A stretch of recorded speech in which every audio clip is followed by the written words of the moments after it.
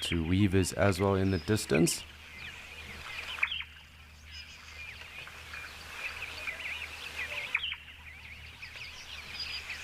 Great to hear, Veronica, and hopefully the action does heat up, although I'm sure it will be relaxing, spending time and immersing ourselves in wilderness.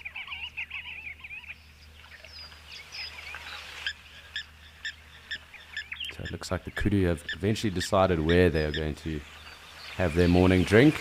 Unfortunately, the impala a little bit to the right of us. We'll see if we can't get all of them in frame and perhaps get a bit closer on one of them.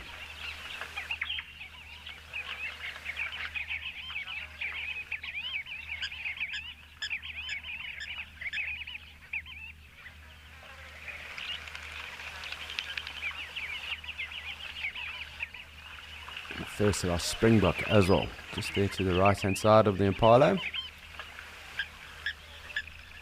They are pretty camouflaged when they want to be as well.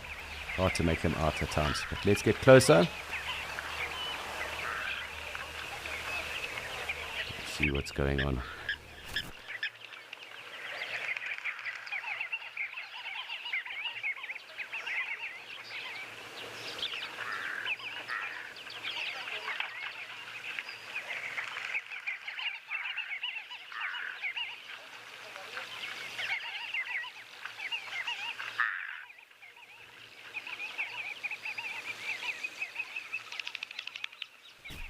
So a lovely scene at the moment with that very clear, almost glass-like surface that we alluded to.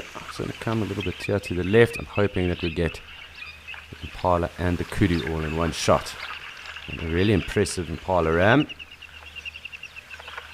Definitely a mature ram as well. So plus 6 years of age. Just generally once they mature.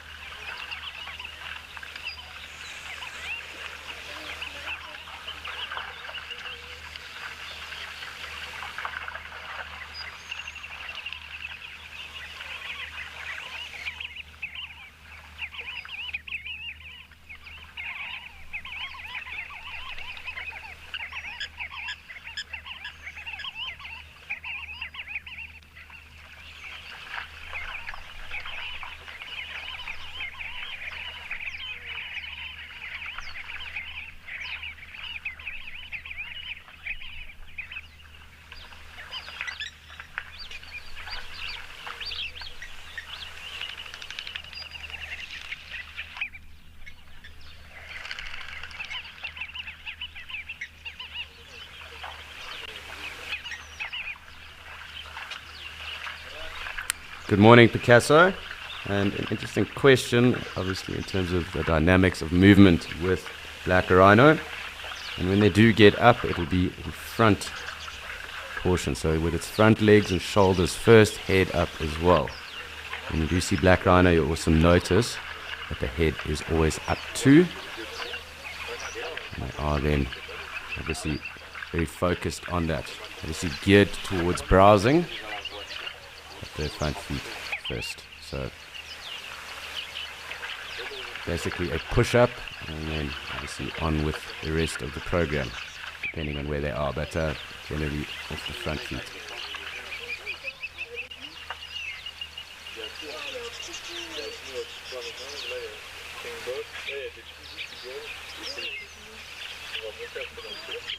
Ah mais c'est un bébé sphinx, non ça sphinx.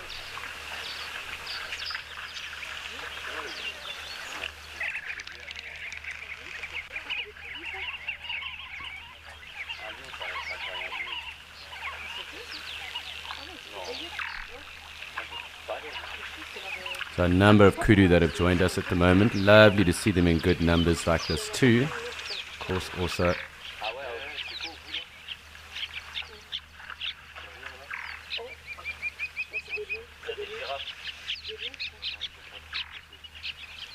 Non, c'est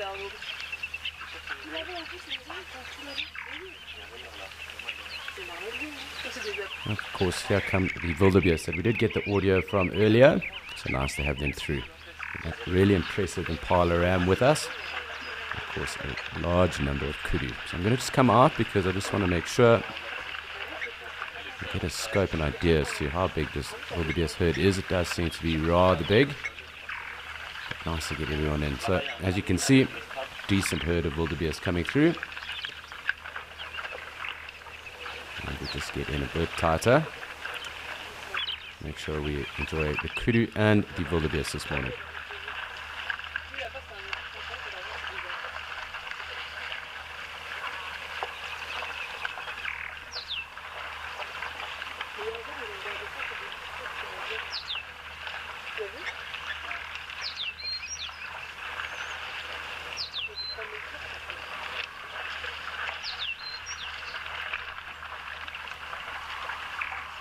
Looks like the kudu being a little bit spooked by all the wildebeest that have come down, but really shouldn't be too much of an issue or hassle for everyone. I'm sure they have drunk their fill anyway, and now it's time for the wildebeest to capitalize.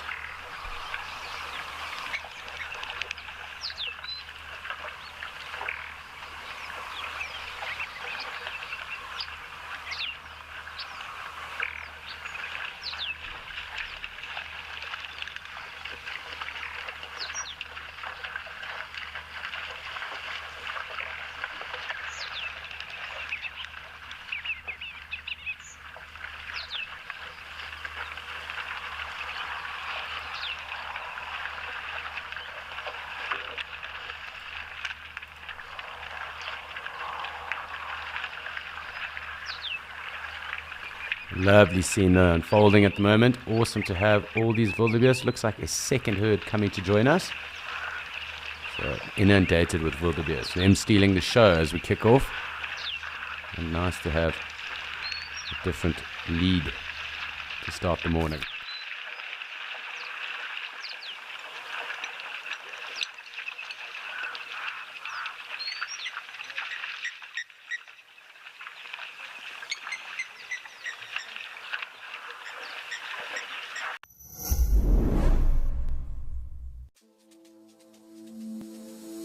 This is unbelievable. Unbelievable. Join me, James Hendry, on an odyssey through the most adorable, fascinating, and heart-stopping moments that we have experienced here on Wild Earth.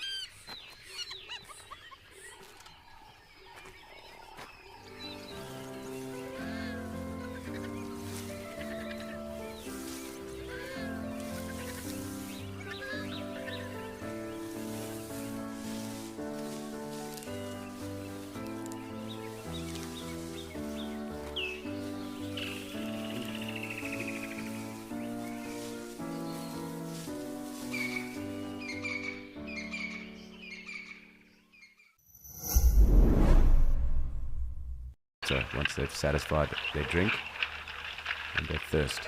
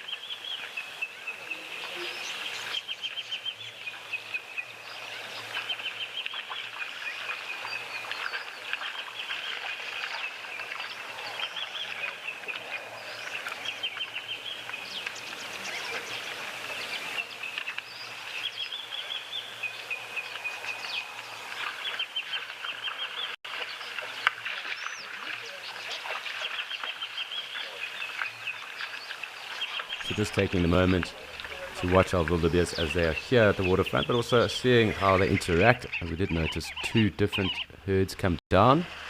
It'll be interesting to see the dynamics after everyone has sated that drinking urge.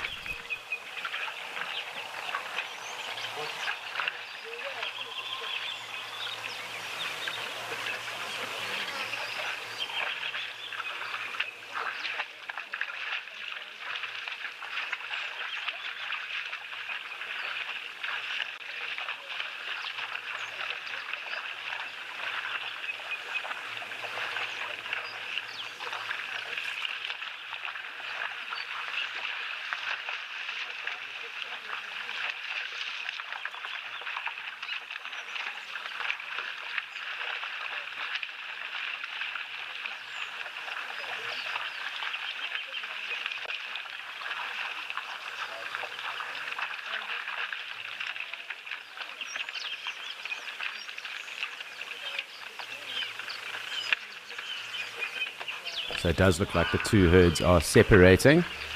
Kind of looks like 3 have almost formed at the moment. One just off to the right, center, and of course the ones that have just left the water to the left. So always interesting watching the dynamics of different animals, different herds as they come through. And how set those social structures and hierarchies might be within the different herds.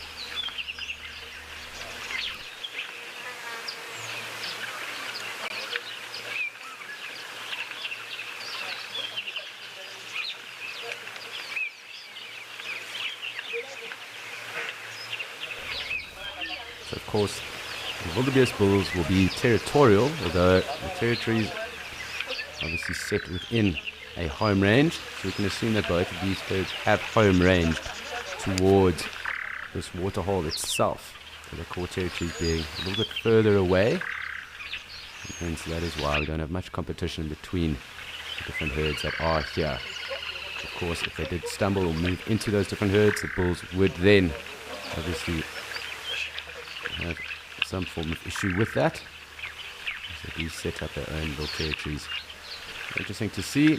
Home ranging, obviously, quite an interesting topic, but nice to be able to see everyone is rather relaxed at the moment.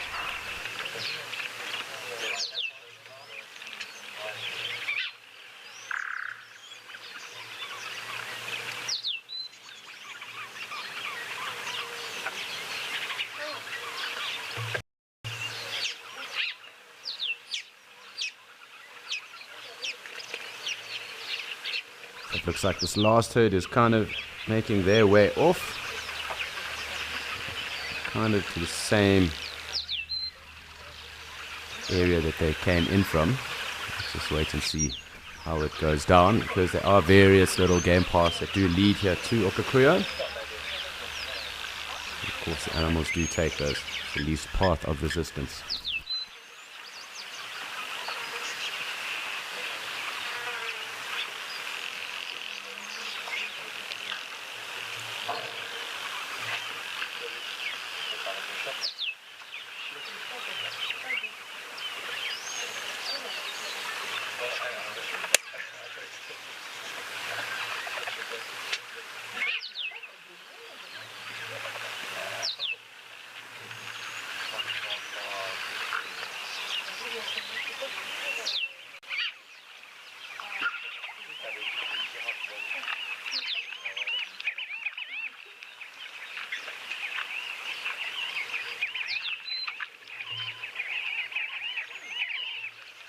There's still lots of audio with those sandgrass at the moment. They are really such a great supply of audio, at least for myself. I thoroughly enjoy their call. It is always nice hearing them in the morning, as well as in the evenings when they are most active.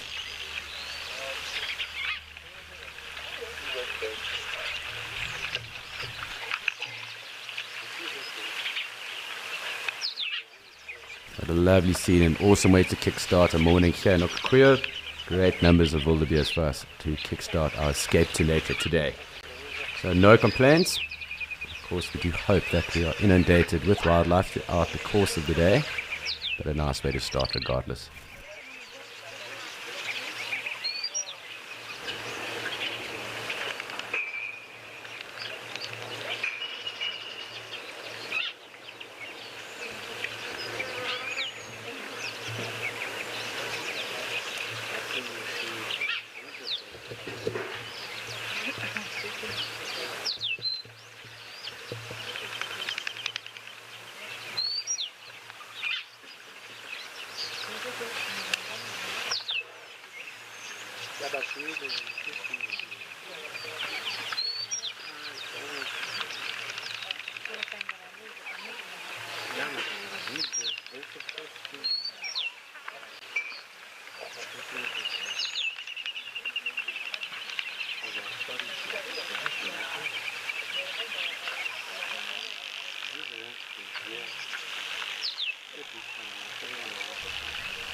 White man, you are so correct with that.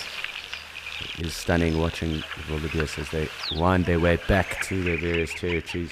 So very cool to see. Of course, as they do venture further away from us, they do become little specks, almost like little ants to the concrete. But a lovely thing to see regardless.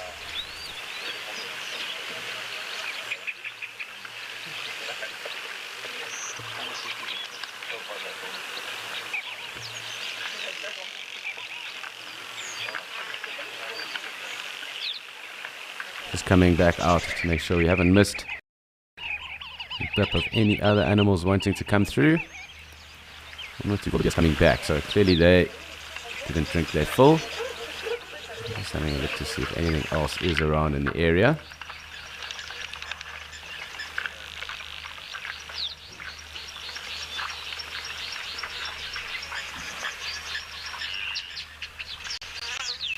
We'll just go back and join wildebeest at the moment.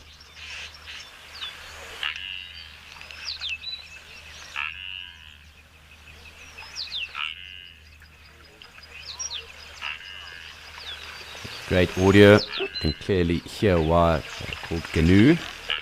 A typical GNU sound being made at the moment.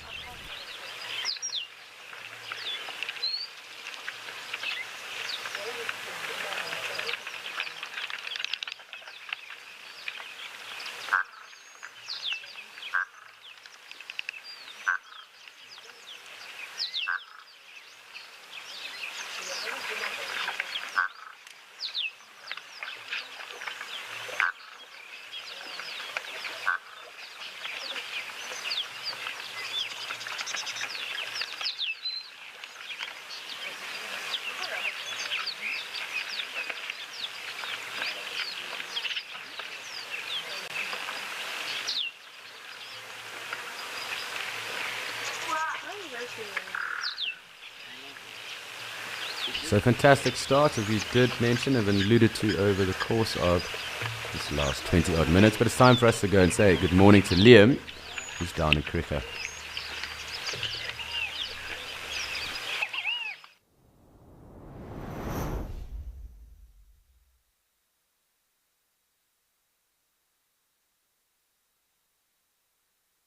Good morning and welcome to Escape to Nature in Kariega, folks. My name's Liam, in case you didn't know, and I'm coming to you live with some giraffes and a couple of waterbucks in the background. And giraffes appear to be taking a chill time in the savannas. They were feeding along this riverine section just earlier this morning. and then also resting and trying to shelter themselves a little bit from the rain.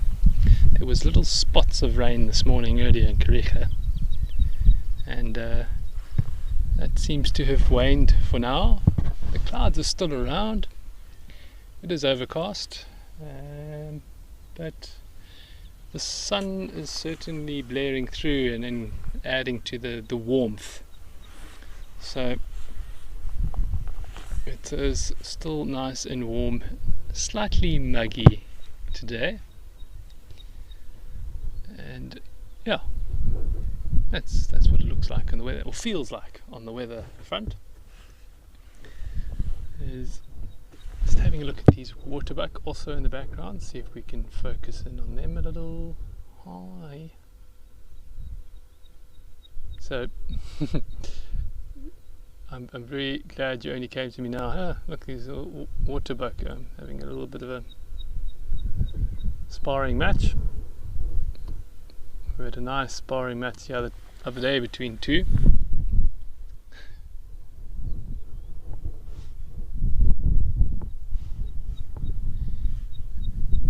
So, yeah, Nina, I couldn't agree with you more. And Nina, particularly where they stand now, and from this angle up on this hillside.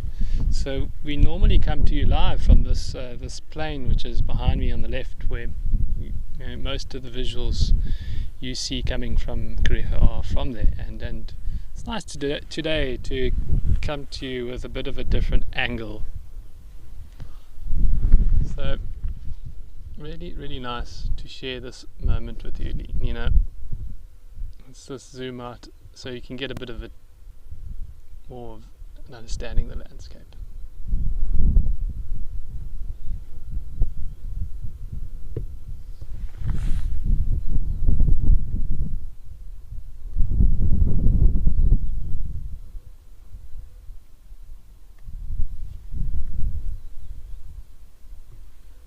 So you can see clearly that riverine or drainage line.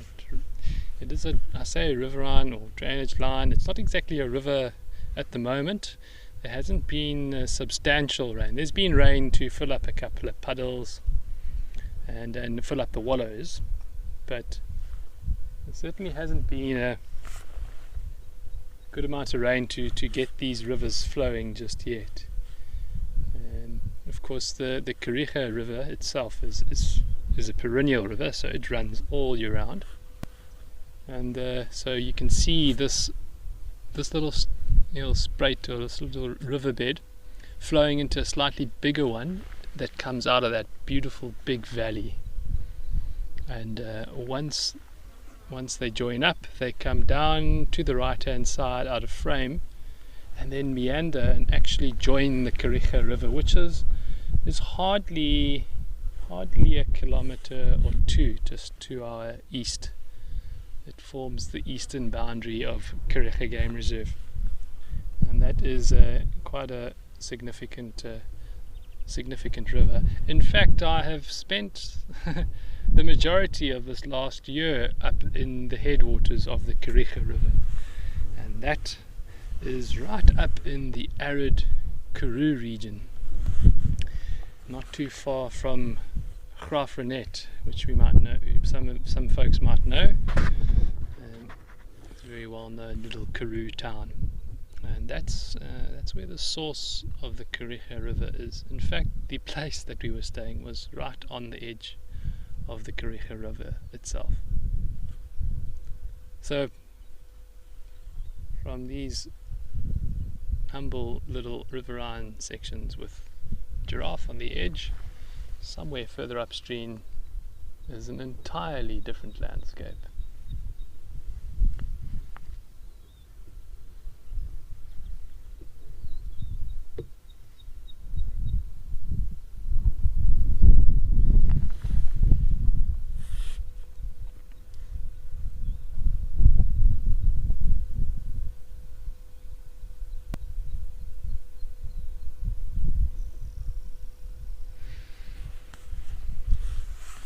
Well, as this peaceful scene continues to unravel, Let's go and see what Alex has got for you at the ever busy Okukweo Waterhole.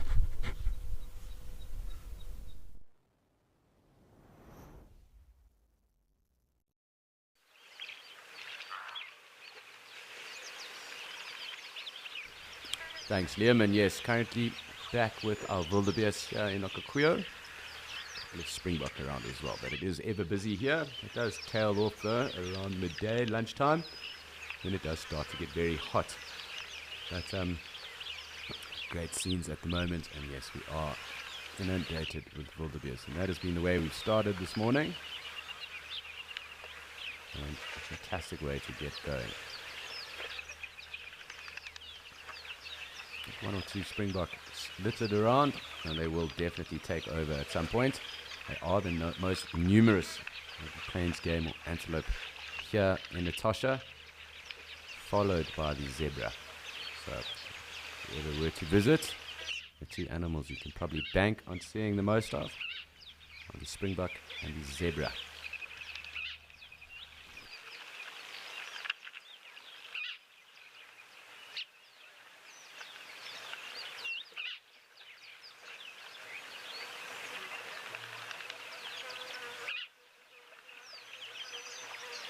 So it does look like our wildebeest are slowly heading out. You'll be able to see our little grebes over there anyway. And we'll keep an eye out for our black-headed heron. She's been around for some time, but yet to be located this morning.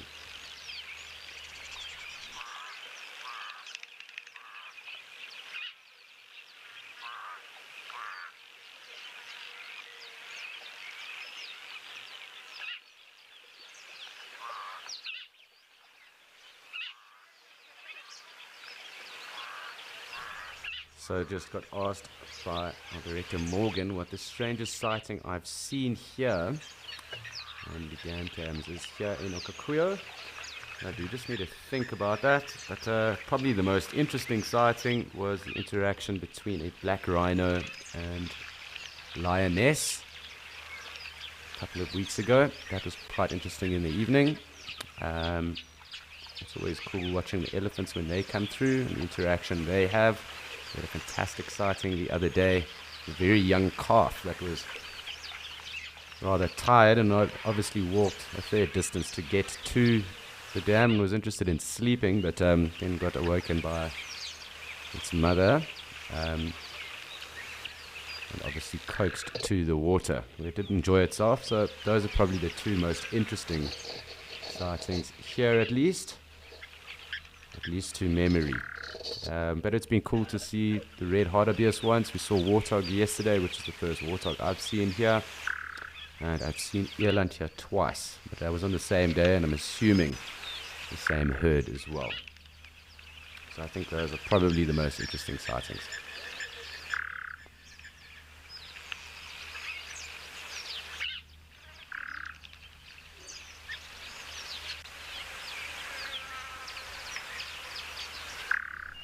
Springbok enjoying this fresh water here where the pump is located and where it pumps into the dam here. And as I've alluded to before, it is only the springbok and the elephant that have cottoned onto this area.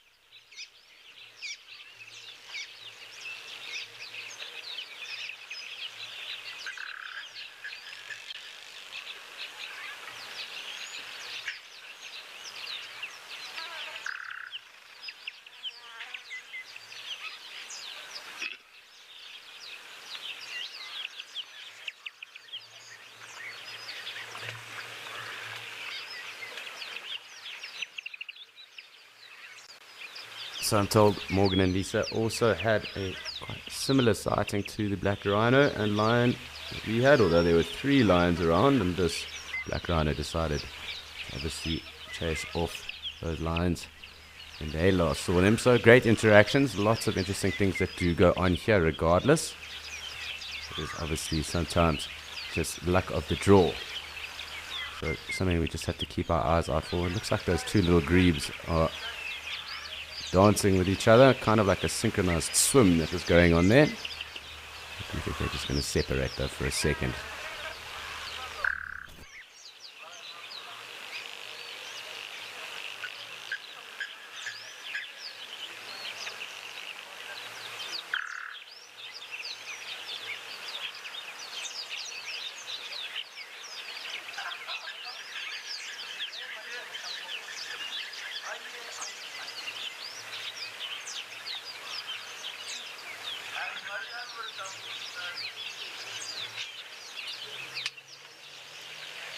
It's always cool to watch and see what the little grebes do get up to. They do dive and pop in and out of frame consistently.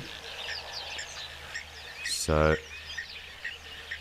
it's nice to spend some time. And of course, just watching the springbuck that is here. Of course, there you go. The first dive that we've just seen. Nice to watch. Let's just see if we can't actually follow them.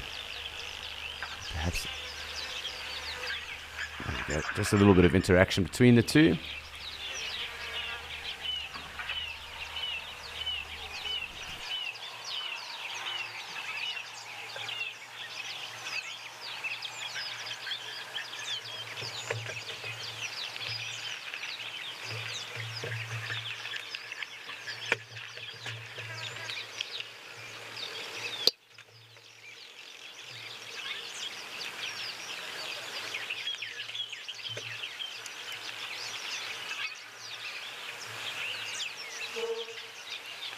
So clearly our dab chick's not wanting to hang around for too long. We'll just zoom out anyway. And I suppose wait for the next approach. Wave of animals that I'm sure will be coming down, but of course we do have a little springbuck here at the moment. And great scenes of the dab chick synchronized swimming. Let's just see and follow what is going on here. Just leave the cam like that for now and wait for the next wave of animals.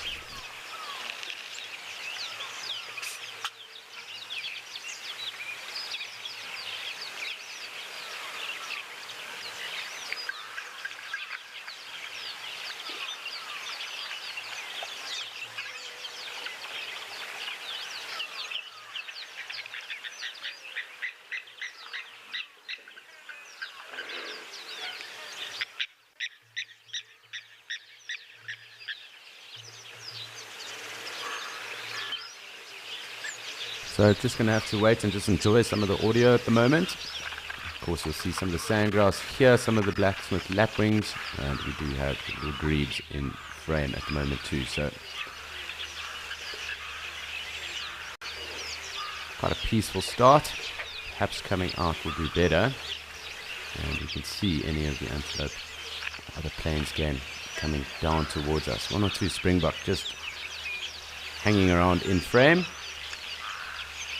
And of course, our wildebeest off and grazing in the not so distant Kalkriet.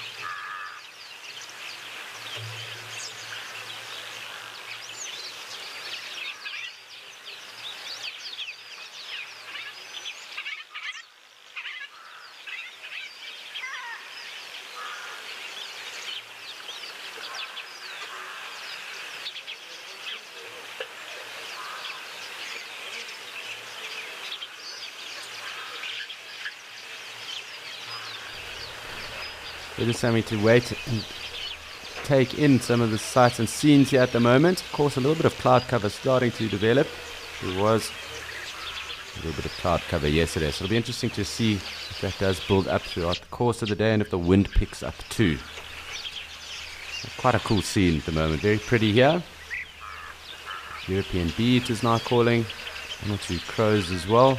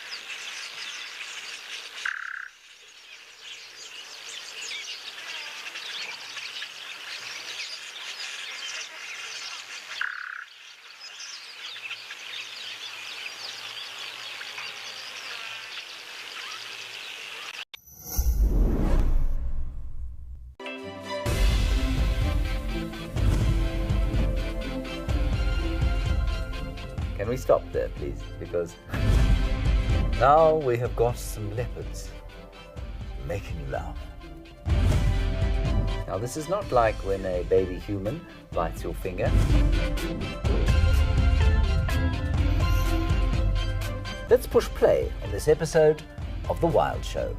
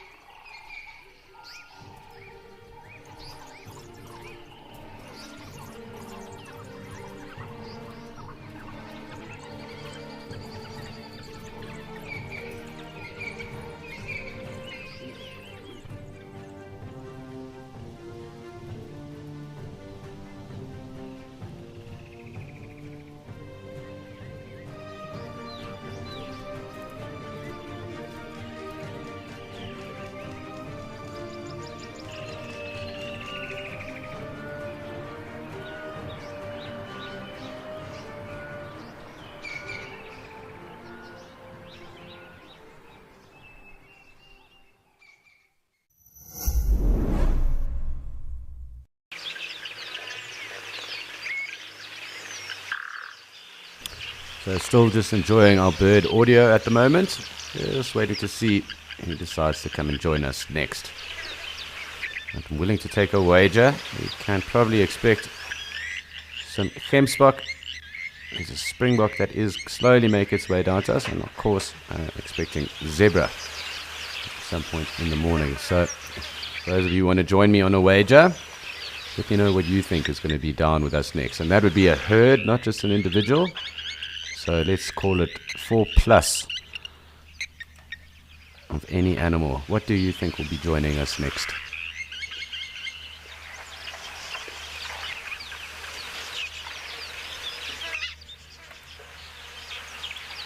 So I've got one punt already from Morgan. She thinks it's going to be wildebeest, and if you have a different opinion, let us know.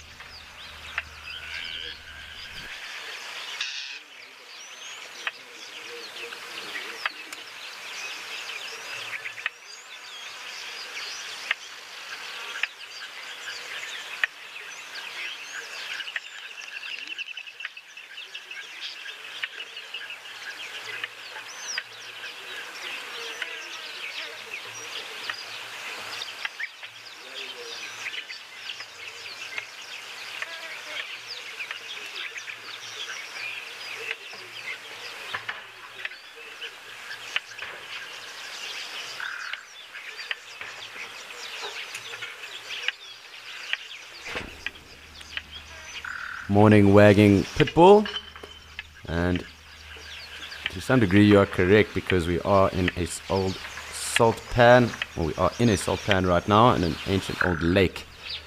So that is why we have all these concrete stones littered around us, but there is that big tree line that's right there, and the most numerous tree here in Etosha is the Mopani, and in fact the second most numerous tree in the world after the conifers is the Mopani as well. So the next biggest continuous forest of trees, Mopani. But that up top here is a mixture of obviously Mopani, different Senegalias of the old acacias that would be throughout there. A little bit of bushveld, and of course different clumps. But where there is this concrete deposit, that is part of the ancient old lake. And you can in fact see this ancient lake from space. But in terms of the predators, there are a number of them. There are lions, hyena, jackal, cheetah, leopard, caracal. That are the most numerous here. African wildcat as well, black-footed cat too, and perhaps even brown hyena in smaller numbers. Just in terms of predator numbers, there are roughly around 750 lions here in Etosha. And if you consider that there are only 20,000 odd lions left in the wild in the world, that effectively means there's 3.75% of the lions left in the wilderness that can be found here in Etosha. So, a fair number. It's just out of interest though. And in terms of predators that I've seen here, just the lion and the jackal at the moment. There is one of our spur fowls, red-billed if I'm not mistaken. But yes, yet to see a caracal or a spotted hyena, which I think would be the next on the list here. Perhaps a cheetah during the day, but it does get rather busy, and cheetah can substitute a lot of that water intake in their diet from their prey.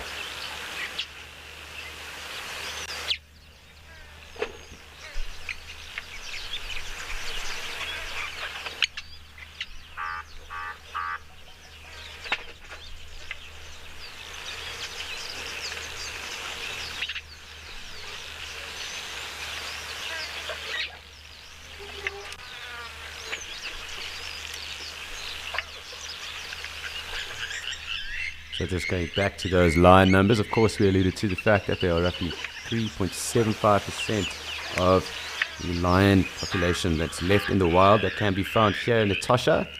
And across in Kruger, we're looking at just over 7%. And roughly between 1,620 to 1,700 odd. So we're looking at around 8 to 9% actually then of the lion population that is left in the wilderness, then found in Kruger. So just interesting dynamics.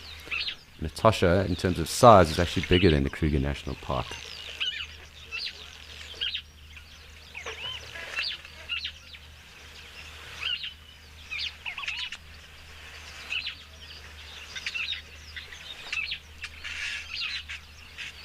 Good morning, Anton.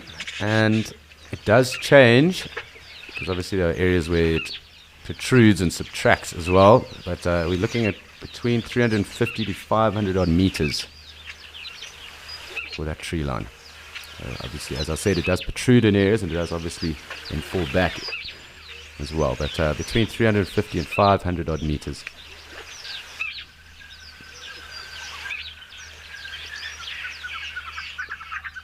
Nice to hear those spur fowl as well.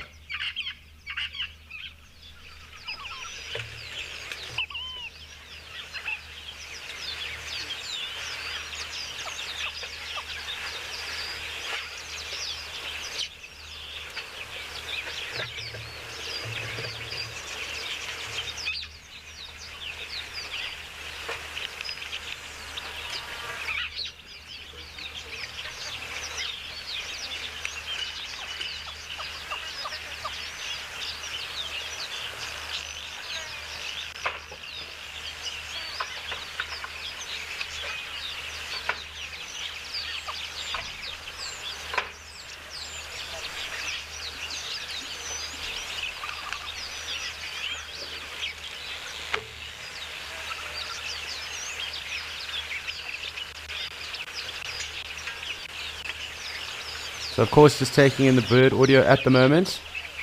Morgan, our one director, has said that she thinks wildebeest will be the next through.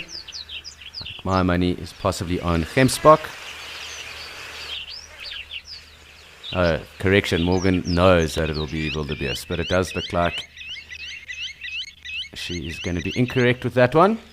But those of you who are willing to take a punt, do let us know. Who do you think is going to be next to be here in a decent side herd? I can already see something that's coming through, but we are looking for 4+ animals. So let us know what you think. There's clearly something that is coming down and in the area right now.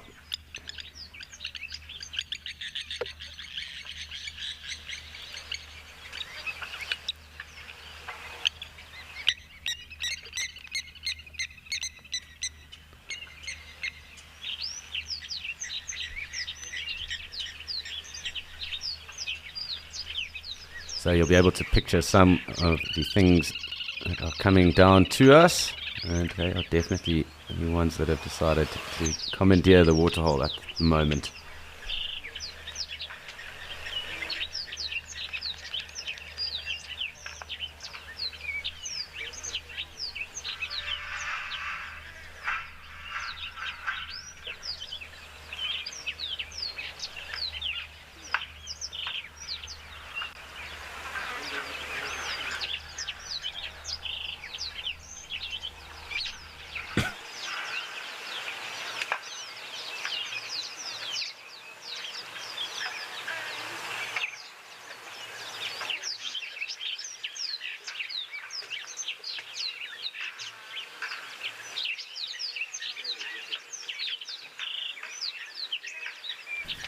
Still a lovely chorus that is going on, very relaxing.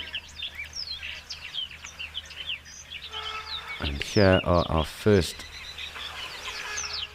and next friends through to the waterhole, obviously in greater numbers than 4, so they take the cake. There was another herd of them also on the right hand side of us. That's good to be joined by the springbok again.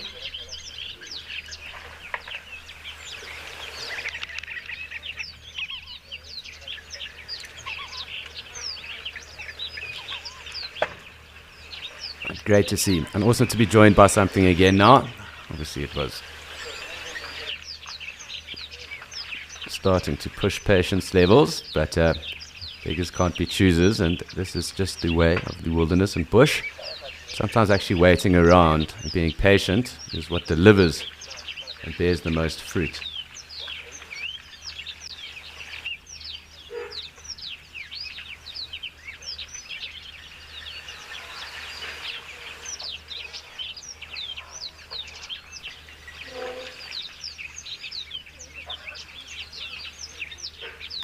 Hi Lenny, and that's exactly why I also said the zebra with plus 15,000 of them, but there are also plus 15,000 odd springbok. So I did touch on earlier, these are the two most numerous of the herbivores around here. So a good punt regardless, because there are good numbers of them. But a pleasant scene unfolding right now. Clearly, springbok quite thirsty, and I'm sure we will have them around for the majority of the morning. They do then also take on the shade. One or two of them do look pretty pregnant. And perhaps we will start to see a couple of lambs around as well.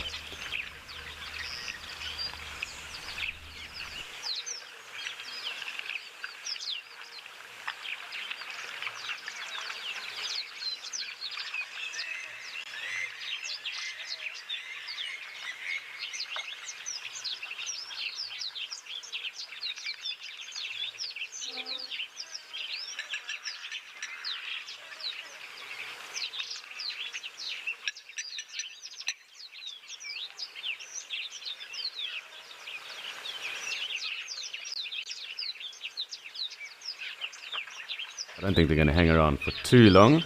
Looks like these guns are literally having a quick drink and then heading back out. We'll just have to wait and see. But I did say that there was a second herd that was coming through on the right-hand side of us. So we'll just have to have a look and see if they have got to the water's edge once these guns leave.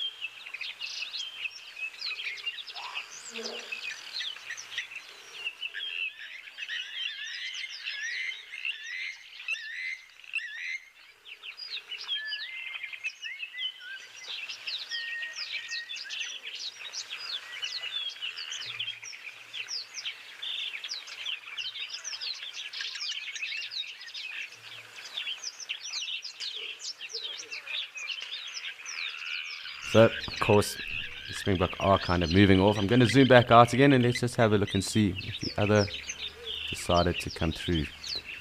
And they have indeed, although it does also look like we're getting the tail end of them. Probably also going to be heading off. But we'll get a closer look. One or two of the crows that are around at the moment. And of course that Egyptian goose.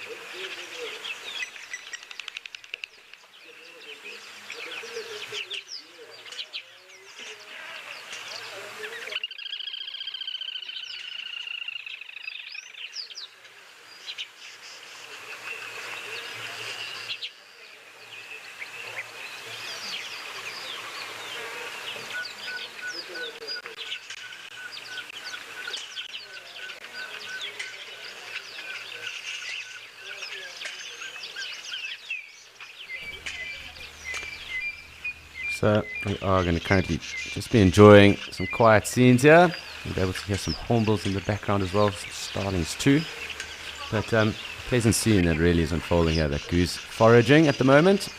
One or two of the springbok hanging around with the odd flock of sandgrass. So, pleasant scene for us to enjoy.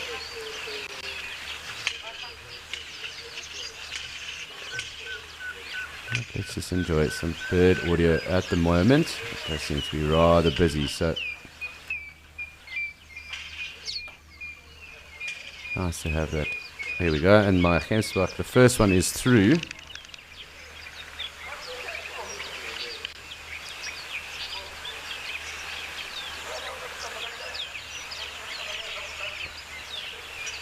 It's tough sometimes when you're right.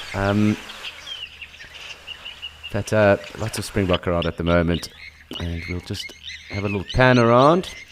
Of course, just wait on anything else to come through and join us.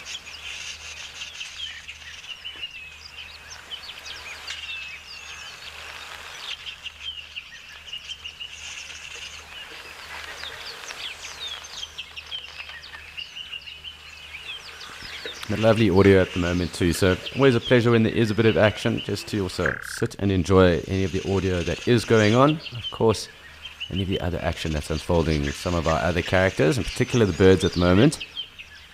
I'm still waiting to find one or two of the terrapins around here. I'm sure they will pop up at some point.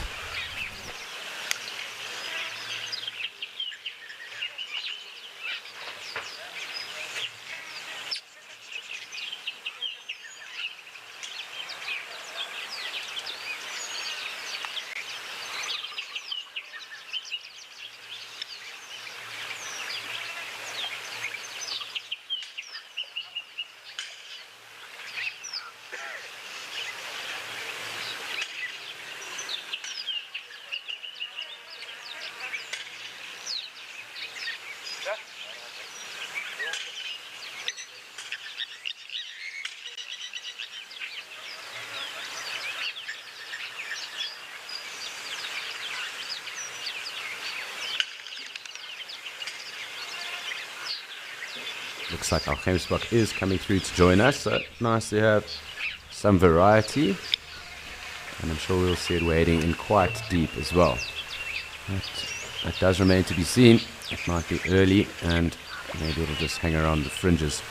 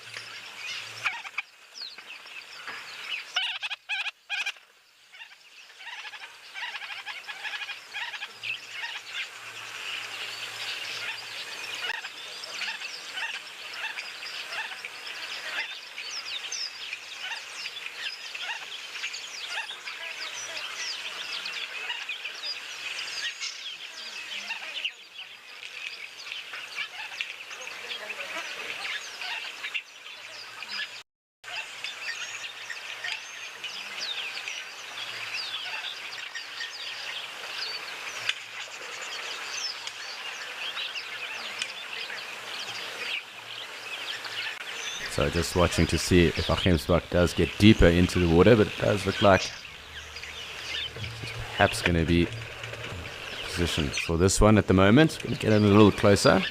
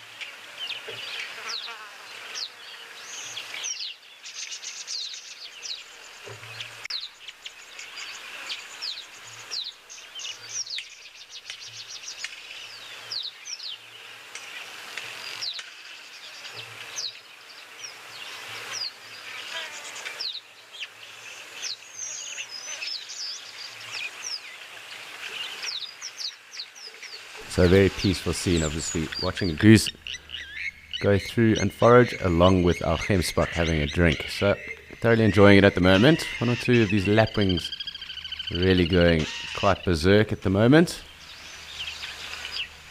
A lot of duck diving in that.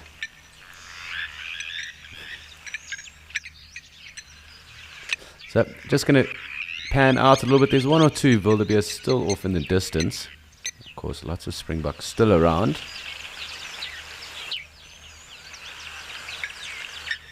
I think hanging with our gemsbok at the moment. Just watching that goose do its thing as well is quite pleasant. It's nice to do something different and interesting as well. So take the moment to sit with them.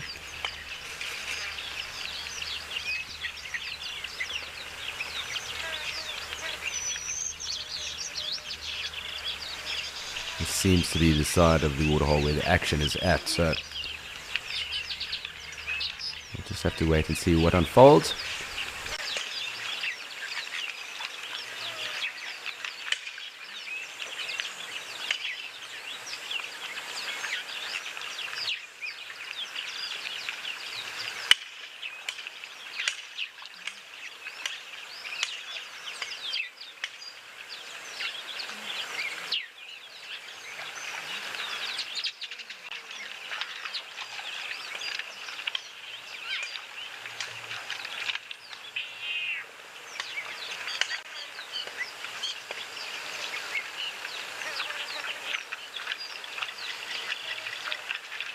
Sadly, our gemsbok friend is leaving us. As you can see, the number of lapwings really are very high here at this waterhole. So I'm not too sure the total number, but it is a decent flock of lapwings. Just interesting to see and hear anyway. So normally just one or two of them around a dam system. Generally in the Shatu and Djuma, you only notice one or two pairs, but here extensively more.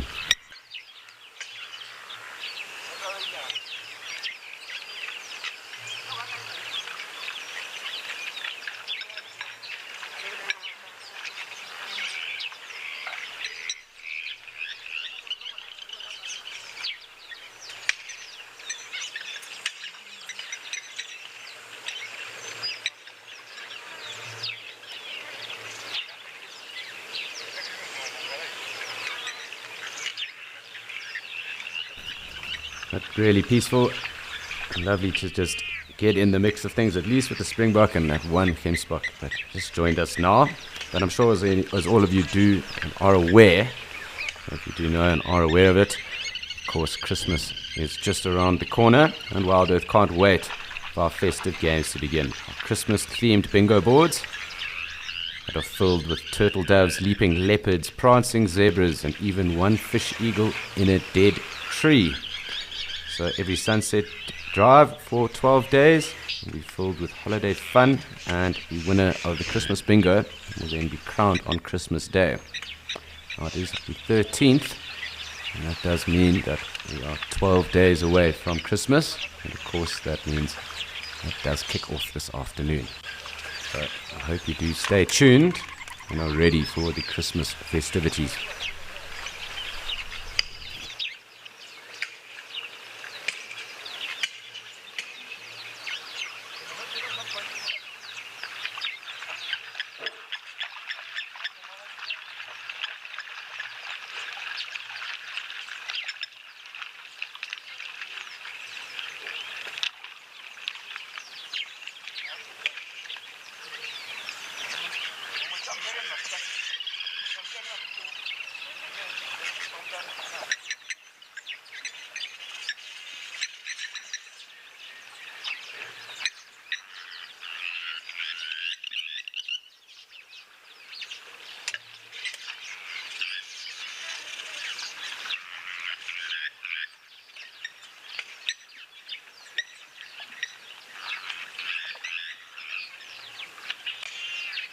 And here come the first of the zebra.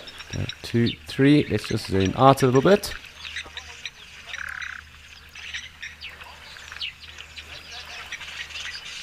And here they come. A nice little harem that is approaching. Of course, one or two of these springboks starting to pick up in their confidence levels and start to wade into the water as well. So let's just get in a little bit closer. First look at zebras this morning. And we'll just have a look and see. Just waiting to see where they decide on parking their cars and getting ready for a drink. The second harem of them as well joining. So Lenny, looks like you took the cake this morning.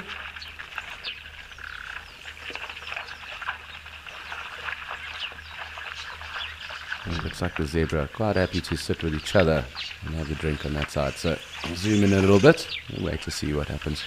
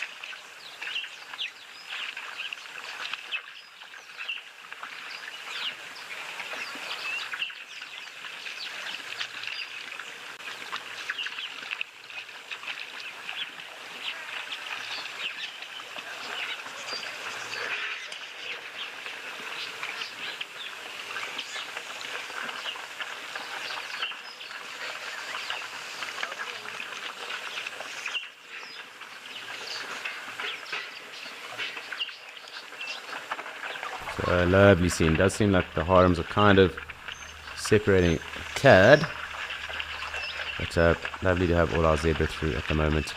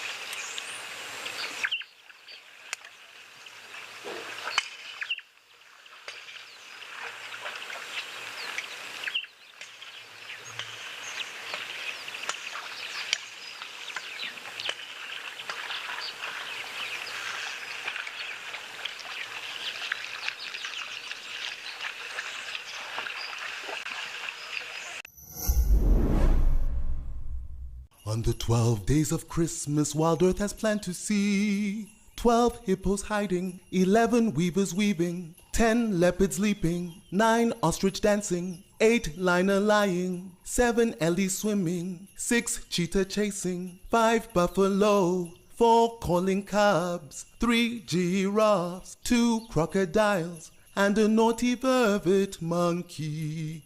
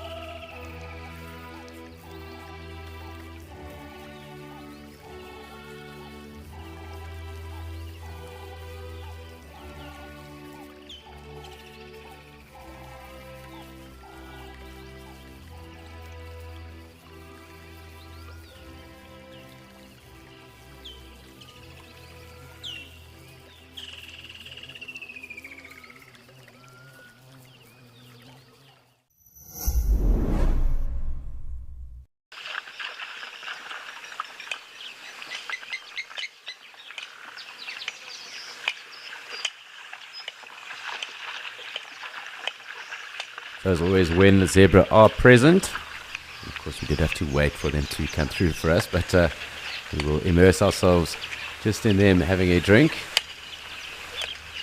and get confused by that dazzle. Nice to see the Egyptian goose also spooking them a little bit there. I'm sure they'll come back though now. Not finished drinking quite just yet.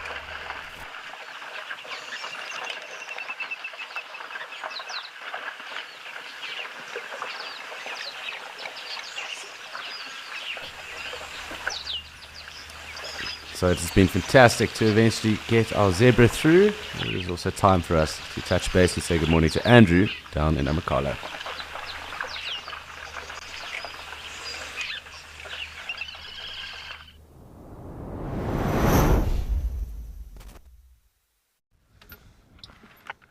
Yes, hello, good morning everybody. Welcome to Amakhala Game Reserve here in the Eastern Cape again.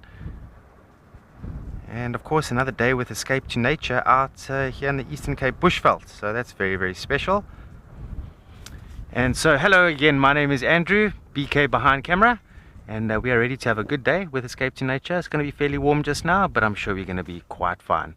Yeah, nice one. Cool. Should we redirect them? Okay, so we're just going to redirect the vehicle here. I see the wildebeest and blesbok have moved off a bit.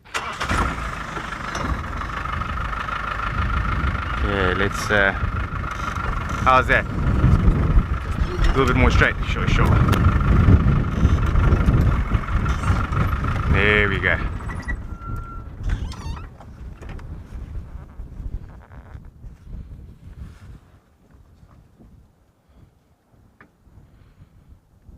This is actually quite cool. BK made the comment earlier on that he's never seen the black wildebeest out by the Leeuwenbush Flats area.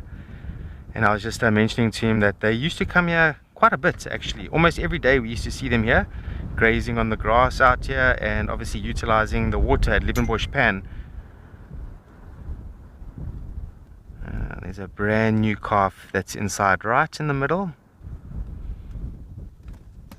Sort of moving to the left side now. Now we did spot one that seemed to have the umbilical cord still attached. So probably born last night or the day before.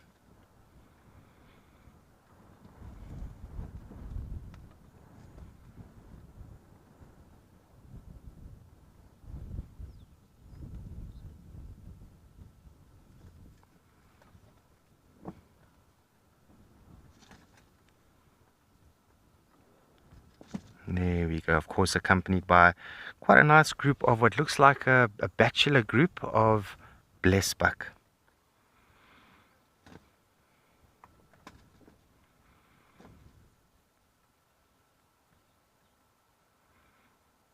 Shame you can see the one is nodding its head up and down.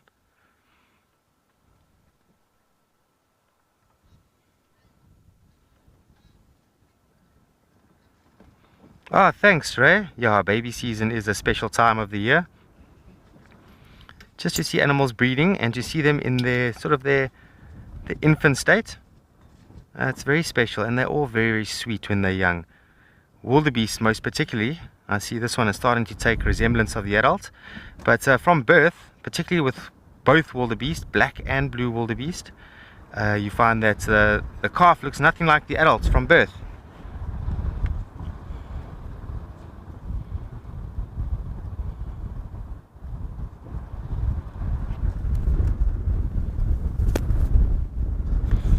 Sorry, just the wind has picked up. I'm just going to cover the microphone with another cap just to create a bit of shelter there.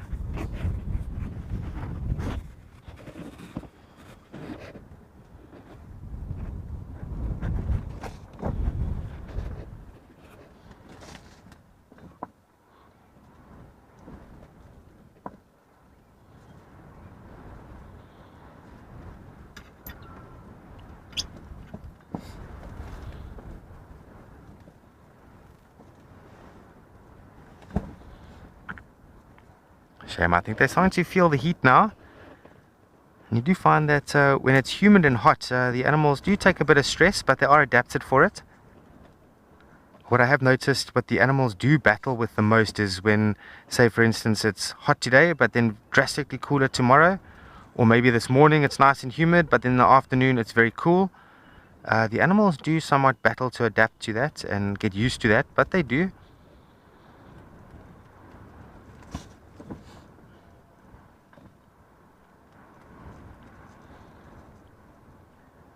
And you see how they're nodding their heads up and down like that.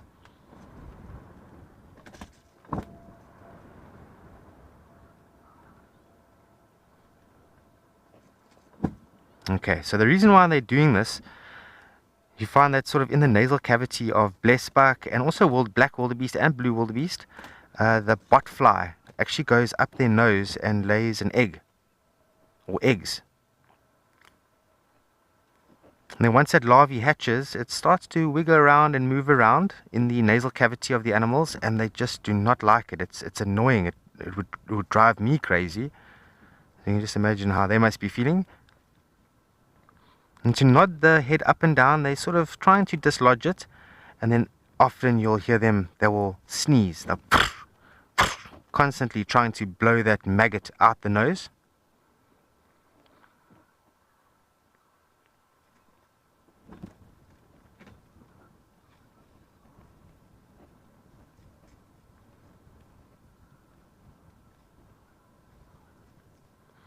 Now the botfly larvae it's not a parasite. It doesn't harm the wildebeest and blesbok. It can help it in a way, as it does. The maggots feed on the mucus that's inside the nasal cavity, and with blesbok, it does somewhat open the nasal cavity a bit better for them, and they can breathe and cool down better.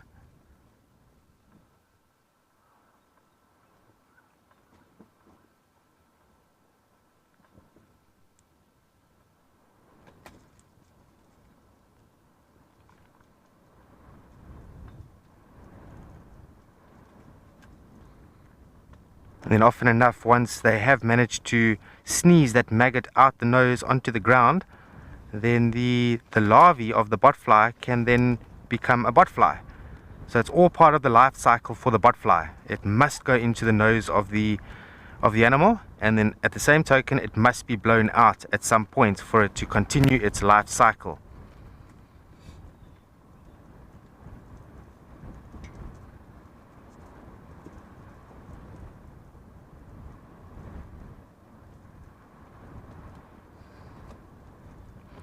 But still annoying nevertheless for the blesbok and wildebeest. They still don't enjoy that creature walking around in its nose, and they do try actively nod it out or blow it out.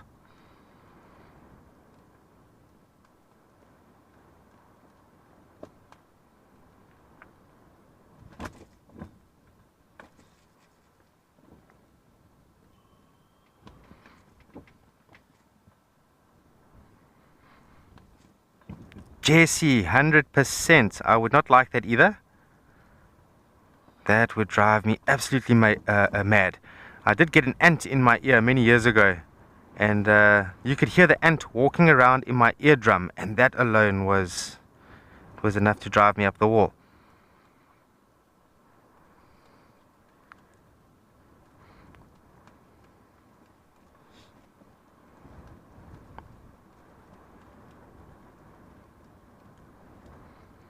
Okay, Morgan MC is asking, how did I eventually get it out? I had my ears flushed out, or my ear flushed out to get it out.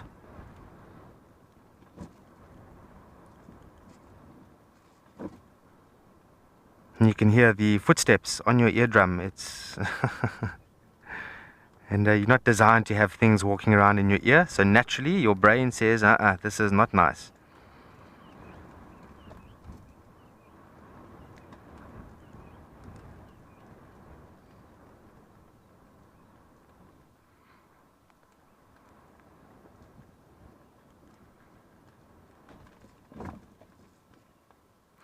What's also interesting about the botfly is if you go into certain parts of Africa even, the people have learned to iron their clothes after washing it and obviously hanging it on the line. The reason being that botfly does lay eggs sometimes in the fabric. And then people wear their clothes, and then suddenly they find that they've got a botfly under their skin. And that is a difficult one to get out.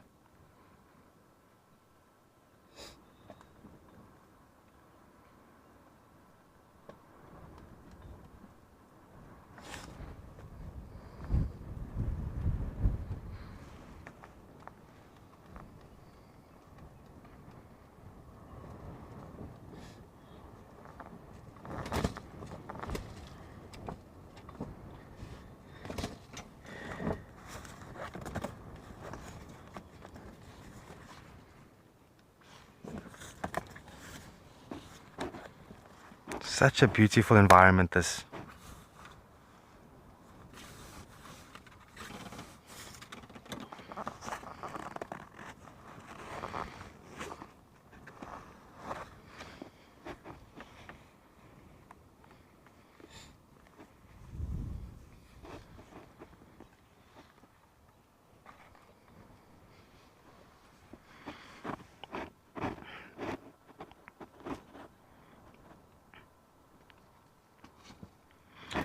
So for me as an individual, what makes the Leeuwenbush Flats a very nice area and quite a sentimental area to me is there's usually a lot of general game and also bird watching to be found, but then also the wildflowers at certain times of the years.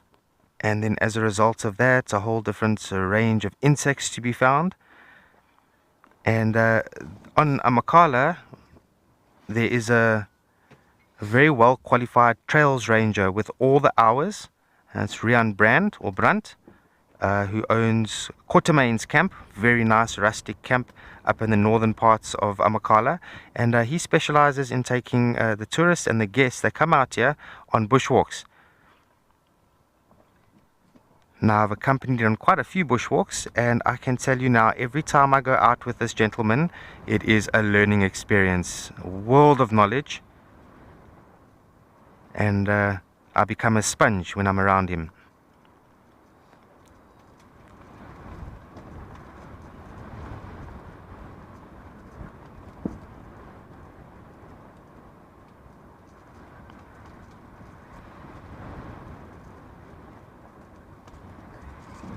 Oh, the wind is picking up a bit, might be shaking the camera a little bit.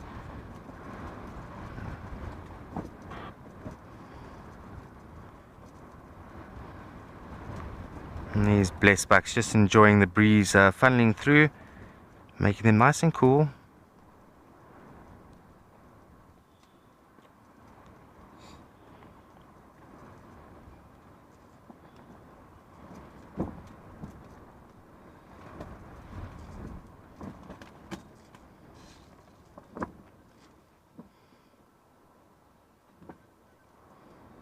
But at some point today you'll probably find that they'll start moving around. They'll need to find some water. I see Leeuwenbush Pan is a little bit dry at the moment as we are waiting for upcoming rains to help with that.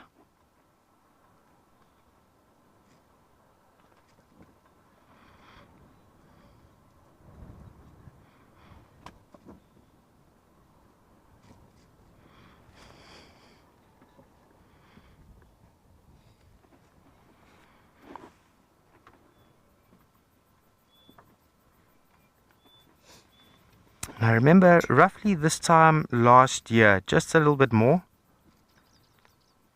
but there was a sighting, an unusual sighting of southern ground hornbills initially seen at one of the lodges nearby at Hlossi, and they slowly made their way towards the Leeuwenbush Flats area, and bless the guides who managed to actually witness them. I never managed to get to them, but very special, and we hope they do make an arrival again. So if you have any questions, please do feel free. We are here for you. We'd love to hear from you. Love to get to know you. And if you have any comments or even own experiences, do share them with us. We will share back.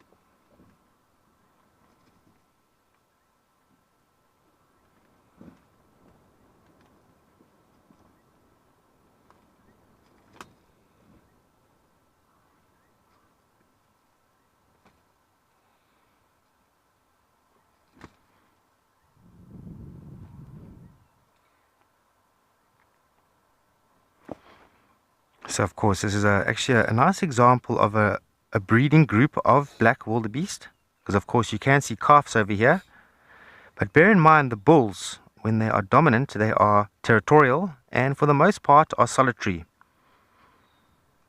They sit somewhere in the open environment where there's lots of grass, where there's a bit of water, and they sit and make a territory there because surely at some point the breeding groups are going to make their way towards him for water and grass.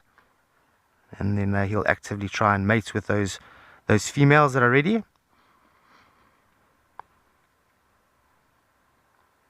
But then once those females move out of the existing territorial bull's area and go into another bull's area, it makes a very good niche from Mother Nature to avoid the same fathers impregnating the females. So different males all the time as they do move into different areas all the time, searching for areas that can support them.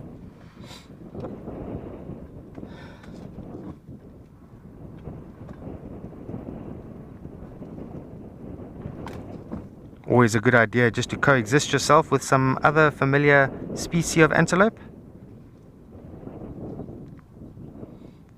And if there's any danger, someone is sure to see something.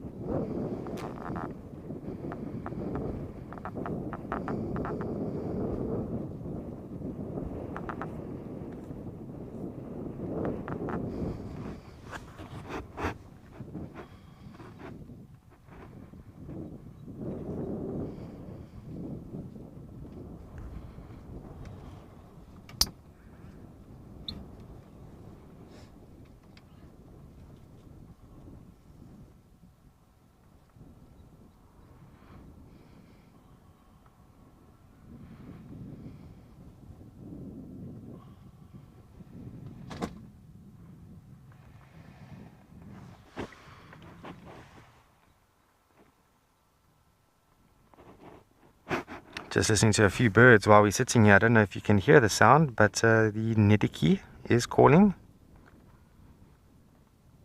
The typical bicycle pumping sound. And a southern ant-eating chat as well.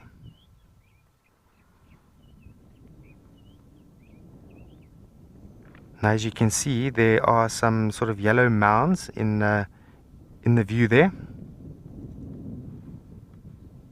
Now these are all termite mounds, and as a result, of course, aardvark, they are going to come out here from time to time. And they're going to dig holes looking for termites, and by that token, you find that ant-eating chats become quite prolific. They do like to nest in aardvark holes, but not the hole itself made by the aardvark. They usually make a small tunnel just above the aardvark hole.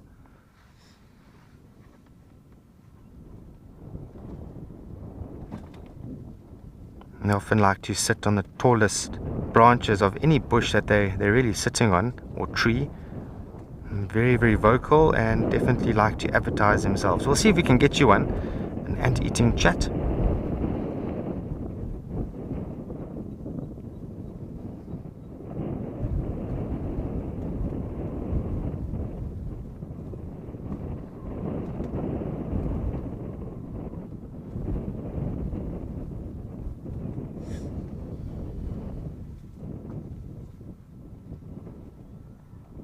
And other sort of birds that can be found out here quite nicely are like the black-headed heron, which is actually more an insect eater. It actually is an insect eater. It doesn't eat fish, it eats insects. So Liebenbush Flats is a great area for them. And sometimes they even like to follow big herding animals, as those big herding animals will disturb a lot of the insects in the environment as they're walking through. They'll bounce out the way, and the black-headed heron will know where the food is.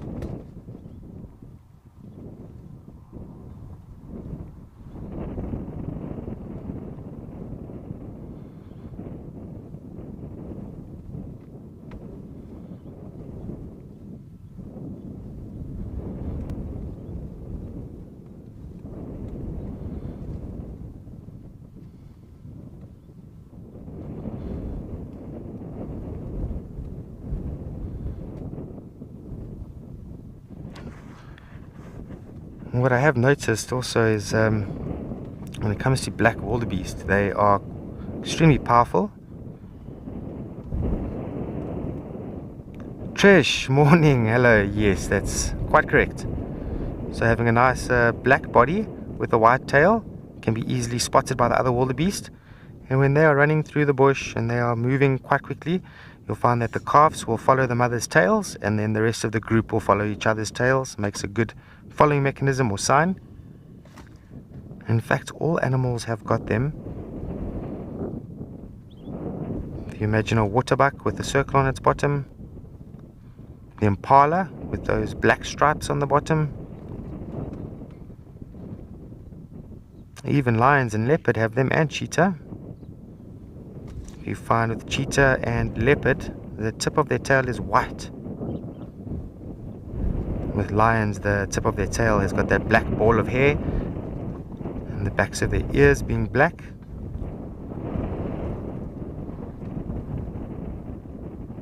Remember, nothing for no reason when it comes to Mother Nature, and so definitely well pointed out.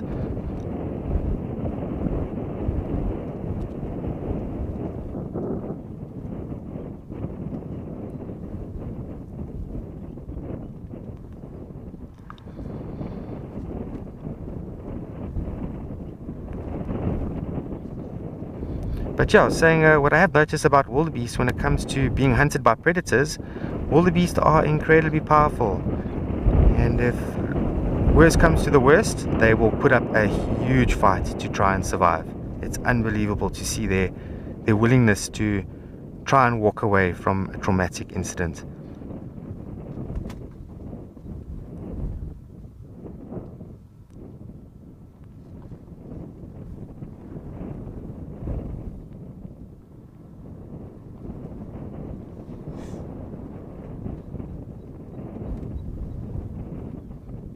Look at that young calf there, forming a bond with mom, trying to get some milk to grow, and hopefully the next year and a half, 2 years will be nice and big.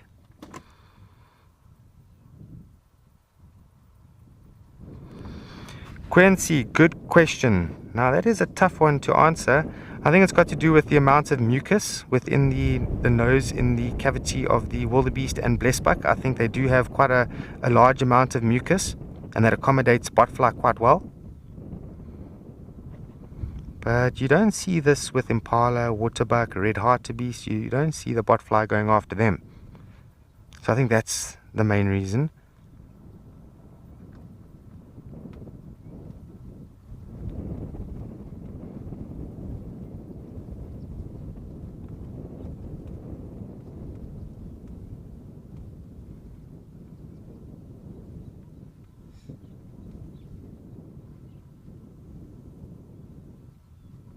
Okay, so most of the blesbucks in the breeding groups have actually given birth. So it's not the breeding season yet. It's just past. It'll come along next year. And so you often find with blesbuck, males may form bachelor groups just to strengthen up again after quite a strenuous rut. And invariably they're going to lose condition during a rut as well. So build that strength and be absolutely strong for the next season.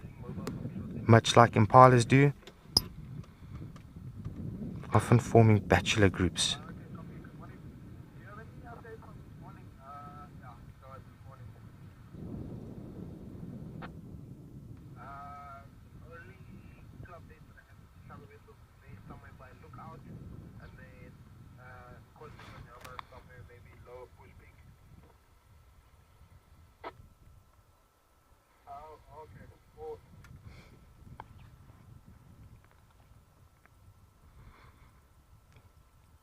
Shame, the one is really in a full nod position.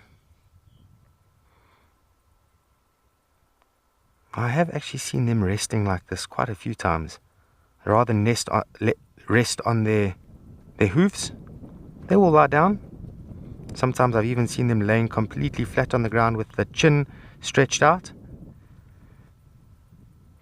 But most of the time on the hooves.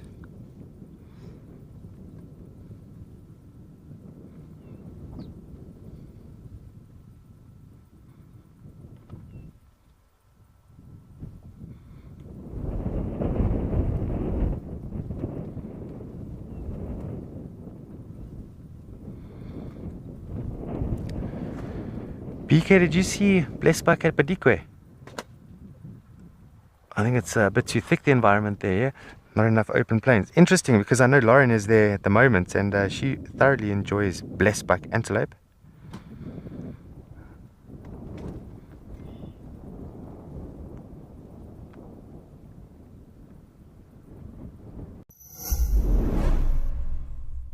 The updated Wild Earth app is here, as well as 12 hours of fresh live content a day for free. You can watch repeats and highlights of shows you have missed, and if you have subscribed to be an explorer, exclusive access to the behind the scenes channel, access to rehearsals for new locations, a chance to give us feedback, and explorers also watch totally ad-free. Download the app today.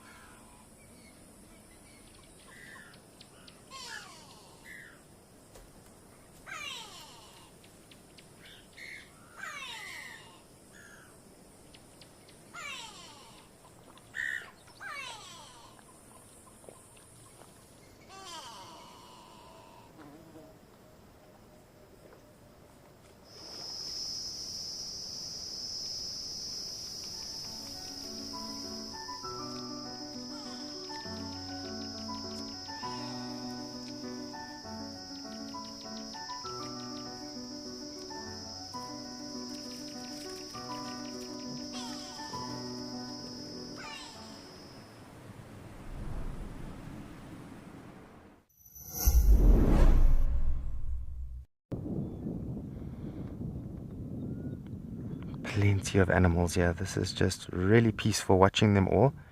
You sort of get lost in it. The focus becomes entirely on nature when you're out here. That you sort of access this meditational state in some ways.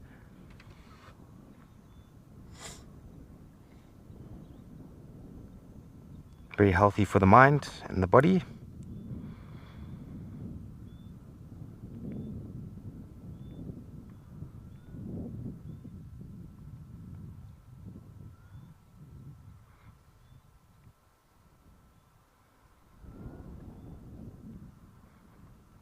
Okay, looks like the wildebeest are shuffling a little bit, looking for little spots in the shade there. The calves must be getting very warm, as they're going to feel the elements a lot harder than what the adults are. The adults are used to it.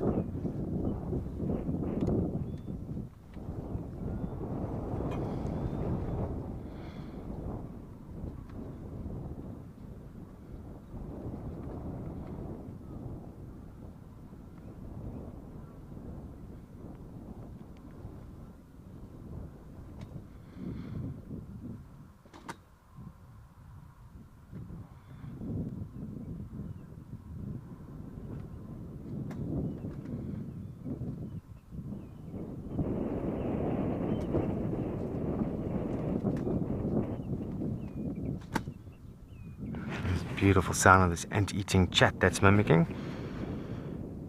Always a wonderful sound listening to the birds so close. But in the meanwhile, I'm going to send you back over to my good friend Alex at Ukukuyo Waterhole in Namibia and see what he's busy with.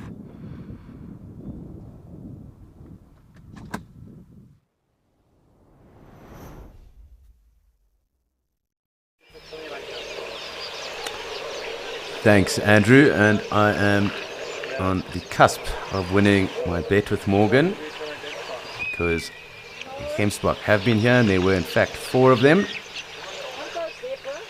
So I did win the bet.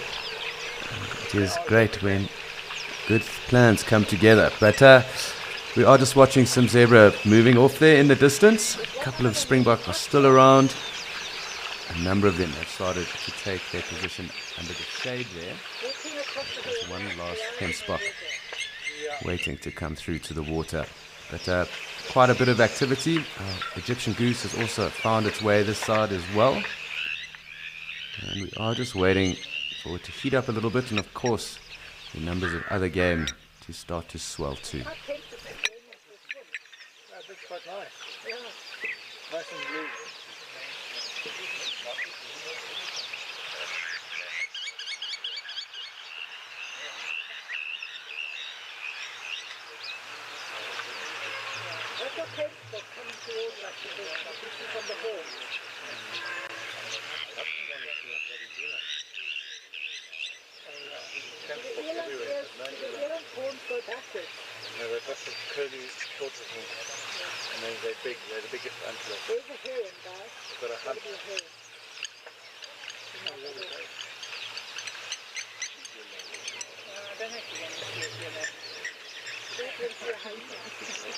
You're not going to Oamaru this time? No, I don't think so. You just say, and one of the other camps? No, we're not going. No, it's the best camp, in our opinion, yes. And especially towards evening, the rhino. So the Gemsbok doesn't seem to really want to play a game. Of course, we have a number of our springboks still coming through, and their numbers do swell throughout the day, and then they do actually completely die off from around mid-afternoon. But do excuse the rest of the guests that are here up in Okaukuejo. We are in the main camp. And quite clearly, we have a number of tourists that have joined us, and we are getting their audio. So just to please excuse. But how long are you still here for? Another day or so? Yeah. But quite a number of springbok that are actually starting to make their way down, and there is quite a significant game path that you can see. Over the pan on the other side. But yeah, we can just see this whole game path that is coming here. But I think in order for us not to pry into those that are trying to have a good time in Okaukuejo, I just head across to Mshatu and see what is going on there.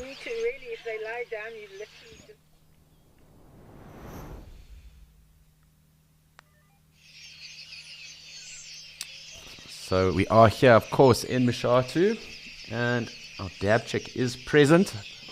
I did notice some of the spurwing geese around as well, and of course yesterday we saw the crocodile for the first time in a few months.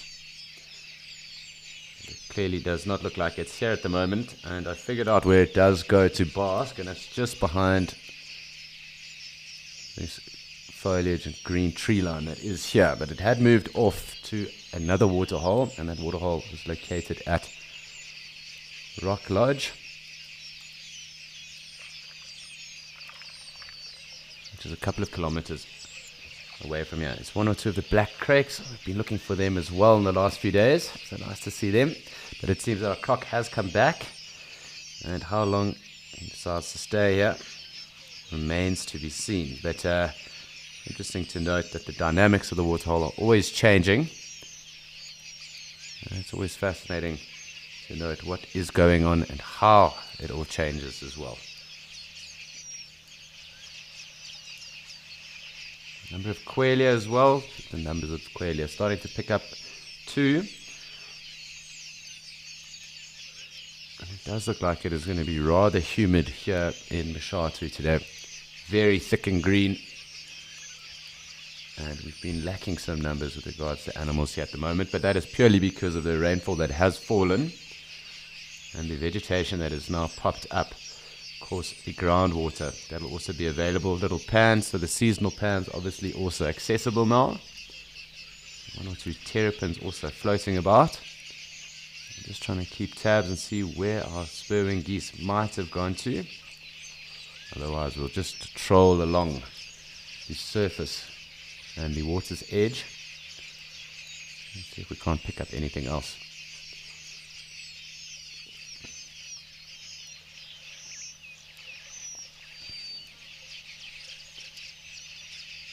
So the geese do like to hang under here in the shade.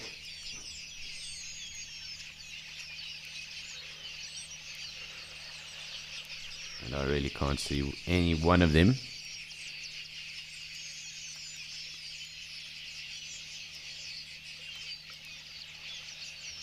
So I just got asked to prove that the crocodile was here, and I can review yesterday's footage, and it will be clearly on that footage. It was live yesterday that the croc was here. We did see it leaving the water as well yesterday morning. And Chulu, the other director, was present to see it too. So I do have verification, I'm sure.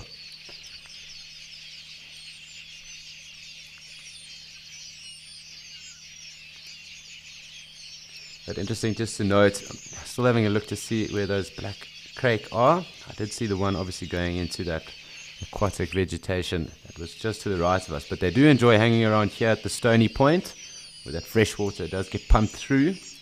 Of course, it's also where the elephant like to frequent when they are around. Although it's been some time since we've had some elephant here. Along with the warthog, everyone has really left us high and dry.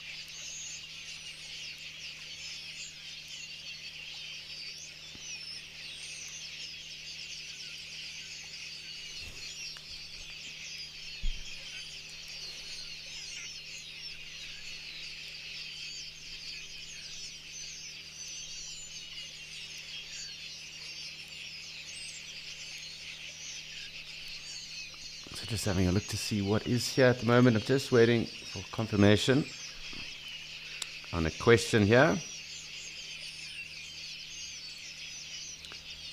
So Veldwalker wants to know, do antelope gain any advantage of being in groups, or Veldwalker, sorry, apologies, other than increasing their chances of survival against predators? So of course, if you are in a harem or a herd, and there are greater numbers of the opposite sex around, you do have higher chances of being more successful at increasing your lineage. So on top of added protection with regards to predators and vigilance with that, of course, having access and being able to increase your lineage lines is another advantage of that. So Veldwalker, I hope that does answer your question, but that is definitely the other advantage to being in groups. Increase access to mating rights, and of course then increase access to being able to spread your lineage or have that lineage of yours increase.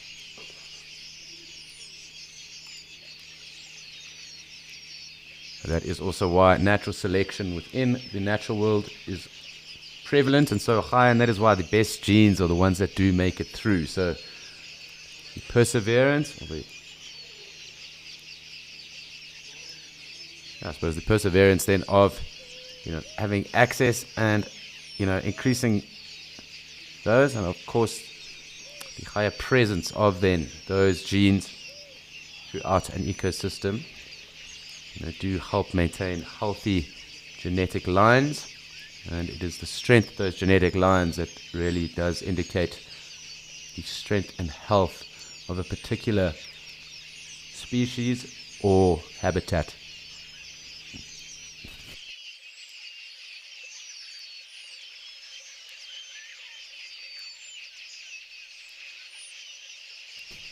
So as always, we have quite a good bird chorus around here at the moment. The numbers of quelea have picked up indeed. A number of weavers as well, from what I can hear. Waiting to pick up on any of the others is, of course, Neave starlings. We do also get good audio of the woodlands kingfisher, lilac-breasted rollers, a number of the other cuckoos. And of course, when the geese are around here, although they might have maybe moved on with the crocodile coming back, we do hear them as well. A number of other area locals or specials that could be around here. We have seen pied babbler here. We've also heard the arrowmark babblers too. Of course, skinny fowl when they're present. And there are ground hornbill in the area as well. So it's a possibility that we could hear them. Of course, ostrich too. But really everything is kind of dispersed. And I'm sure into these kind of open greeny and grassy areas that are here, there's quite a bit of flare area that does lead onto the Limpopo as well. So it's very possible that a lot of the wildlife is headed off in that direction too. Kind of sticking away from the Mopani belts.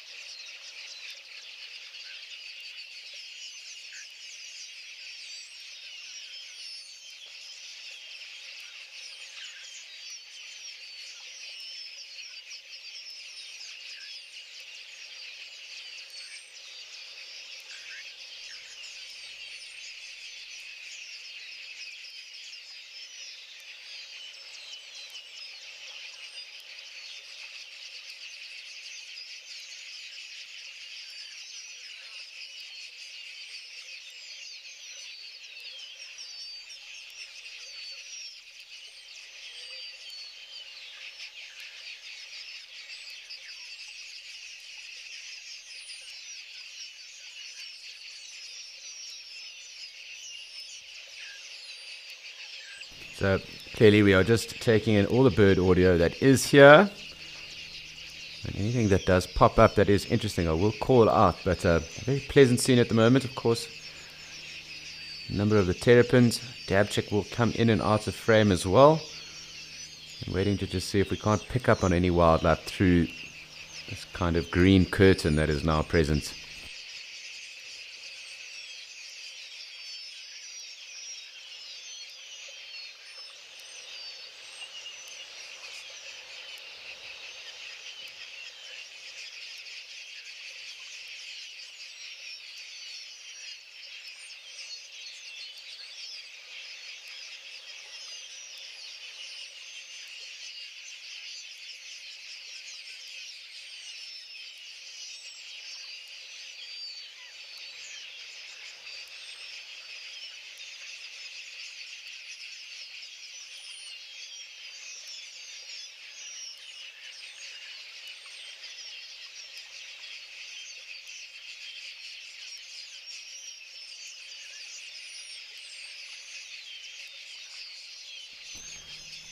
Only my pleasure, Veldhawker. And if any of you else that have tuned in have any questions or would like to know anything around anything we have been chatting about, of course, any insights you want to share with us too, do send them through. It's fantastic to get to interact with you guys.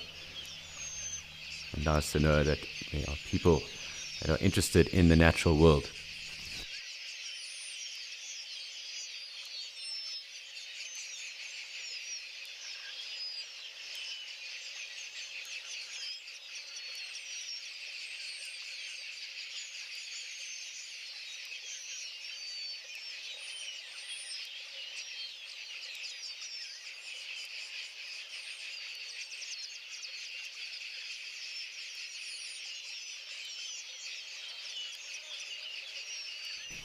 So it's interesting with the amount of rainfall we had, we especially here in Mashatu, it is starting to kind of burn off at the moment. It does seem, at least some of the cloud cover, but it does extend very far. That system is present even over Gauteng and into Natal.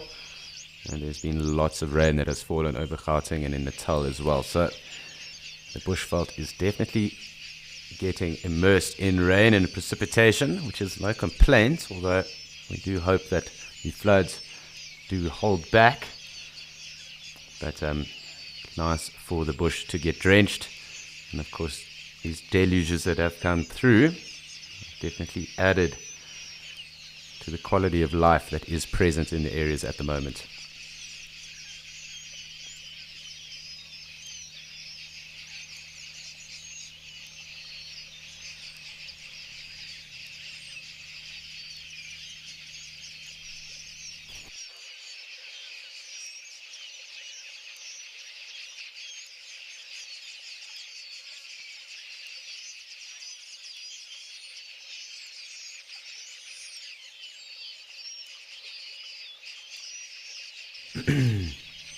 So let's just have another little look here, because there are really two kind of main game paths that lead onto the waterhole here.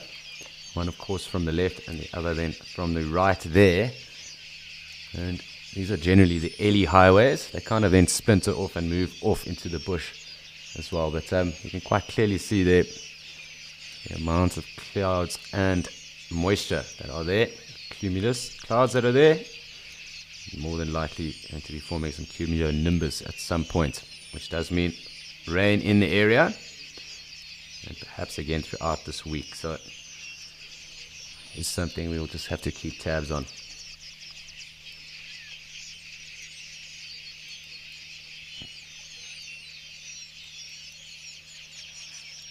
And it really is fantastic. And I can remember when I did my level 1 8 years back, it actually was drought, and there was not a blade of grass to be seen, both here and across in the northern Kruger and down into the Sabi Sand, so southern Kruger as well.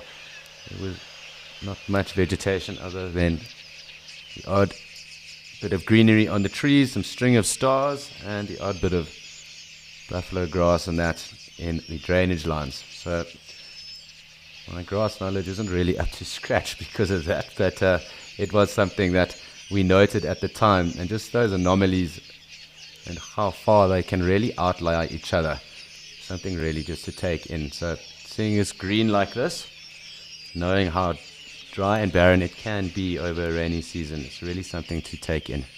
The last 3 years, obviously a lot of rain has fallen,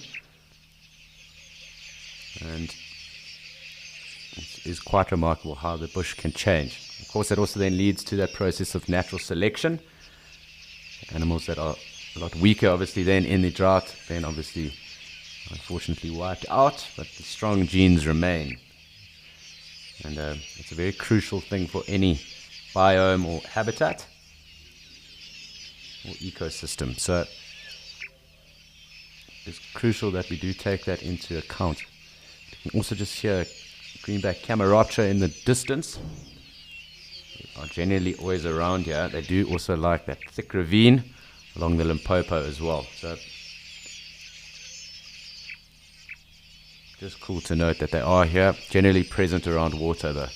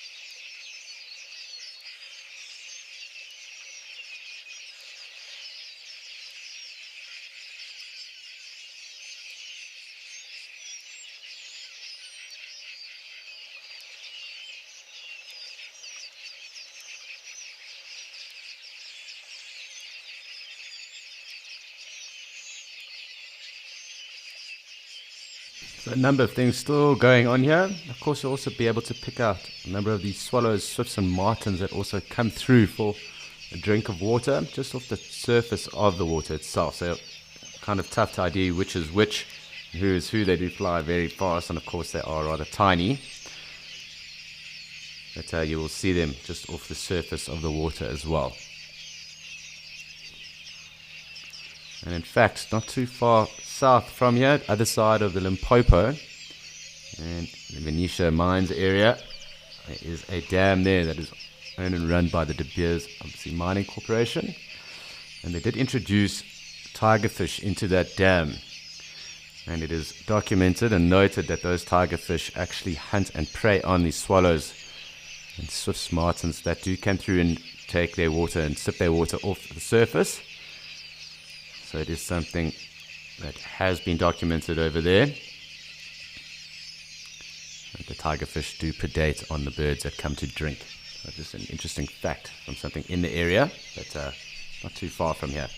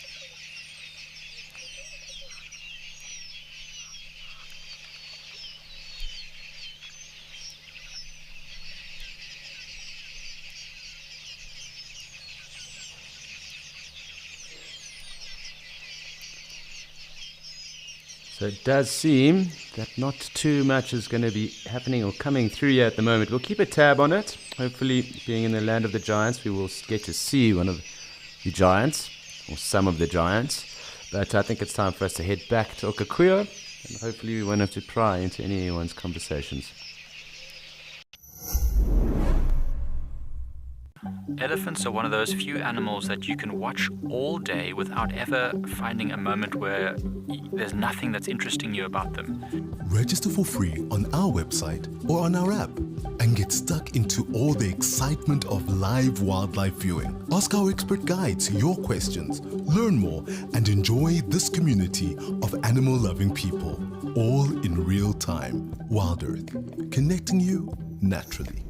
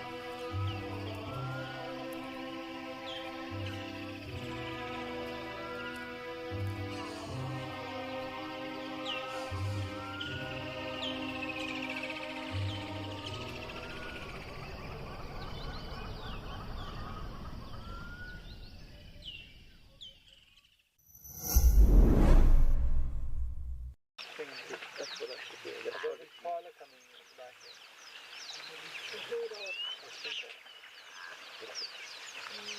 better. I'm also getting my horizon with roughly from 30 minutes. The springbok coming in from the left. The springbok coming from everywhere. So quite a bit going on here in Okakuyo, but I do think it is time for us also to avoid anything else that is going on here with regards to guests that may be present, and it's time for us to head over to Djuma and see what's going on there.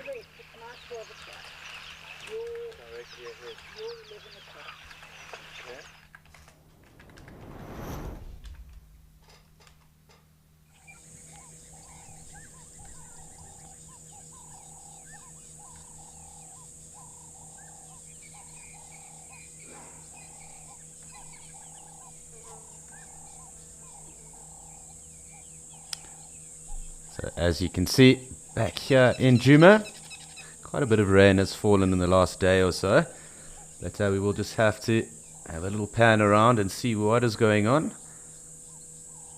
Perhaps pick up some of those inyala, of course some different bird calls, and anything else that may be around. Some Birchall starlings right now, and quite a quiet and relaxing.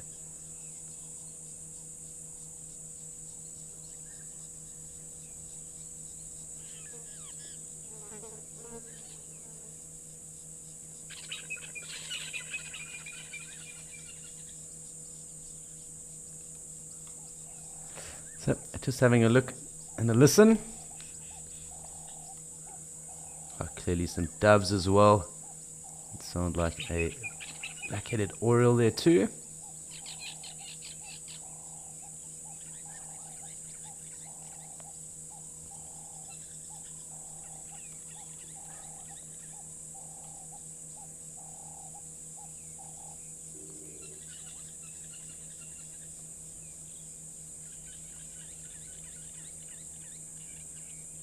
A little lapwing, I think, flying across there.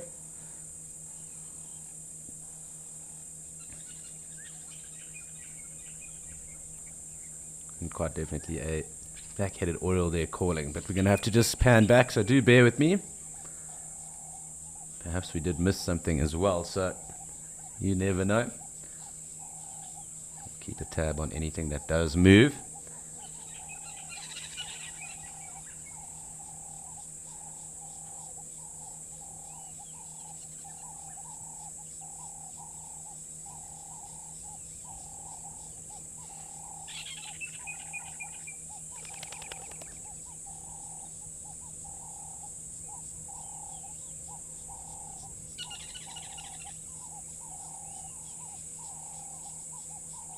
You can just hear the cicadas as well. So if the weather does kind of burn off throughout the course of the day, it is going to get rather hot and humid. And definitely very sticky for today's sunset drive. It's probably not as fun as you think it might be. But I personally am a fan of that humid weather. But I know many do find it rather tough to be in. Let's just have a look down here. Lots of cicadas calling at the moment. Of course, the mud wallows not as active as they have been.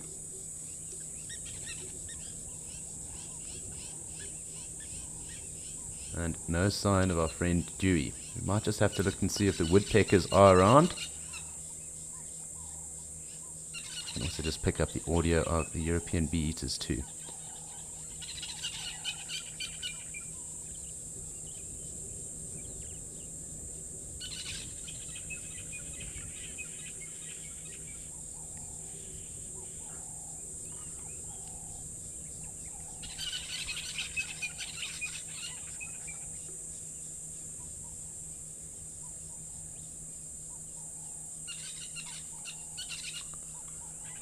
Just keeping an eye out also for our Egyptian geese, also any of the jacanas that perhaps are around too.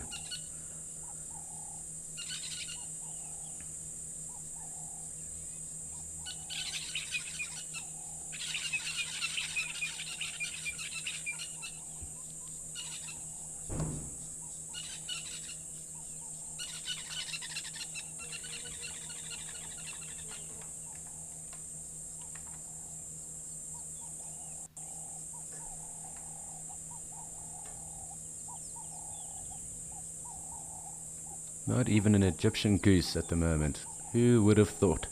But clearly we're just going to have to be a bit patient.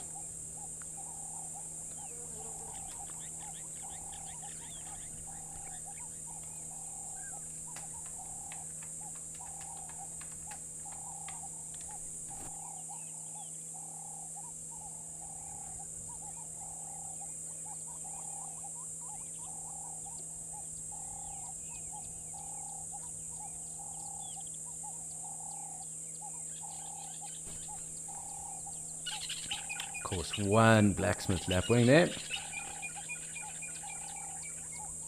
And what's interesting is we haven't seen many of these storks around of late. There was a heron here earlier.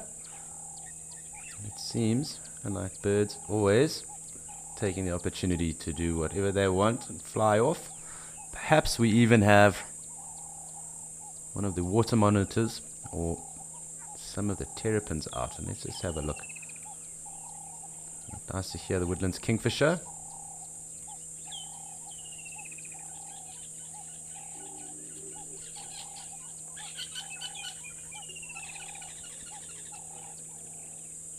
Now, this is generally the area that the water monitor does hang out when it is here, but also when it is sunny.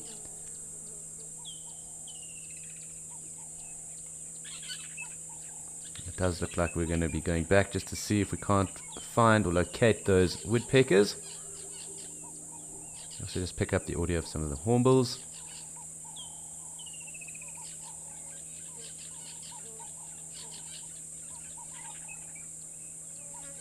It's amazing what a bit of rain does do and how quiet the bush can then become. Does look like a little bit of spitting going on there though now.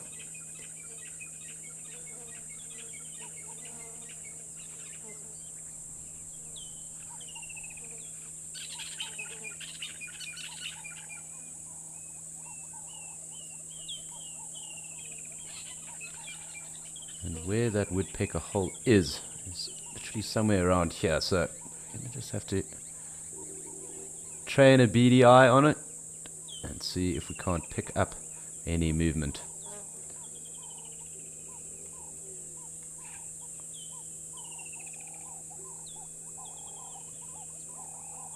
Of course, with the wind moving, it is also distracting the focus a tad. Also haven't heard any audio of them yet, so it does look like we are kind of searching for hen's teeth at the moment.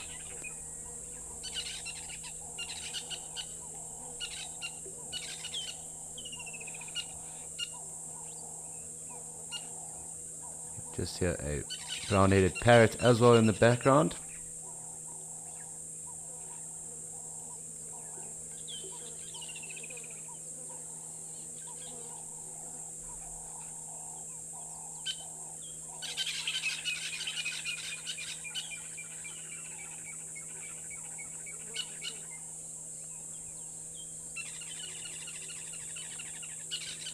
So it looks like I'm going to be having to have a look and see where this woodpecker is for us. But someone who has found a bird, and the latest stars of the show, is Andrew across in Amakhala.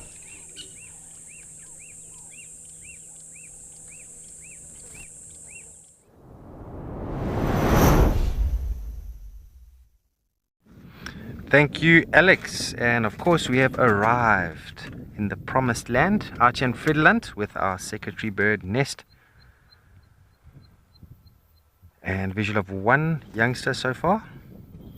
We have just arrived here. I see a little bit of movement there on the left as well. So at least two.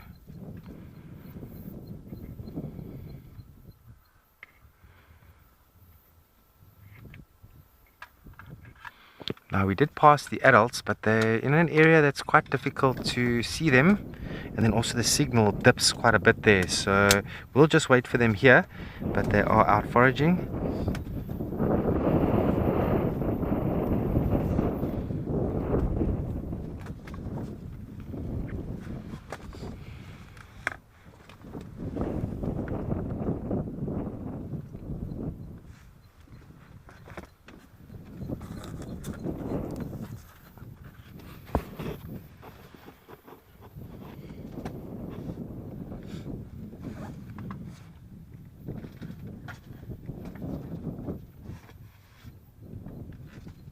Wow, it's actually pretty warm up here. I think the temperature is probably a few more degrees than what it was down in the Levenbush Flats area. And definitely seeing the heat waves on the screen. And I'm seeing this young chick is feeling the heat.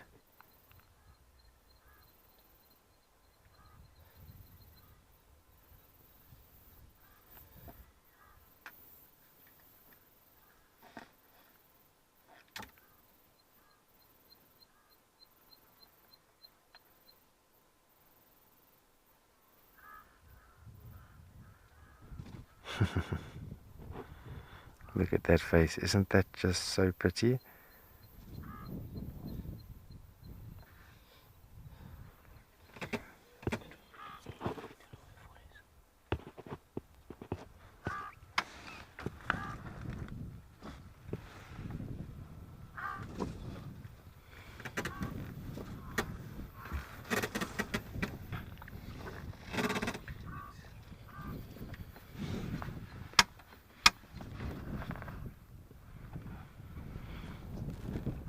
I'm just hearing some crows flying over. You'll probably notice the secretary bird has already spotted them, this young one. Just watching them fly over. Good to know that they're learning fast as to what potential threats are. Keep an eye on the threat. Make sure that you're going to be okay.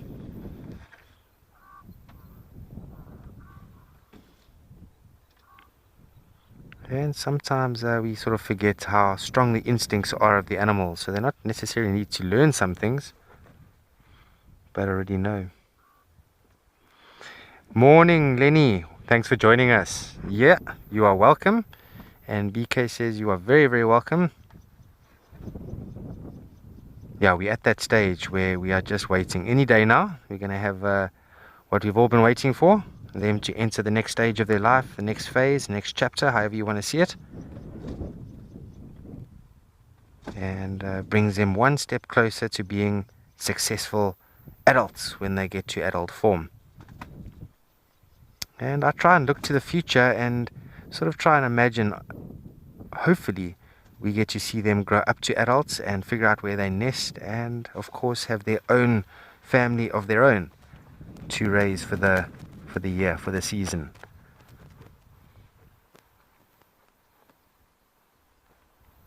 To be able to follow a storyline like this from scratch, it's a really wonderful thing. And of course, maybe not for everybody, but for me and a lot of you, I'm sure, it's a special, special thing.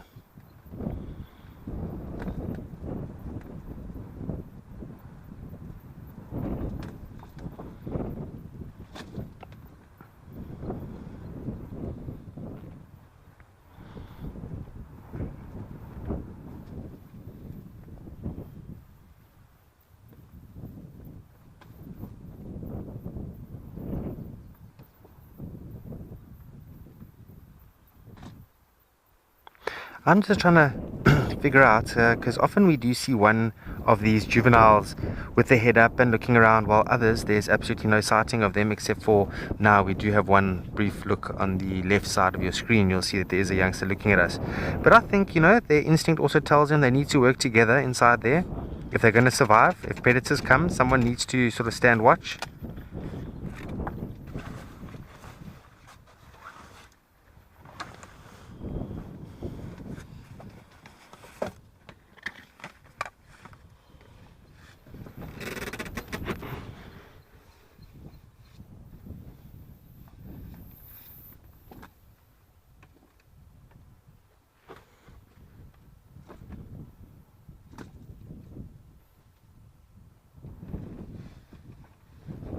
By the same token, it could also be that maybe one chick is a bit more well developed than the rest, a bit more dominant, and keeping an eye out for the adult when it does arrive with food, so it can sort of take first place in the line.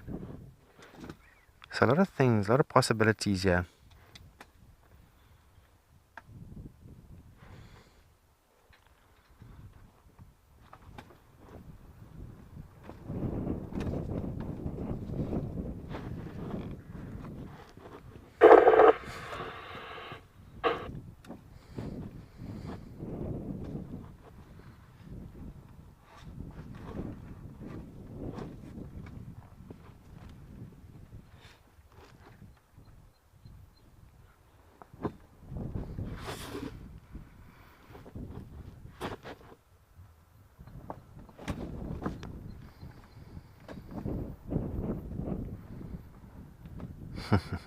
Look at that big eye. Isn't that spectacular?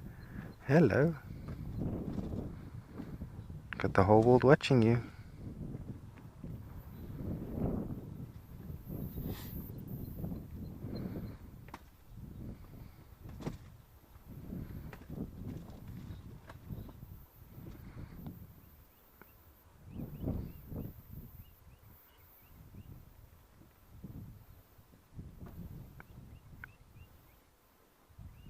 I just want to lift my head. I'm using the monitor here so I can see exactly what BK sort of has the screen on.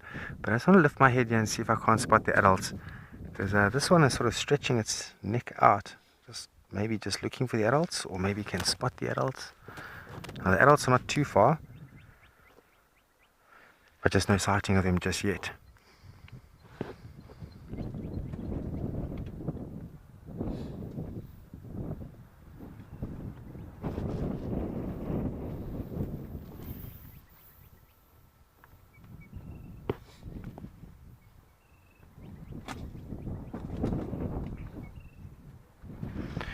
Mandy, thanks for that question. That's a nice one. So I wanted to actually touch base on this yesterday, but I got lost in thought, I guess. So from what I've read, and I'm battling to see the difference with the adults, but what I've read is that the males have got slightly longer tail feathers, and then the streamers on the head, and definitely used for courtship. So a female is going to be impressed by a male with a better looking tail, I guess. And then of course the most main part is the streamers on the head, or the back of the head. And it's just a way that they can try and pick their partners. Now they are monogamous, which means that they're going to pair up for life each season, same couple, same nesting area, etc. But if one of these adults does lose a partner, it would make no sense for their succession to remain solitary for the rest of their life. So while their partner's around, they will form that very close bond. But if a partner passes away, then they will look for another partner. And through that, they're going to try and now find a partner that is also solitary in the same situation. And that can be the tricky part of it. That becomes challenging. But they have a way of advertising themselves, as I say, the crest on the head or the streamers on the head, and make it known to any potential partners that they're available, so to speak.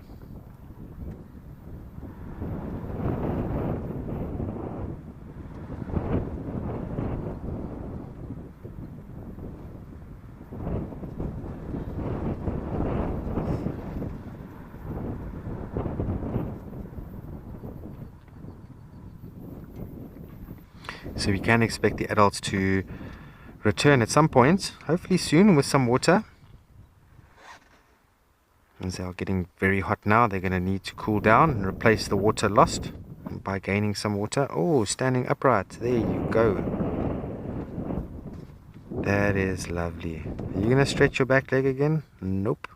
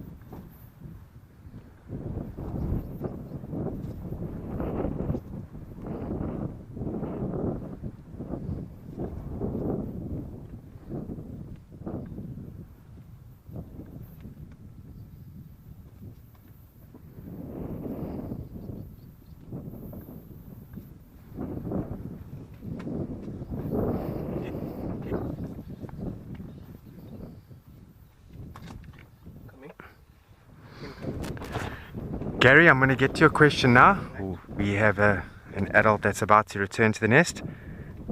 Look at this. What have we got here? Some water. I'm sure it's water.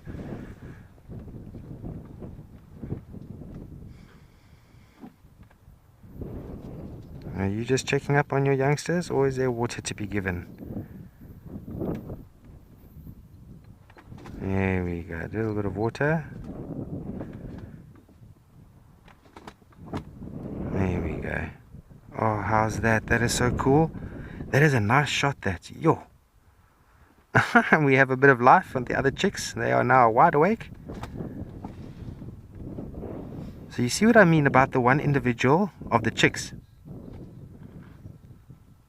Of the chicks that was a bit more awake than the rest of them, and definitely took the first drink of water there.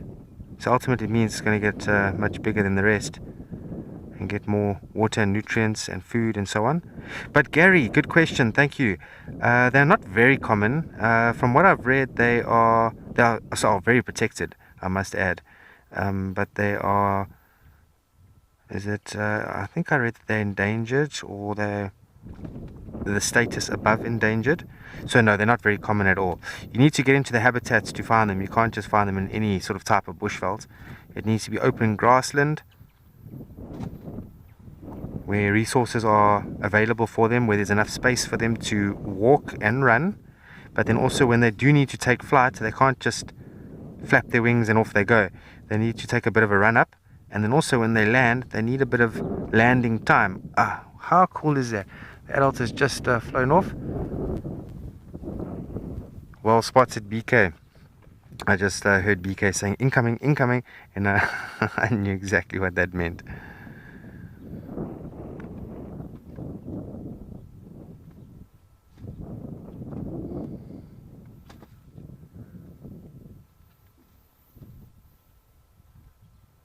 Now, I do remember a few days ago we sort of saw that the one chick was standing up a lot, and we reckon that we could identify that individual apart from the rest, which I think we were on the right track there. I think we were quite right, that there's definitely one extremely dominant chick here. Sits on the right side of the nest, same position, and often stands up. And I know some people might disagree with the sort of the naming side of animals, but we're not doing it because they're our pets. That's not the reason. You give them a fitting name to their character, and it helps strengthen the story as well.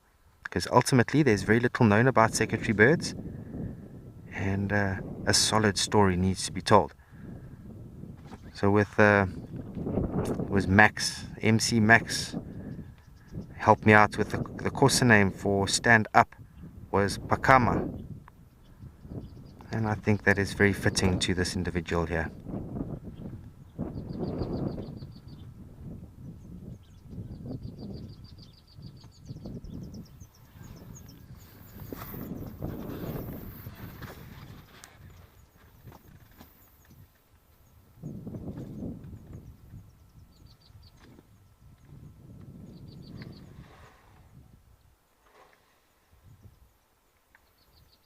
Oh, there is a Karoo Prinia having a good call over here.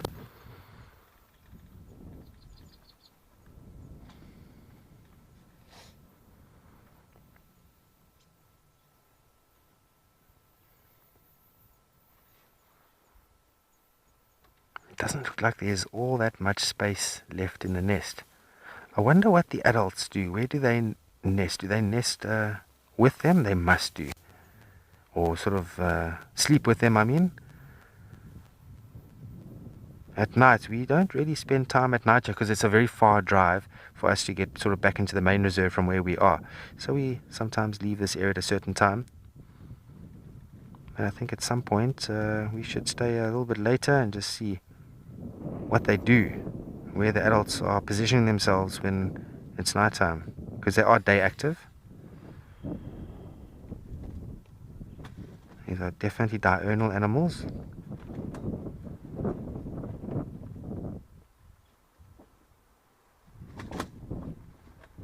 Nice, BK, isn't that so cool? Little family portrait there.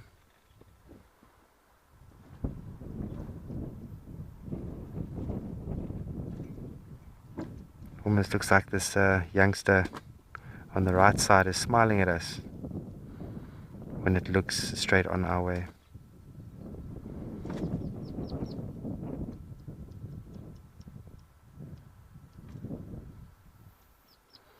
This one's trying to get back into its normal position there. That's where it normally sits.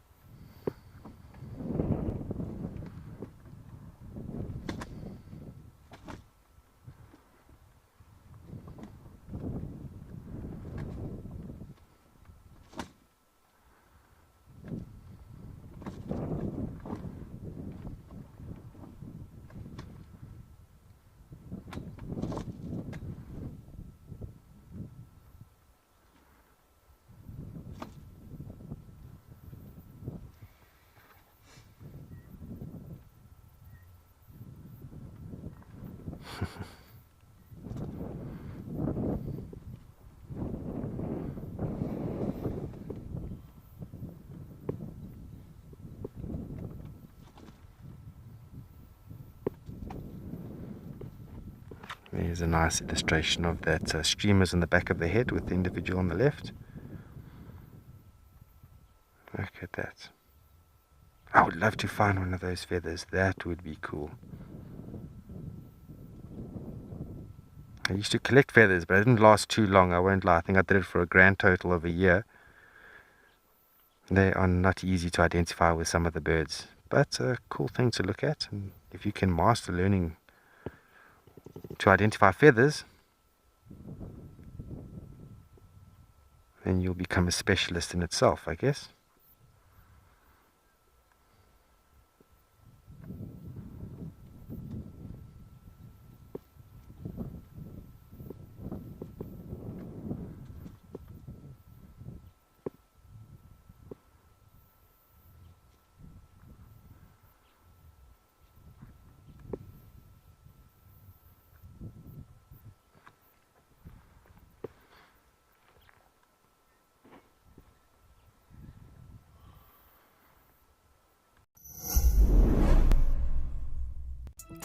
Have you ever wondered what happens behind the safari? And jump! Living in the wild can affect you, It's the smell that... and things don't always go as planned. I'm gonna start coming down. Whoa! Download the Wild Earth app and join the crew behind the scenes. Wild Earth, it's in your nature.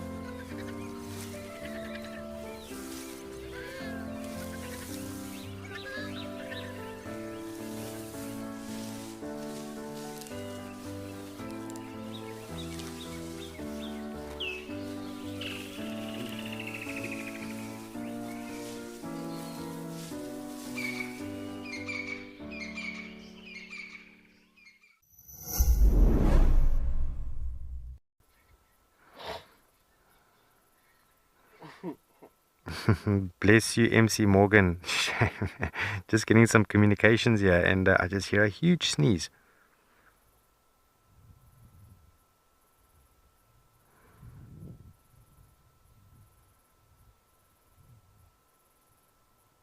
And that's the thing about a sneeze. You never know when it's going to come, and you can't stop it. Look at their faces. This is just, it's almost like they're going a little bit more orange every few days that we come here. So we come here most days, if not every day. But definitely starting to get burnt orange, opposed to a week and a half ago being yellow, and then a week before that being almost like t-shirt yellow.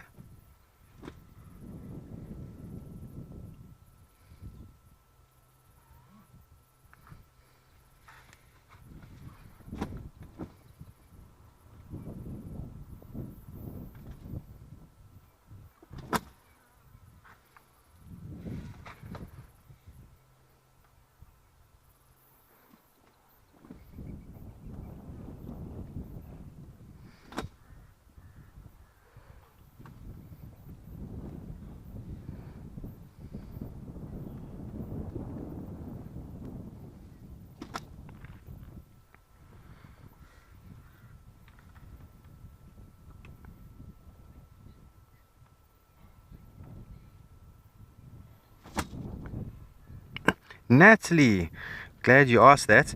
They do stand with their mouths open on hot days, most specifically, just so they can cool down. Now they do have a membrane within the mouth, or the bill, or the beak, and when air sort of funnels in their mouth, cools down that membrane, it does help them to cool down. But by saying this, it does use a lot of their energy to pant and to cool down, transfers that energy into cooling down rather than growing. So there are being studies done, and I know Wesley Gush is doing a bit of work on this, monitoring how temperature affects secretary birds, especially with the chicks. Because when they're adults, they've sort of have a sort of better chance because they're fully grown, etc. But now when they're chicks like this, they need every sort of opportunity for growth. And on hot days, and this is the environments where they occur, it is going to be hot. Temperature does slow their growth down, it's believed. The higher the temperatures does sort of affect them negatively in their juvenile stage. And that just goes to show the ones that do survive, they are going to be very strong. So Mother Nature has got multiple tools in play to make sure that, are you strong? Yes, you are. Yeah, you can survive. If not, you are weak. There's no place for you. And that's the law of Mother Nature.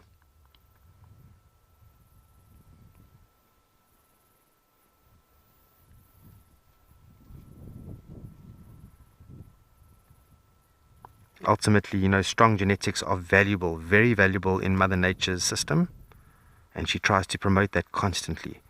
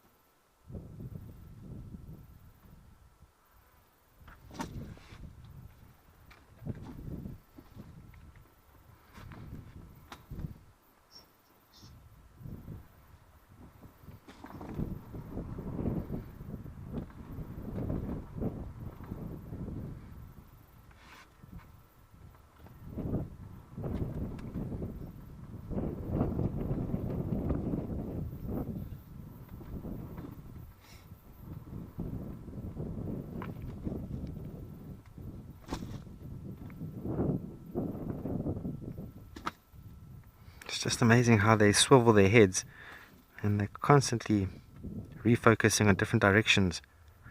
Their eyesight must be just incredible. So they can spot things happening, movements, whether it be branches or animals or whatever the case may be.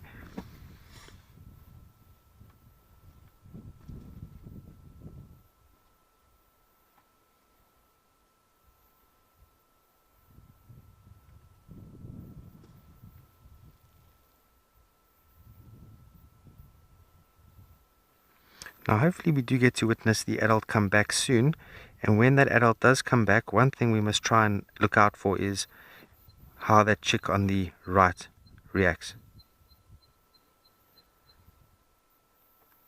Kira, yes, they are able to digest, large prey in relation to their size. So the adults come here with mice, and I have seen them actually gobbling up a mouse a few times. So at this age, yes, it seems like they're taking full meals opposed to mainly regurgitation from the adult. But when they are born, and for the first few weeks, the adults are going to need to consume prey out there in the field and then regurgitate it into their mouths. And then as they get a bit bigger, they actually drop prey items like mice and snakes at the base of the nest. They drop them on the floor, bloop, and then the youngsters will pick them up.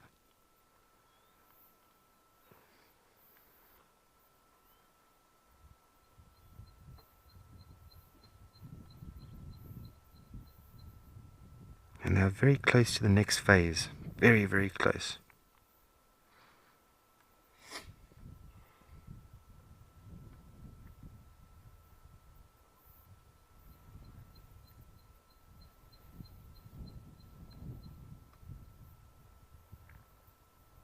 I've been watching a few of these segments out at Djuma with the owl out there, with Mrs. Wig. I think that's fantastic, and great opportunity for the naturalists out there also to observe something special, something different.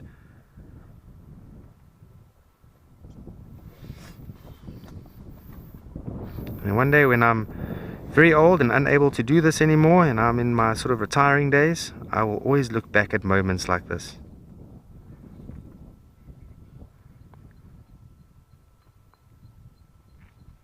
This is exactly what we live for, moments like this. Watching Mother Nature thrive, watching these chicks thrive, do well. Shame, what's going on with that chick on the left side there? Sort of the eyes were quite shut there. Very warm now at the moment, and we're in the shade. I've got a bit of sunlight on my trousers here, and I'm really feeling it, so I can only imagine what they must be going through.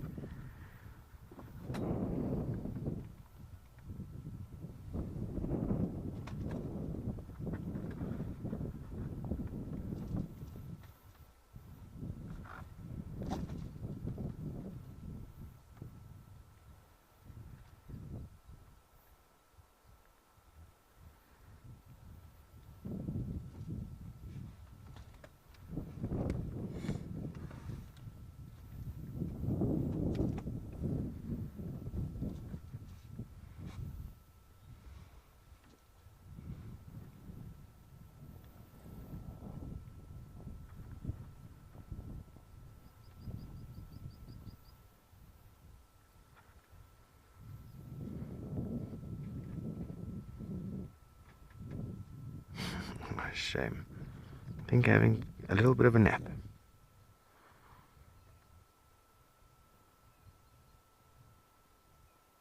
They really must be very strong animals. You think that these are still infants. They're still quite young.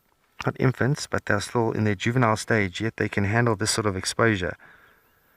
But at the end of it, they are built for it.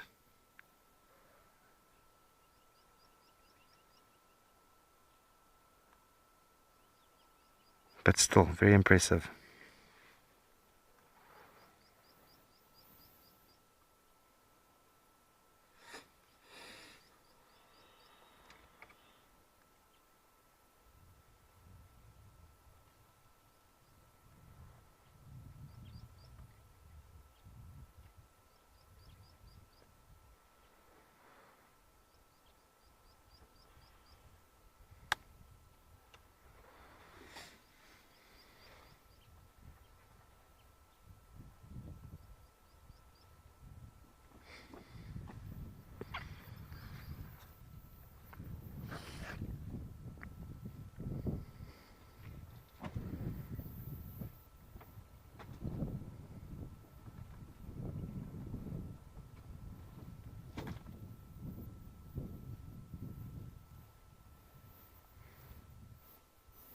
Alright, great show. This is brilliant. We're going to keep watching them for a little bit more. We're going to send you over to Alex at Ukukuyo in the meantime and see what's happening in Namibia.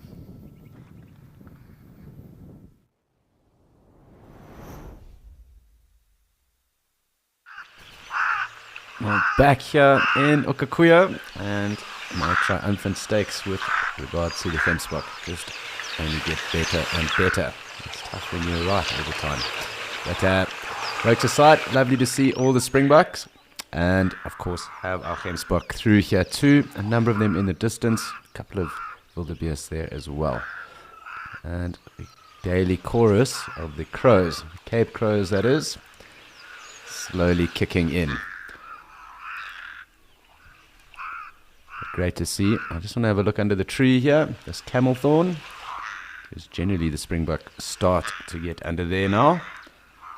And it looks like we are still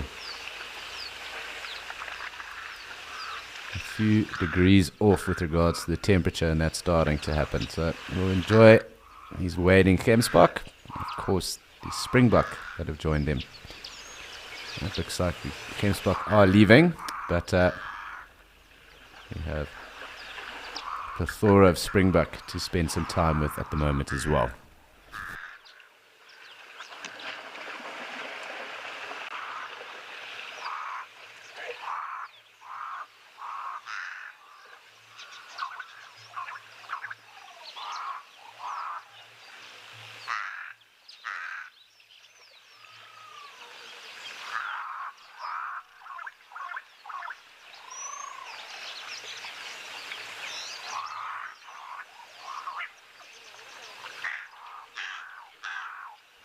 So back here waiting to hear and see what else decides to come join our Springbok. There's Gemsbok moving off. Join a number of them there in the distance. So we're just going to have to wait and see who decides to come through and join our Springbok.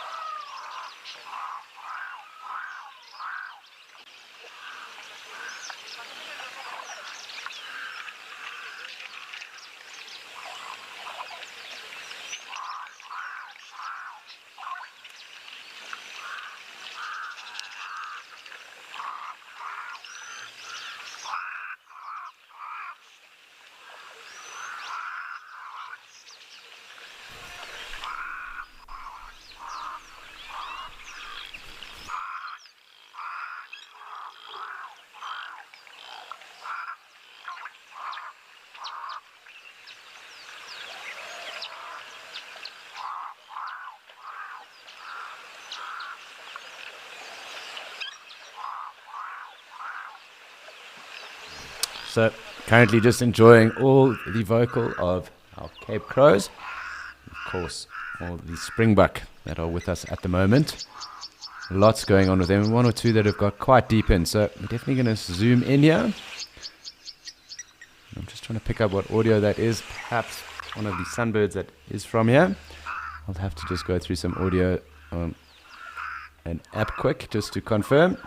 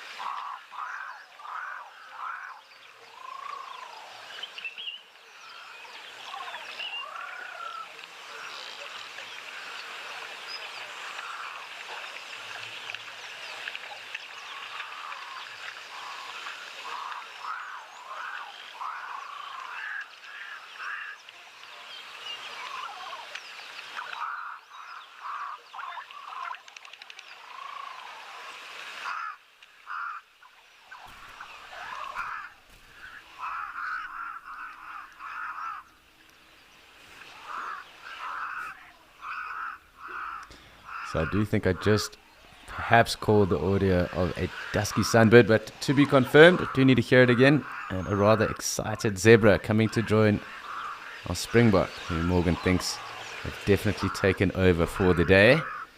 But yeah, this zebra clearly rather thirsty and beelining it down to the water's edge. But I'm going to try and keep an ear out to hear and see if that perhaps was that sunbird I thought. And if anyone did, I'll hear it along with me. If you know what that was, let me know.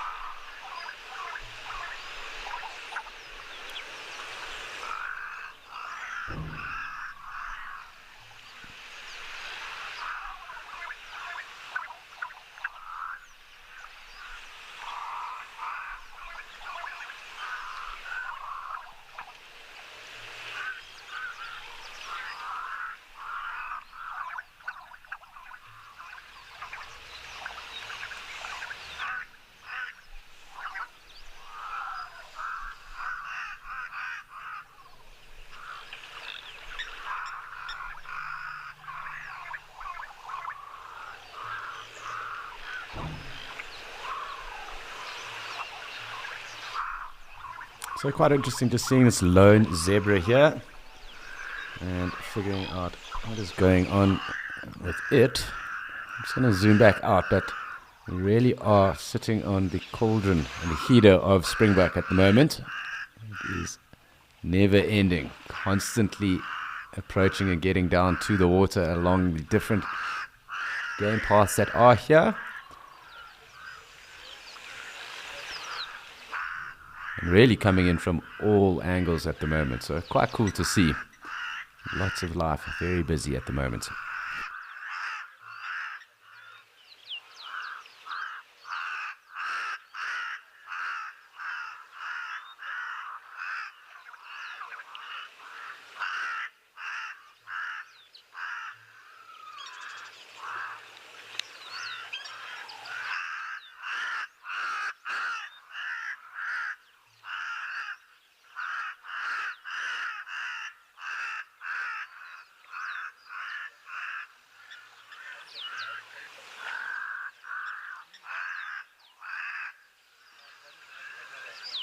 I'm just going to have a look up to the north of us because I have a feeling there are more springbok to join, although a lot of them did come down this way, and it looks like a lot of them are heading off in that direction as well. So but it does seem that there are quite a few still approaching. there are the odd springbok approaching. So this is clearly the one game path out of here. And the springbok making very good use of it at the moment.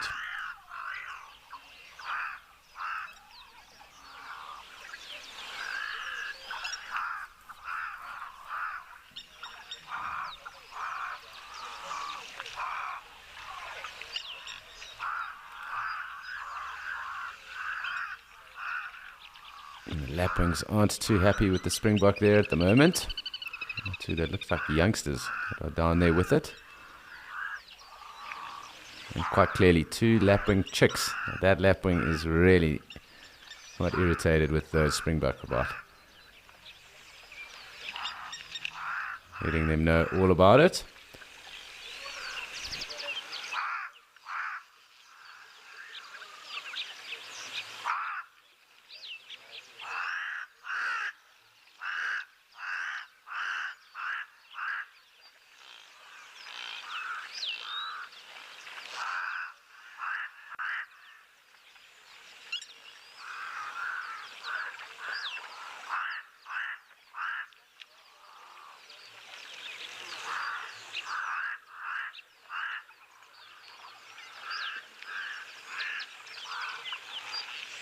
Very cool seeing these little lapwings that are precocial, meaning that they do basically start to feed and forage around from the minute their eyes are open.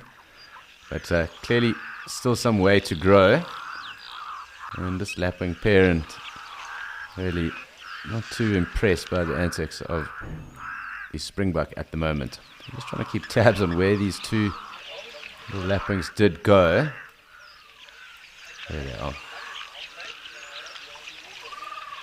And we'll see them even feeding and picking through any of the matter that is around here. But those lapwings not too happy at the moment, but a cool little thing to see anyway.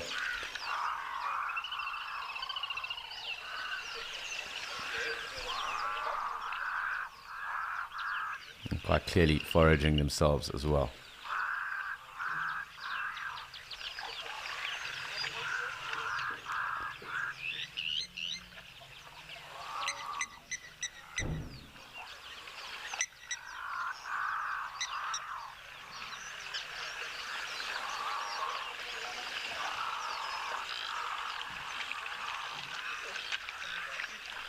And it just seems that the springbok don't let up, and these little lapwings are having to deal with a number of them.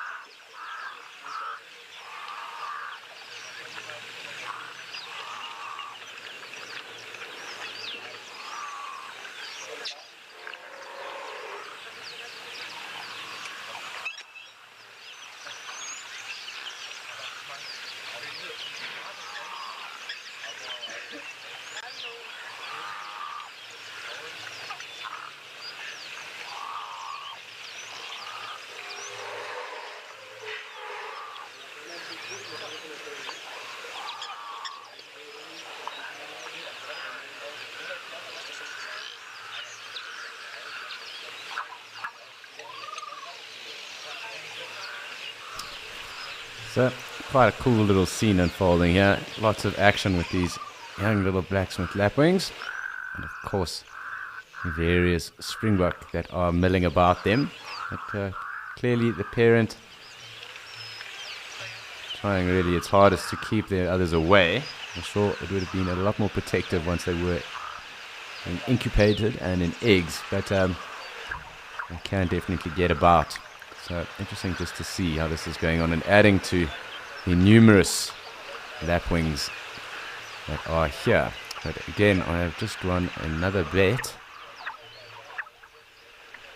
And it's got to be tough for those in the MC sometimes.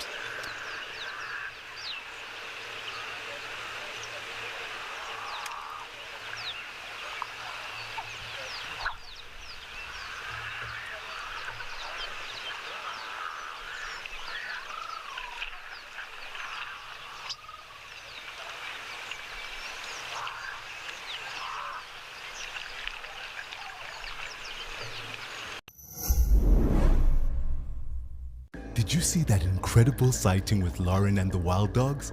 Oh, and on the Sunset Show yesterday, Tessa saw Maribs. Are you someone who only has time for the best bits? Well, we have some great news for you. It's absolutely amazing. Download the Wild Earth app today and you can watch the best highlights from each safari show. Look at this. Every single day. Look at how fascinating this is. Wild Earth. Cheers.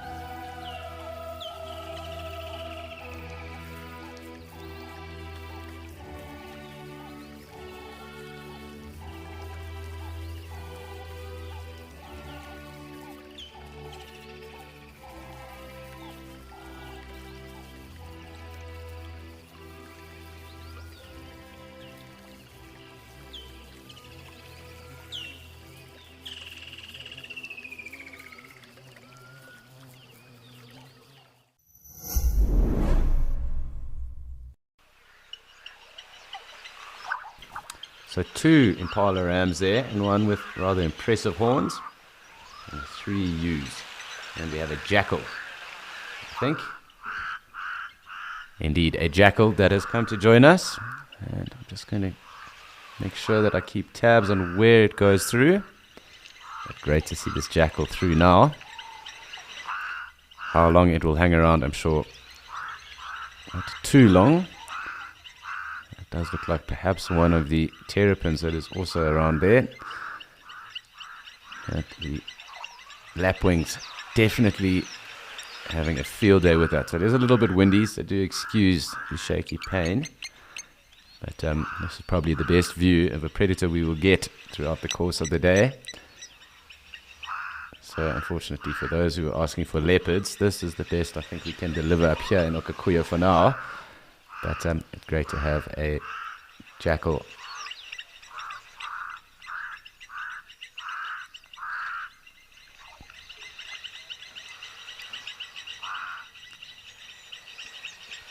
So very cool to see.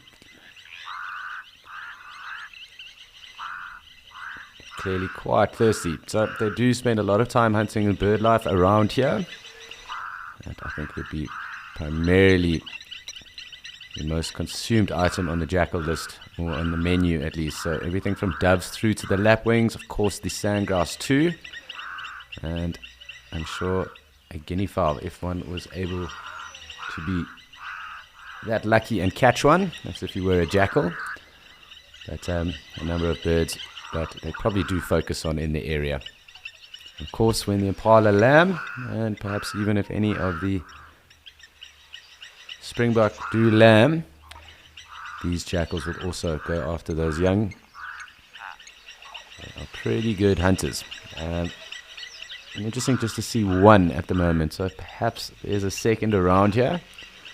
I do assume that there is a den in the area as well. But the end of the drink, it seems. We just have to zoom out and follow our jackal. Clearly moving at some pace. We'll also just focus a little bit on our impala while we watch that jackal moving off.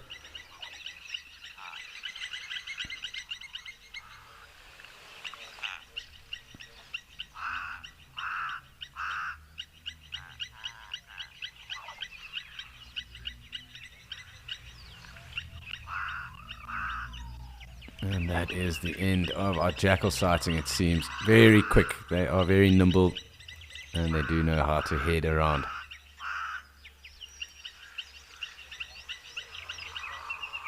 Of course, a number of the crows too.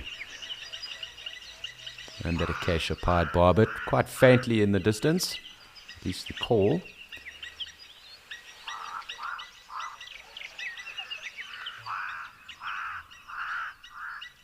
And the wily little jackal has basically vacated the area. So that is probably the last scenes of our jackal. Let's just go back to our black-faced impala.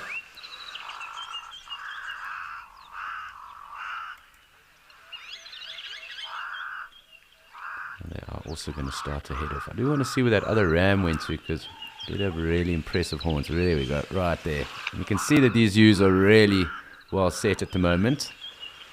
And I think within the month or so we could start to see the first black-faced impala lambs. So fingers crossed that is the case. So if anyone has an inkling or wants to take a punt on what date exactly, do send it through and we'll keep a tab on that when we do start to see those lambs. Of course, the first one and the closest to that date. We will have to give you a shout out, I assume. But if you do want to take a little punt with us, do send through a date.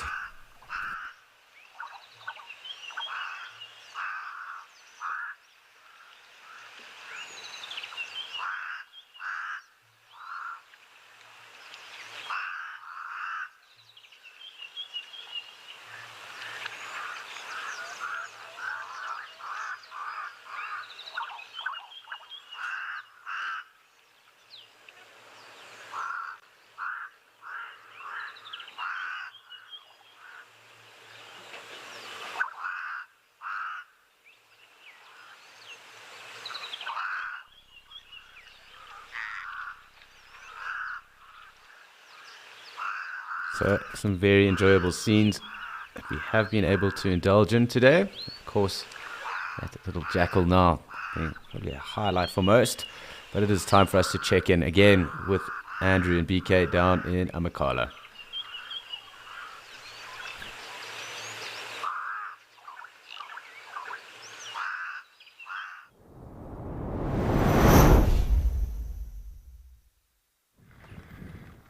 Thanks very much, Alex. And we are still in our happy place here, watching these beautiful birds over here. Very little activity has happened since you were away. The adults are still out foraging, and these chicks are really nestled in there. We just had a little bit of rain above our heads here. Can you believe it? So terribly hot a few moments ago, and now it's a little bit cooler, and there's a little bit of rain above us, but don't worry, we are all good here. Just enough to cool things down nicely.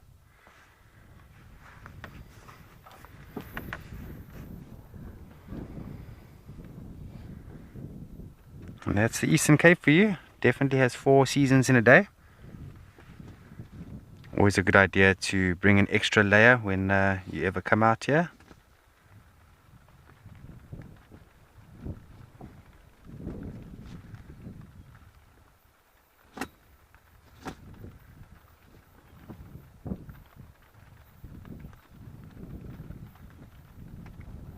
Shame they are really stationary at the moment, so it looks like their beaks are still open.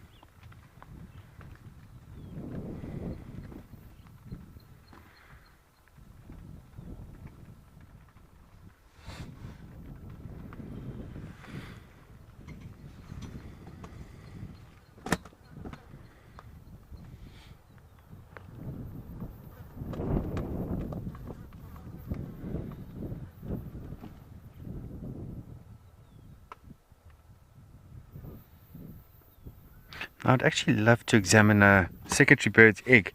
From what I've read, it's white in color, but on the inside it's that sort of that pale green, much like with many eagles and so on.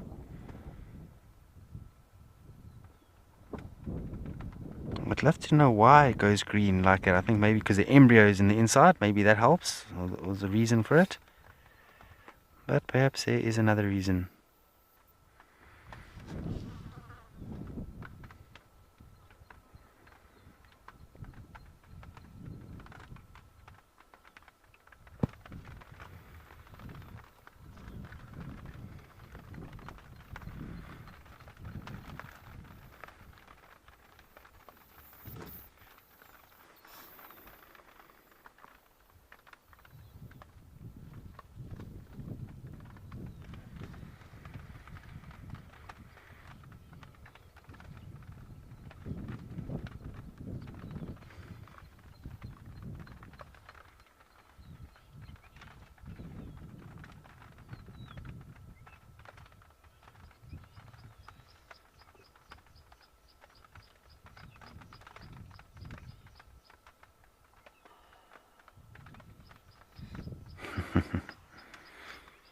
It's always a good idea just to scan out with the eyes, just to see where those adults could be. But I have noticed when I watch these chicks, often you can tell by their behavior when they get sight of the adults. And they start to sort of just look around a bit more.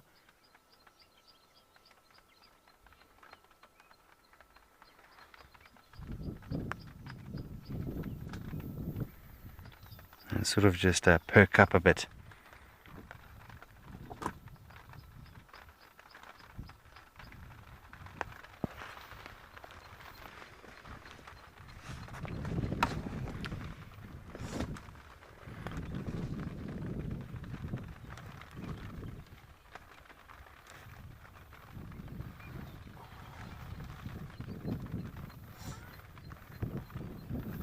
I remember that day, Morgan, so one of the directors, Morgan, has just said to me she remembers one of her favorite sightings of the secretary bird was when the wind was really coming in at that, what is it, a horizontal sort of angle, and the streamers on the back of the head were in full position, erected, and sort of looked like they were wearing that that feathered mask that you see sometimes in the shops.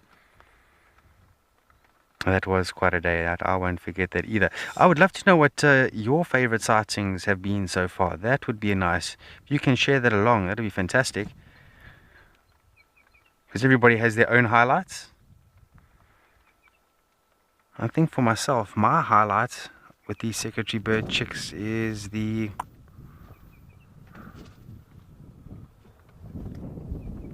For me, I found the dribbling of water very fascinating, and I know one of the directors, Max, was on duty that day when we saw water being sort of regurgitated into the chicks' mouths, but there was so much water. It was going everywhere, and they definitely got so hydrated, and you could almost see them. They felt refreshed, and they were quite happy with themselves after drinking a nice supply of water. Then I won't forget that snake that we saw being fed to them. It's a brown snake, quite thick. Not too thick, but long. Makes us think probably a species of cobra, or could have even been a rinkles that we sometimes see out here.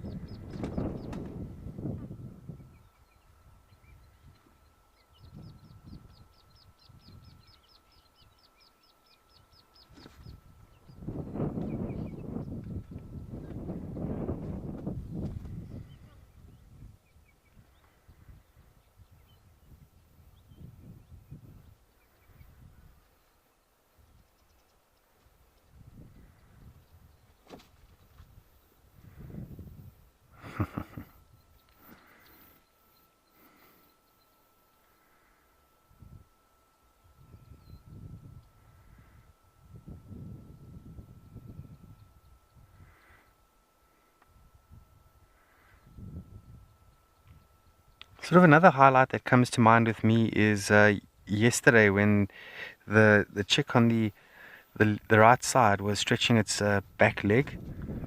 That was for the first time we actually got to see their legs, and very, very long. And to think that these ones are only about, if I was to estimate, because I haven't been here for the full process, I'm not 100% sure when the eggs hatched, so I would guess their age is probably about 7.5 weeks, maybe even 8 weeks. And to know that the leg is so well developed with those toes, lots of hard, well-formed scales, that was pretty interesting. It goes to show how quickly they're probably growing. Definitely built to get big quickly so that they can vacate the nest and just begin life, because anything can happen at any moment. And in Mother Nature's system, they really want to promote their genetics as many times as they can before something does happen to them, whether it be death of natural causes or predators,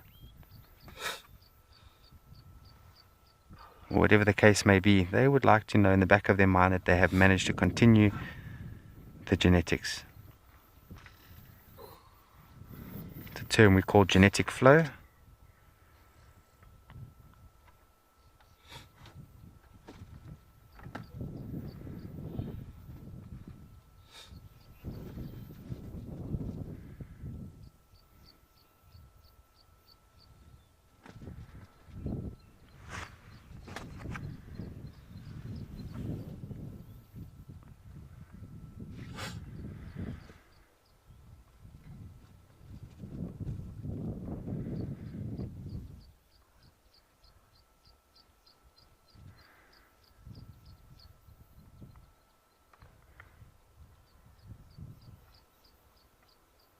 So that light shower does seem like it's passed over us for now, heading straight towards one of the lodges, it seems.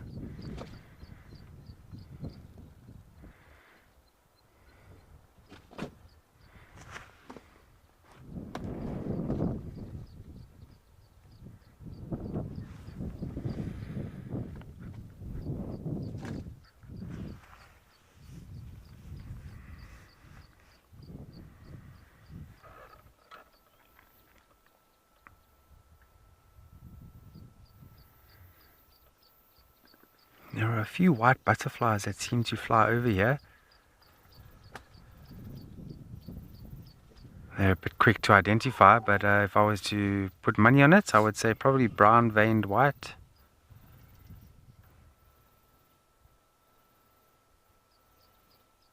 And there are quite a few Karua boerbeens which are in the valley, not too far from us. It's where they like to grow, and that's the tree that the brown veined whites are associated to.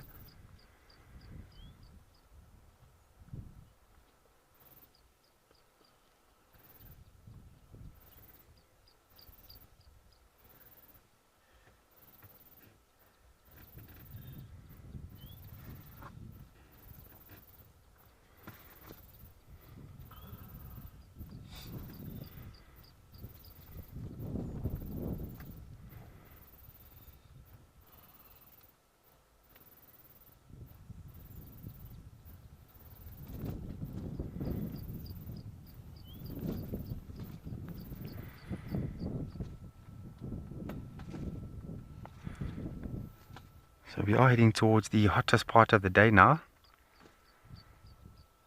And just after this light shower we've had here, it's probably going to start getting very hot very quickly now again.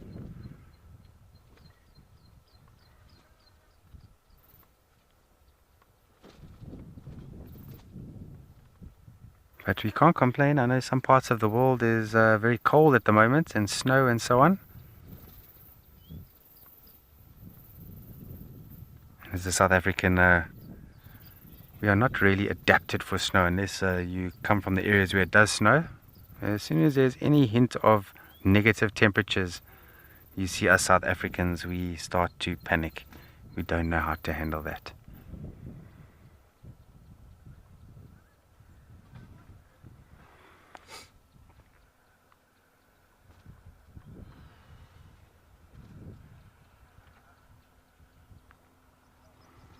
Okay, it does seem like a safari truck is gonna head towards us. Okay, so they're taking a different road now, that's fine. So it seems like a few day safaris are active at the moment. Amakhala is one of those reserves that does offer day safari facilities for people who can't necessarily stay the night, or 2 nights, whatever the case may be. So you come out here for a day, you do a 3-hour game drive in the morning, and then you head off for lunch, and then head home.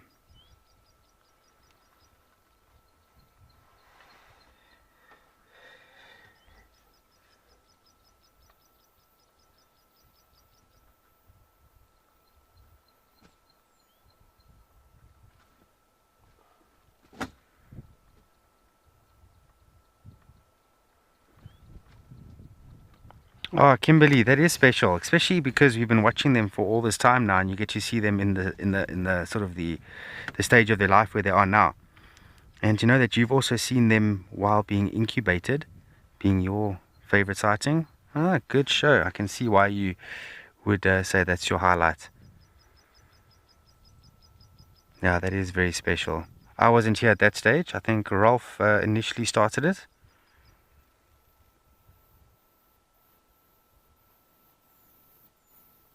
And I was doing dam cams back in those times when the eggs were being incubated, and I remember I was watching the screen very carefully, and I was still remembering trying to figure out what area they were in, because on a screen for myself I was battling to understand what area they were in until I saw one of the valleys, and I realized Vredeland. Had no idea secretary birds were hanging around there.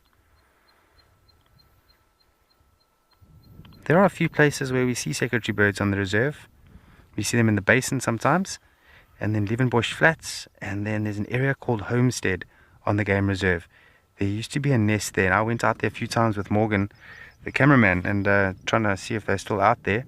Couldn't find them.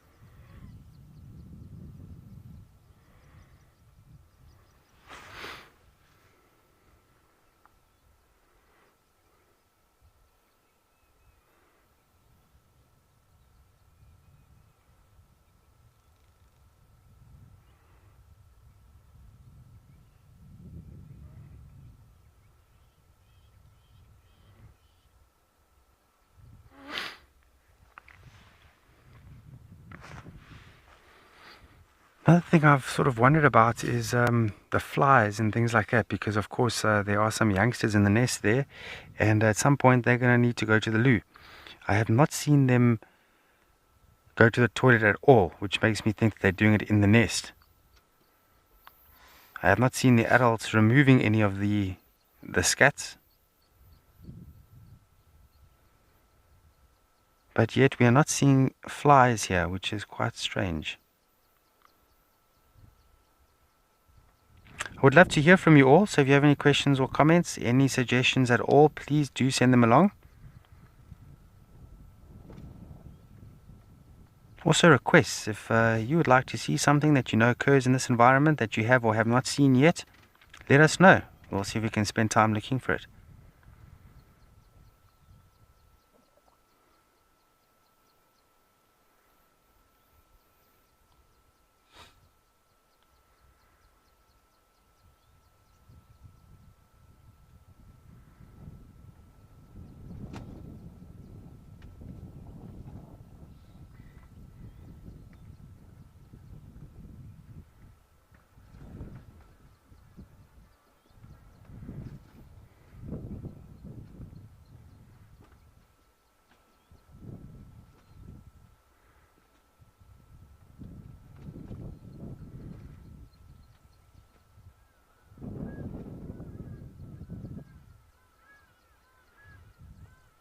Just hearing some Haridal ibis out in the distance.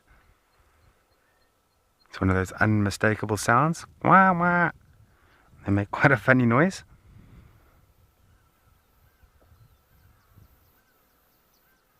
And if you do manage to forget to set an alarm clock in the crack of dawn, you will get woken up by Hadida.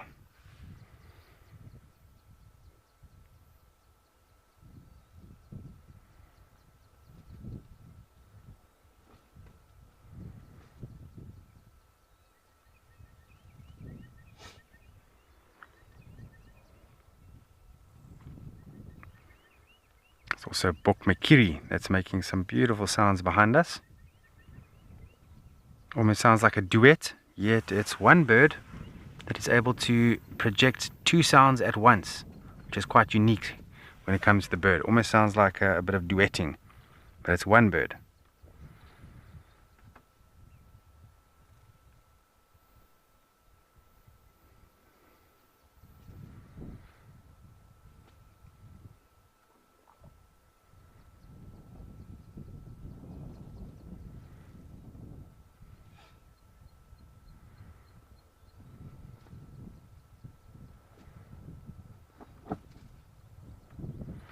There are a few dragonflies hanging around there from time to time.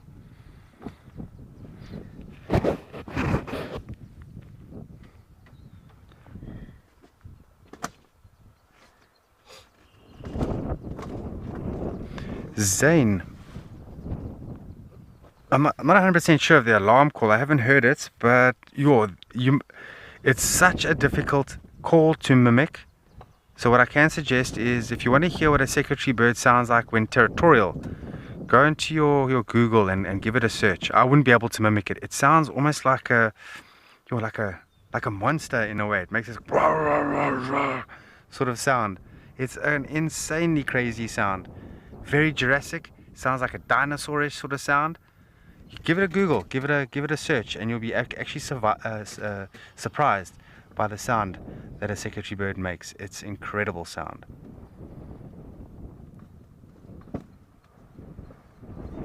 But the alarm call, I'm not sure. They will have an alarm call. I haven't heard one, so I'm not too sure. Look at that little face looking at you.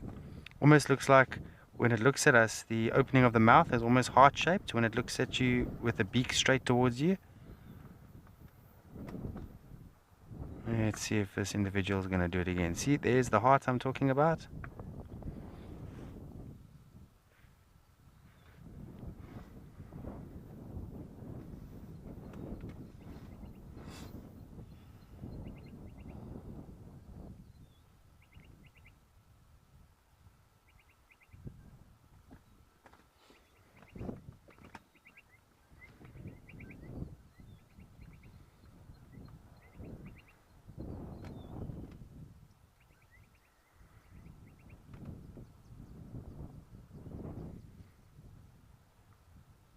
How cool is that? That is such a nice face.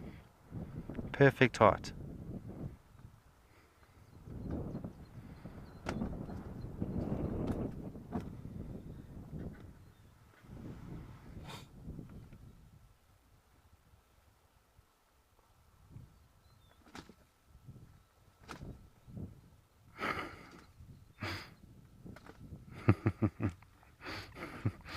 Oh, Sihle, you make me laugh. So Sihle, one of our directors, actually had a Google with the rest of the chaps there in the mission control about the secretary bird's call. And yeah, it's a crazy sound, isn't it? What a crazy sound.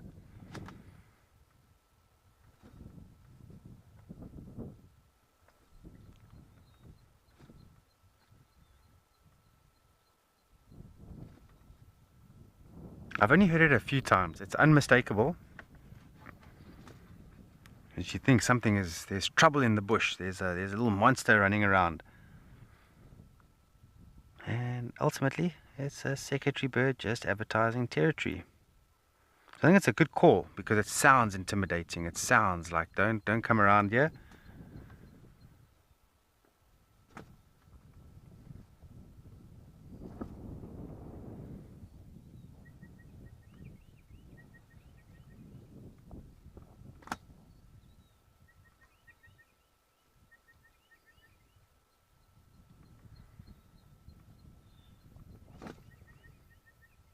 we push on from the secretary bird nest and go and look for something else later on, I'll stop the vehicle and just play it for BK so he can understand the sound. But most definitely am I not going to play it here. I want to scare these chicks away. They must be comfortable, they must be happy, they must grow and thrive. And I look forward to them when they fledge the nest all together.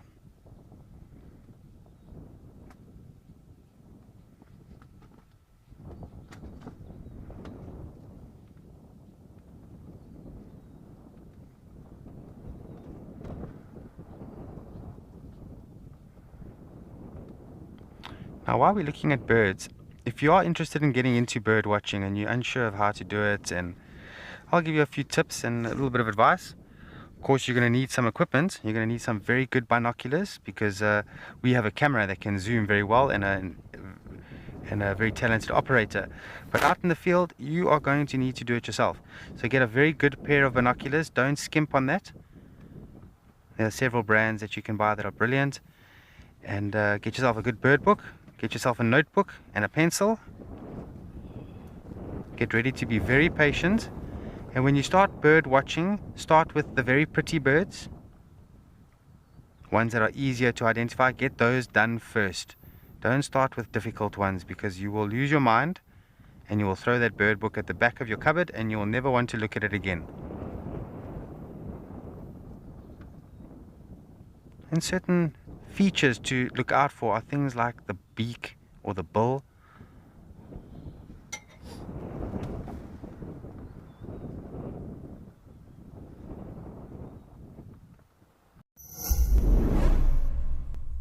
If you aren't an explorer yet, here's a sneak peek at what you're missing. The amazing weekly newsletter. We handpick the best animal moments of the week. Our most interesting question that we received, hilarious unseen behind-the-scenes content, and exclusive previews of upcoming Wild Earth ventures. This is all packaged and personally delivered to your inbox with love from Wild Earth. Sign up and let us spoil you every week.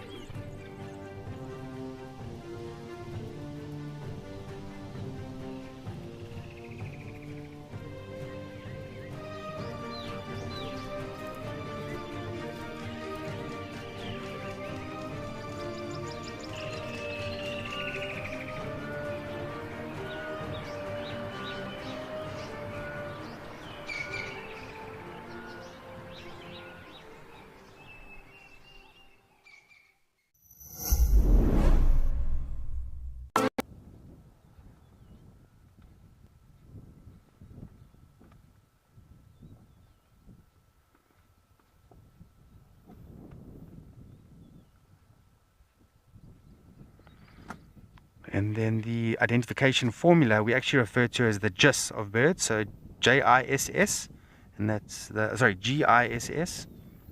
That's a general impression of the shape and size of the bird.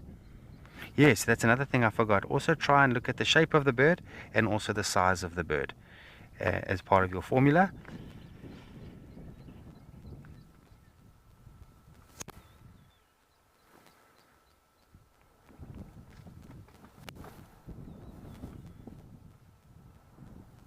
And just the feeling that you get at the end of it when you see a bird, I have no idea what this bird is. Oh, what does it look like? Dip, dip, dip, dip, dip. Go back to the bird book. Ah, here it is over here. And you know it for the rest of your life. It is such a rewarding feeling.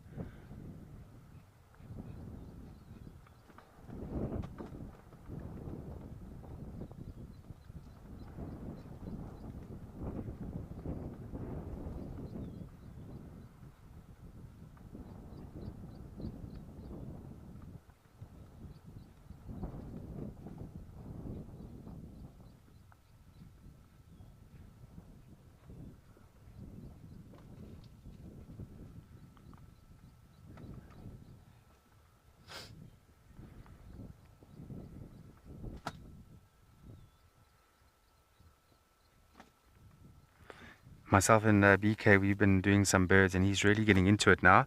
And he can already identify quite a few without any problems. He can even identify a few by the bird calls, like the greater honeyguide. He's got that marked down to a T. He can identify some of the doves, some of the eagles.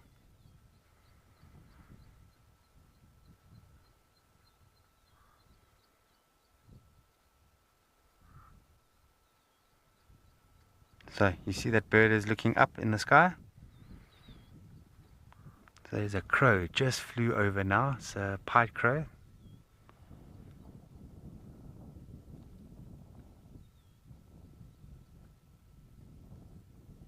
And I have no doubts thinking that the crows know that the secretary birds are here, because crows are very intelligent, yet they do nothing to them. They don't even mob them. They don't try and interfere with them at all, which is quite unique. I wonder why that is. So I've seen crows going after eagles before, pecking at them, trying to pull their feathers out, etc.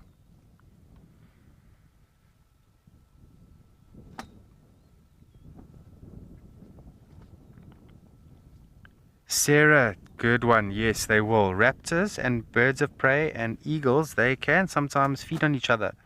You look at some of the big owls are eating the smaller owls. The jackal buzzards will go for smaller buzzards as well. And I did work with someone who told me they witnessed a black-winged kite. The old name was a black-shouldered kite.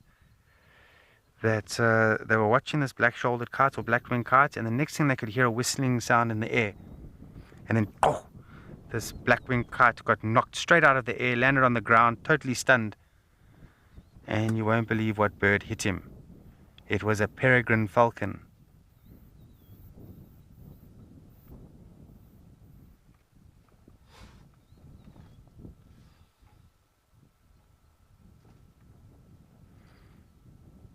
And I have read somewhere that peregrine falcons have been observed eating on black-winged kites before.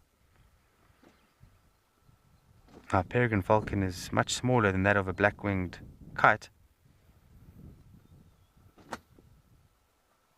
But when you come sweeping down at a rate of knots, over 200 kilometers an hour or close to 300 kilometers an hour, you have the upper hand always.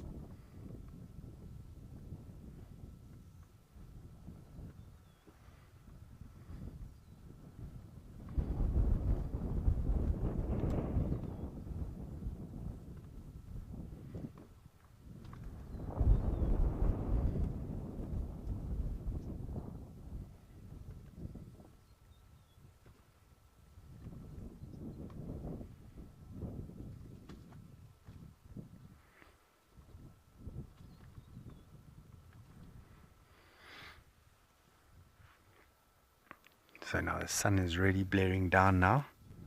Beaks are wide open again, heads are up. I think they want water.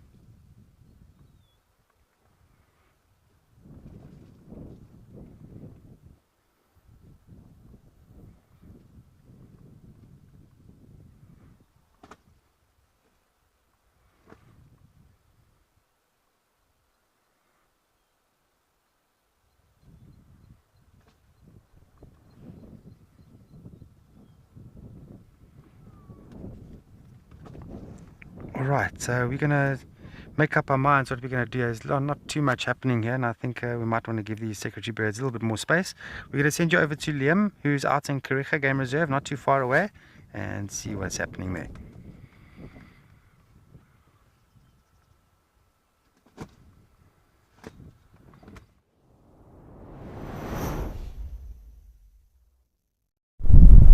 Well, a very warm midday welcome to you all, folks, where we're coming to you live from Scotia Waterhole. It is a searing day down on the Eastern Cape coast, and we have a nice bathing rhino. He's taken up a bit of a snooze in the waterhole here. In fact, not only a rhino, but a number of other creatures too.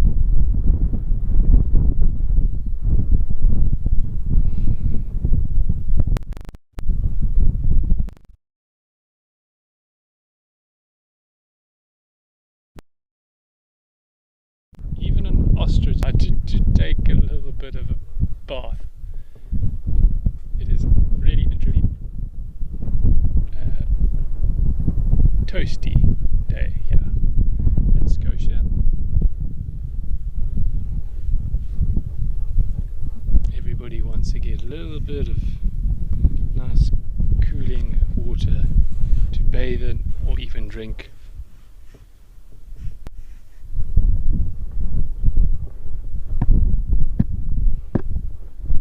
It's quite interesting to see this ostrich doing this, because I can't say that I've seen too many ostriches having full plunges into the water, but sure as heck has got to feel very good.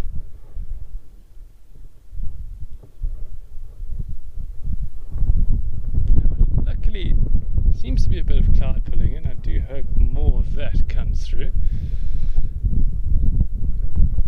just to take a little bit of the edge off of that baking sun.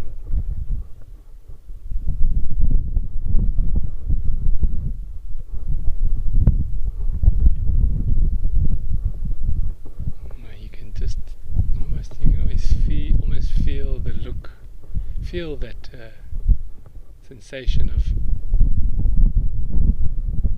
such pleasure in that rhino's eye.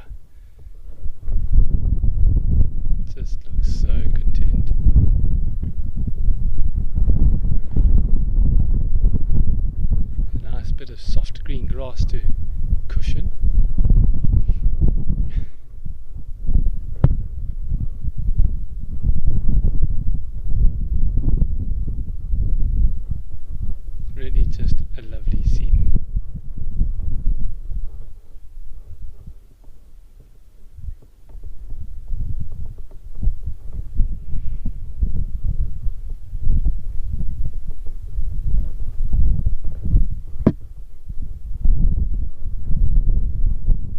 Jerome, you and me both, buddy. Never have I ever seen a giraffe, an ostrich, a bird with a long neck like a giraffe, having a wallow. It's really quite nice. It looks like he's using its leg a little to kind of get some of that water into the other parts of the feathers.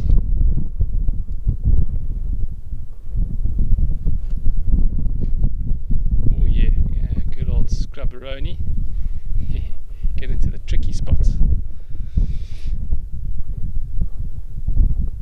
I'm sure there's a couple of little ectoparasites in there that are a little bit confused as well, thinking, I've never sat on this ostrich all this time, but never have I ever plunged into water. So you'll often see those bare exposed legs on the ostrich, and it's a very nice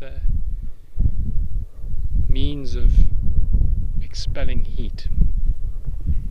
The bare legs of an ostrich. Very, very, very good at removing heat from the body. You'll often see it with marabou storks.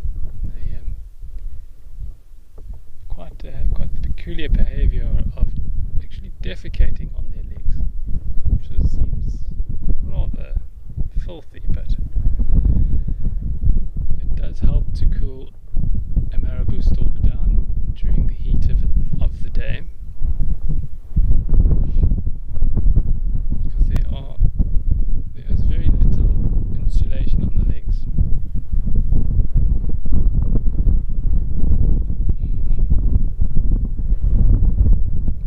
Ostrich staring down at sacred ibis, going, what are you doing here? So these sacred ibis have actually gathered around the rhino that are resting here. What will happen is, as these rhinos rest and shift around and move around, they'll disturb little bits of dirt and probably quite a bit of life underneath there, which cause any sort of disturbance in an environment will cause other reactions from different little creatures. So Hi, my name is Leslie Miller and I'm from Olympia, Washington. I'm so excited to have won a 3-night stay at Jackie's Tree Lodge and visit Madikwe Game Reserve. I started watching Wild Earth in 2019 in anticipation of my first trip to Africa in February of 2020. After that trip and through the pandemic, Wild Earth helped keep me connected to nature and Africa. I'm so happy to be able to return in person. Sign up today and you could be the one experiencing it for yourself.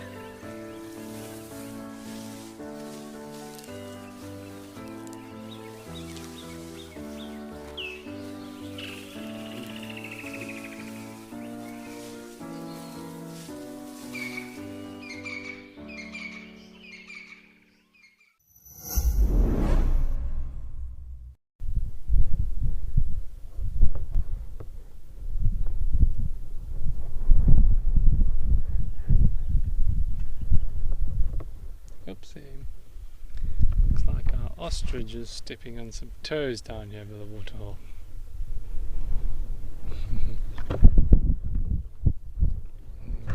Chased away by a grumpy rhino. Said no. Getting a little bit too close to me. But at least the ostrich got its little plunge in there.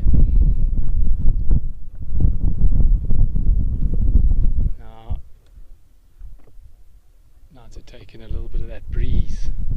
There's a slight breeze coming in from the east again, and that should create the desired effect.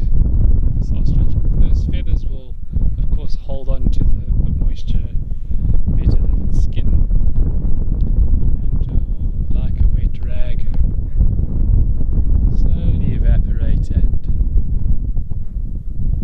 give it a nice cooling effect.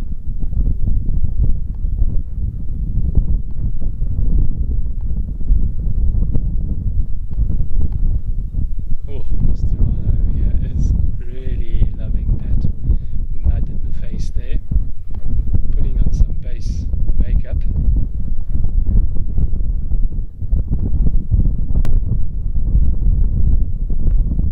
A small herd of impala slowly making their way down. They should enter the screen around about now. Now that's going to feel like a really tight spot to go for a drink in between all those rhinos.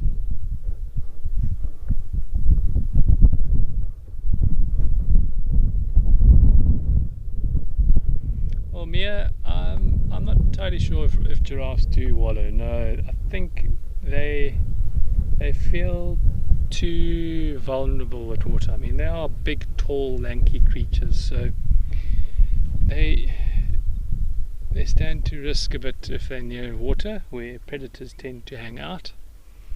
Whereas a lot of other creatures are much more nimble on their feet, so they can get up and change direction if need be and move around if there's a threat. But a giraffe, not as much. So they take enough risk as it is sitting down to rest.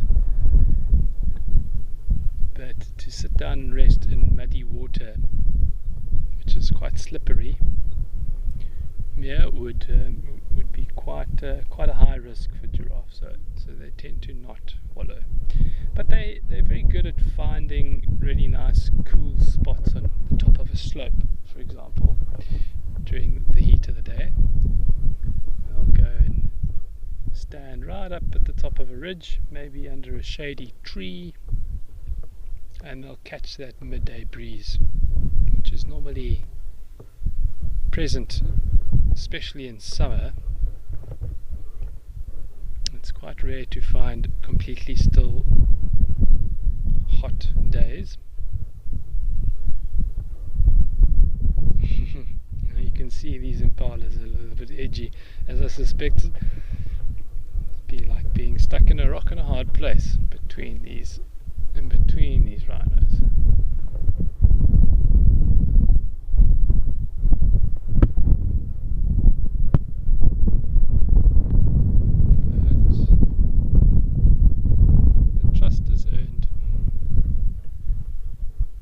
Gentle sleeping giants.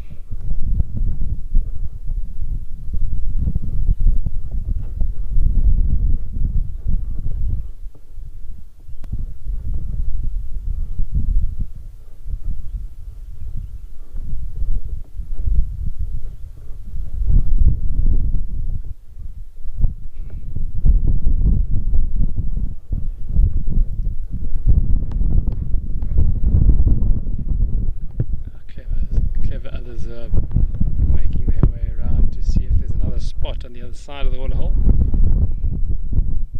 This side seems a little bit cramped.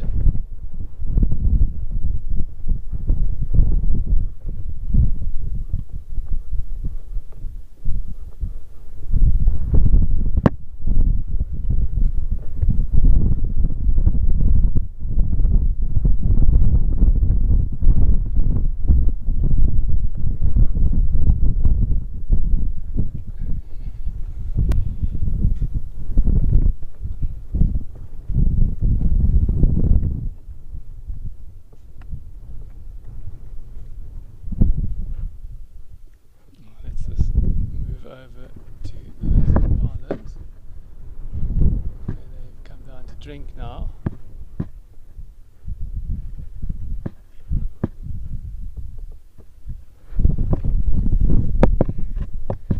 Also quite a tight spot, but at least they know that bush is not going to preferably not move.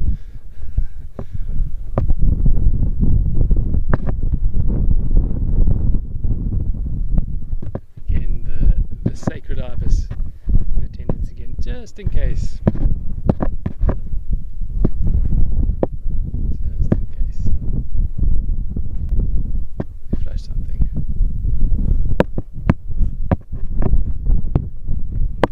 Well, as the thermometer, the mercury rises, and the animals start drawing closer to Scotia, let's go and have a look and see what's happening at Okokoyo with Alex.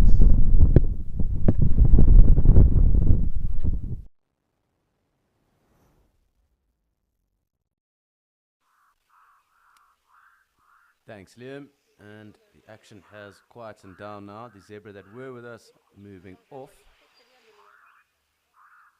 But quite clearly, Egyptian goose taking it easy, and I'm pretty sure our kudu are also going to be meandering off into the near yonder.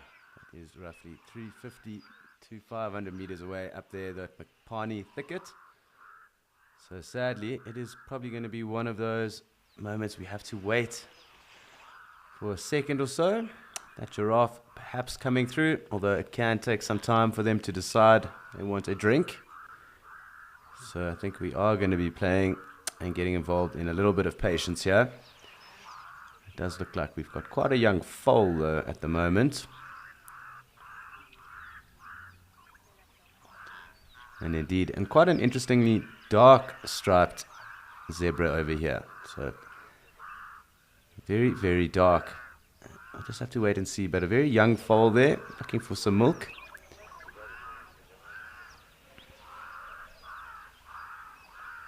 And I'm just waiting for the zebra to pop out again, because it really is quite a spectacular color that it does have on its coat. And that foal clearly trying for some milk, but just have to see how this all pans out. Lots of lapwings on that other side there, and the foal allowed to have a drink.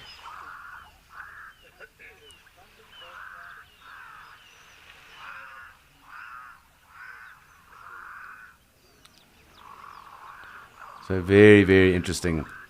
Almost a melanistic zebra there. That very dark coat. Hiding behind mom at the moment. Perhaps trying to get a drink as well, but safe to assume that these zebra are going to be pushing on. They were drinking originally. And a very weird colored, melanistically, I suppose, dominant coat on that zebra over there. So something to keep an eye on. Perhaps we will see this foal again, but looks like these zebra are on their way out. It looks like we've got maybe 3 or 4 others going to come down and join our giraffe. And it's always interesting to watch the dynamics change up when we do get another approach. But the giraffe's still hanging back, and I think these zebra are enjoying some respite.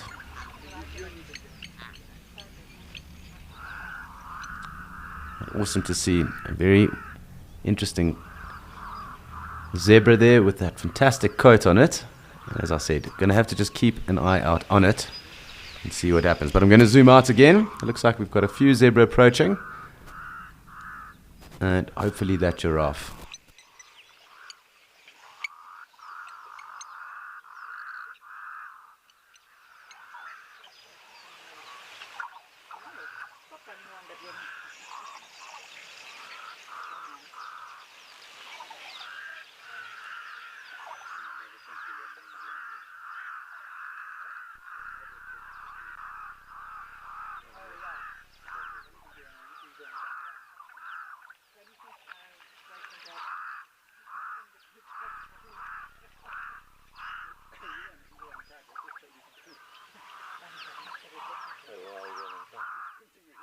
So we're just waiting on these zebra now to approach us again, and of course keep tabs on anything else. A couple of very heavy set zebra.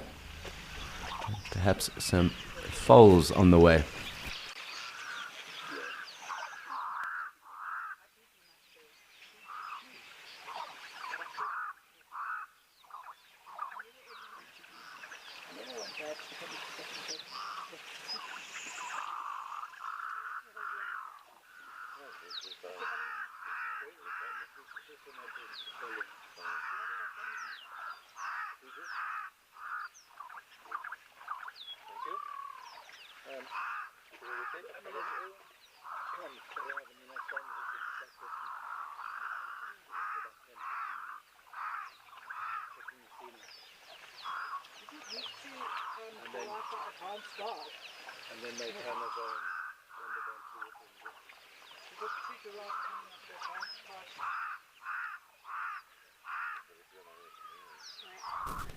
So our latest zebra have joined us, and of course that young foal and a very interesting, almost melanistic zebra has now also left the scene.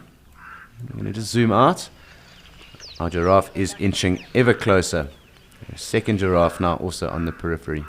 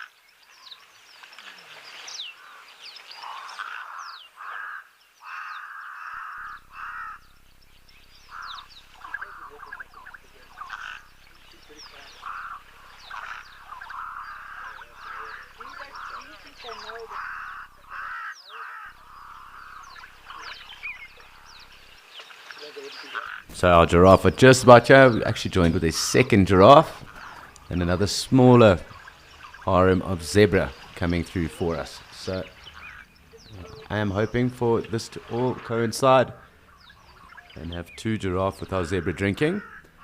But no promises, because we are on their time and we do just have to sit and be patient.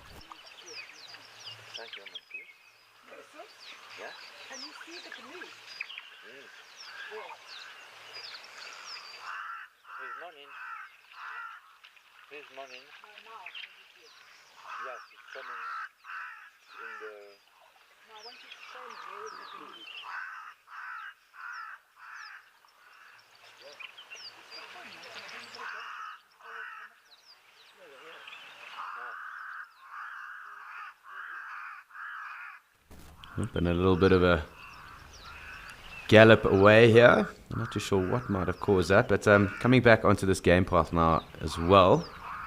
That smaller harem of zebra also making their way down to us. So I'm just going to have to wait and see. Like I said, it's always fun when these giraffes are around. I'm sure we do have a rather spectacular sighting coming up.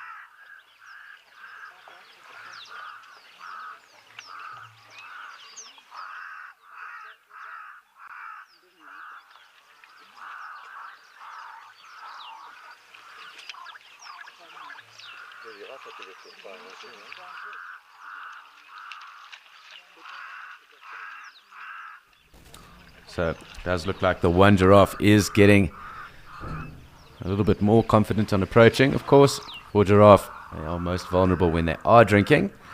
So a level of caution is always needed.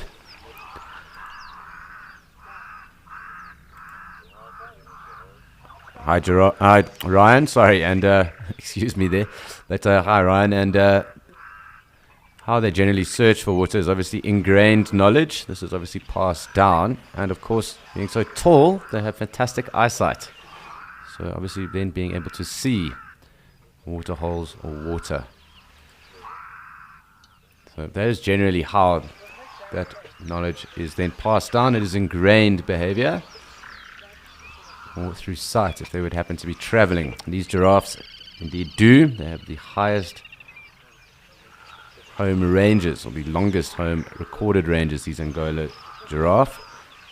And being in a very arid part of the world, Namibia, they do need to travel such a far distance at times. Obviously, in Etosha, there are a number of different water points, and they do obviously then have access to these.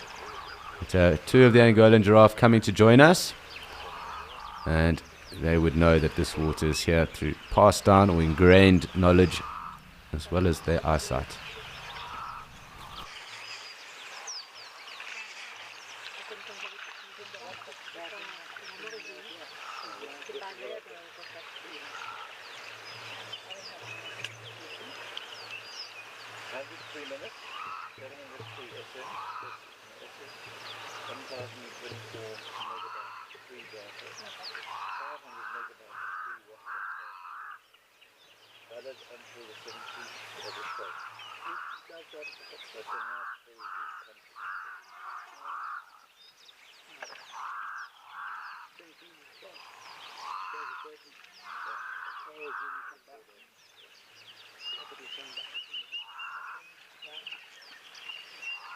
So as soon as these giraffe do get here, we will obviously get a nice close look, waiting to obviously also see as to which pose they decide to take up. Obviously giraffe yoga drinking poses are very fascinating, and there are generally two poses that they do take up.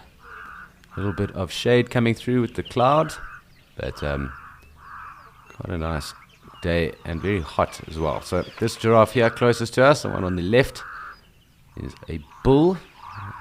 Perhaps, I'm just waiting to check an ID here. I think the other may be a cow, but I do also think that with the amount of zebra coming in and out and down to the water, it is spooking them a little bit, putting them off that drink.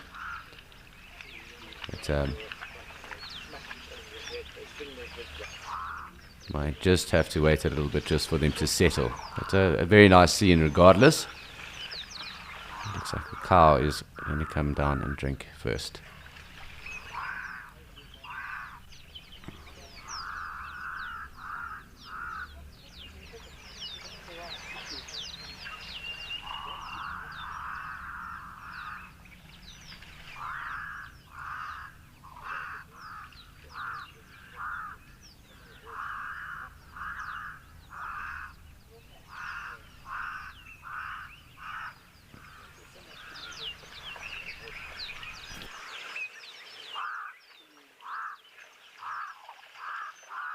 So it does look like we are getting the cow that's coming down here first. Let's just get in a bit closer and I will confirm again. And the first of the poses going on here.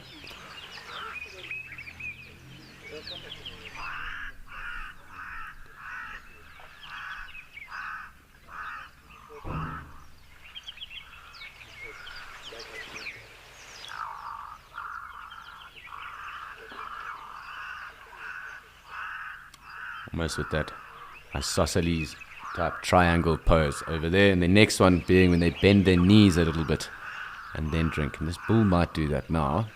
It looks like it is the isosceles triangle pose for both of them. Quite interesting to note that those are the two different poses that they do get up to.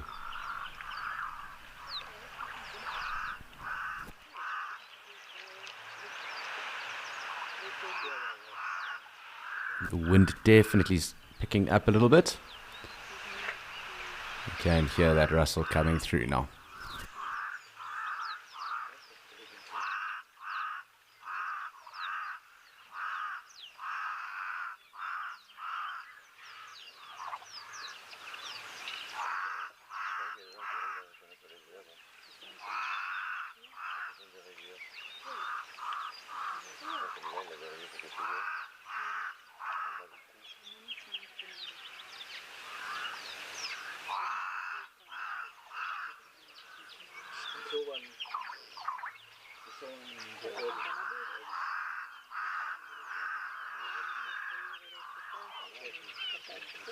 Sort of coming towards it and then it's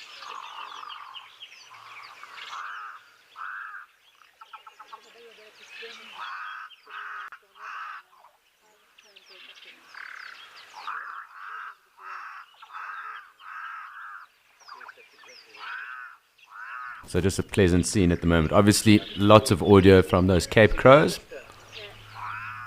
And a little bit of audio from the tourists. But a pleasant scene with our giraffe. Nice to see them.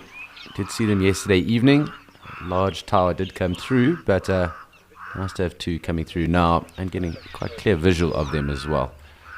So as I said, looks like both are kind of in that isosceles triangle pose of theirs.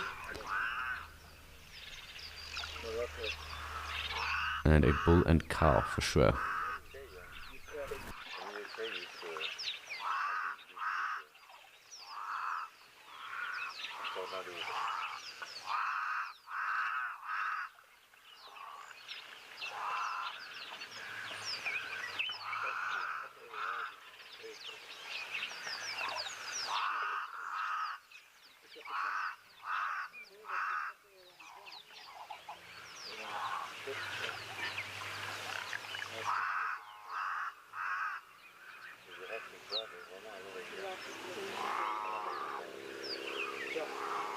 I'm going to have to just adjust a little bit here. Make sure we don't guillotine the giraffe with the frame. That would not be a very good idea.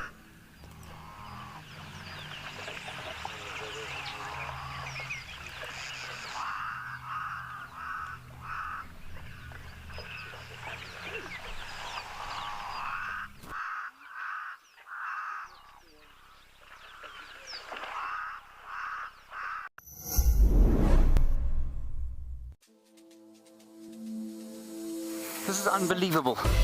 Unbelievable. Join me, James Hendry, on an odyssey through the most adorable, fascinating, and heart-stopping moments that we have experienced here on Wild Earth.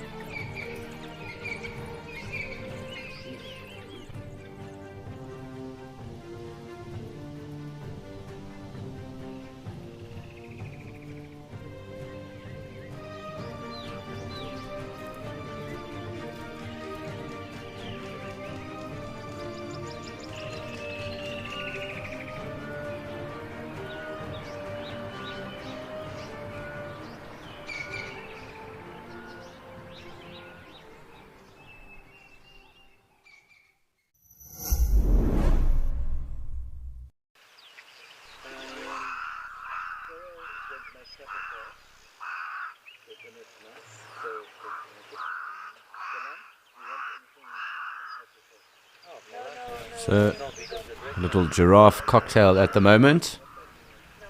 And just a pleasant scene. And nice just to absorb that and just take it all in. But do ignore any of the tourists that you do here. Of course, we are in Akakuyo, so lots of tourists that are here in the main camp, and sadly we do get to pick them up on audio at times. You see the bath at the Reno? Yes. Nicer than driving around and we see Yes. animals. We met some people from Windhoek earlier when we were here, Yes. the family. And they said to us, this is the best camp. They've been to the whole camp. This is the area around here is where all the animals are. If you drive around that side, nothing. That side, you drive around, nothing. But around here, everything is around here. Okay. And they said there's a family of lions at where we went this morning, but the other one going up there. And that we should go there. In the morning or? At morning. In the time? So maybe this afternoon we'll go. You'll make the siesta? Yes, I make the siesta. All day? All day? I'm going to read Only my book. holidays? Oh, holidays only, yes. On weekends? On weekends. If I'm not sick. So our two giraffe thoroughly enjoying this little drink that they are having here. And we'll just have to see how long they do stay. They do get rather spooked. They're not necessarily the longest when it comes to our guests here at the waterhole. They don't necessarily spring the longest time around.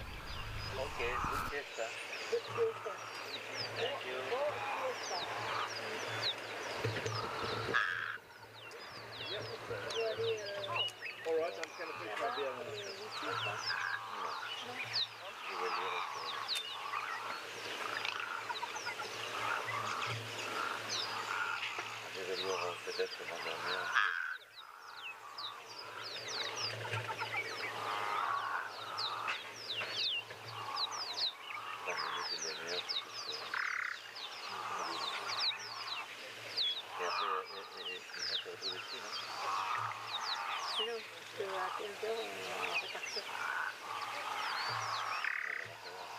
Je sais pas, mais et après, ici, on reviendra au coucher du soleil.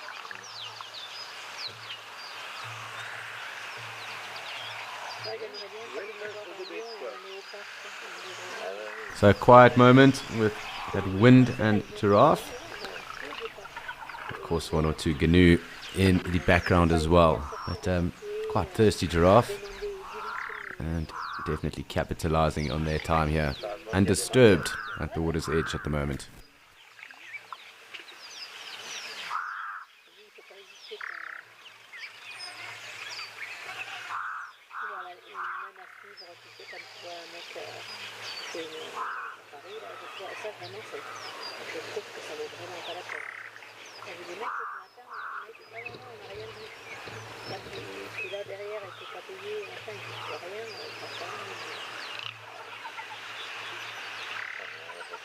Quelqu'un me demande qu'est-ce que tu fais en ça faisait un peu que bien. Et ici, peut-être plus quelque chose. En dehors du parc, et que tu viens.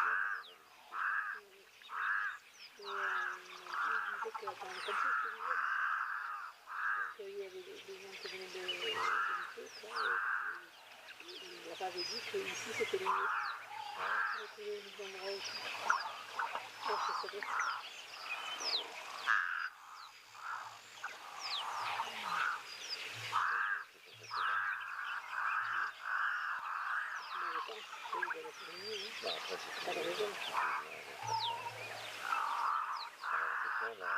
A quiet moment indeed.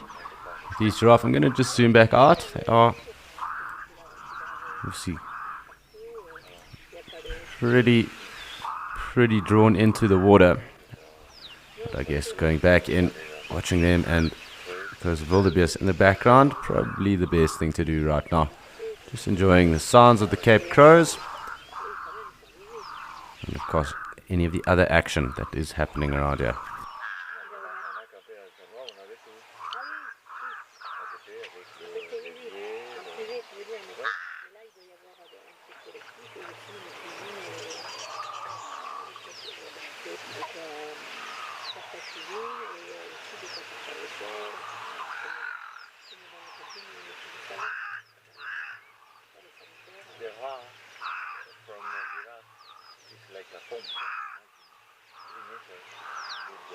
That's why they can't bend. If they bend down for too long, they die. Their brain explodes. So the heart comes to blood. Il reste longtemps comme ça, les années partout là. Il n'a pas peur, à l'autre veille.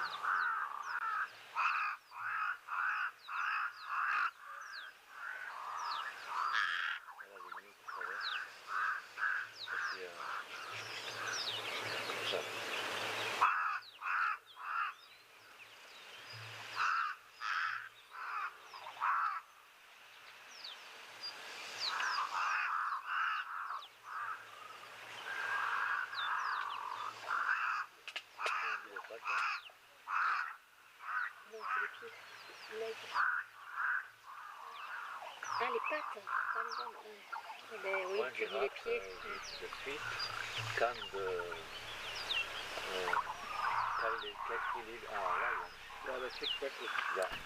Hi Nadi, and thanks very much for your question. And although the scientific name kind of does lead to that, as well as the Afrikaans, Kameelperd, is no storage of water that happens with giraffe. However, with the desert adapted elephants that are here in the area, and a little bit even further west of us, further into Damaraland, they are known to have developed that ability to store water. So the giraffe, unfortunately not, but the desert adapted elephant have adapted an ability to do that. And they store it in a specific gland. So not in a hump like a camel, but they have developed or evolved a method of being able to store water.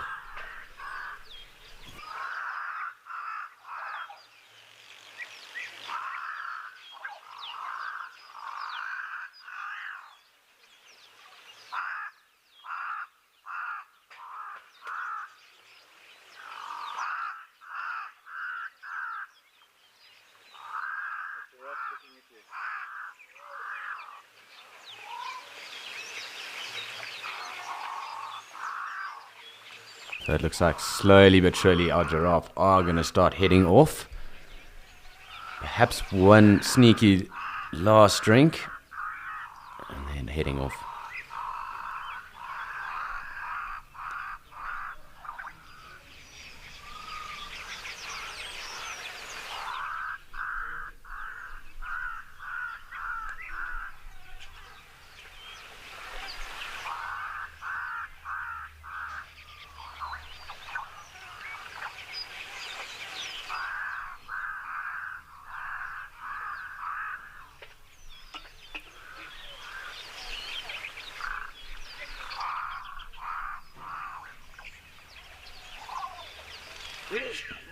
So it looks like one final drink here with this giraffe. Let's just wait and see. Looks like, yeah, she's definitely going to have one final drink. The bull, I think, has definitely had his full.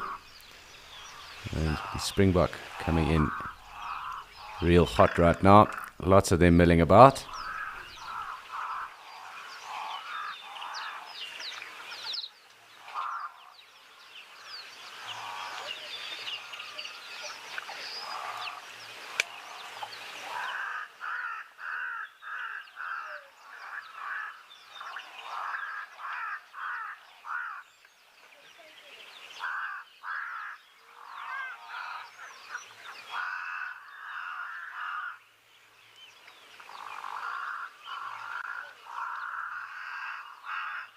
So I think that was the end of our drinking dynamics with the giraffe. I'm going to just zoom back out again and have a look to see who else is approaching us.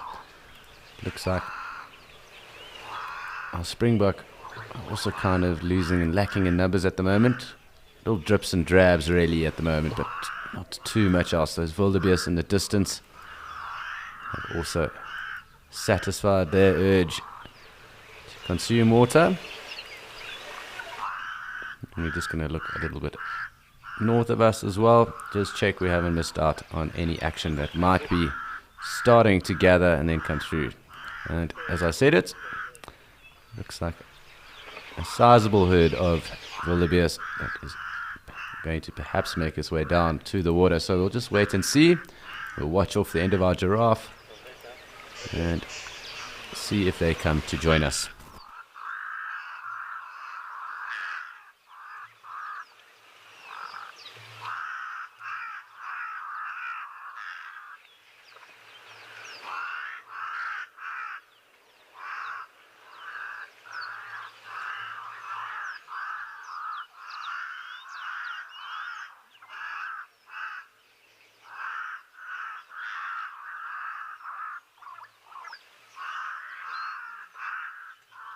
So just a quiet moment as we await the approach of this new herd of wildebeest. Of course, our giraffe, although splendid to see them, have decided enough is enough for now. The wildebeest are coming through in between these two tree lines.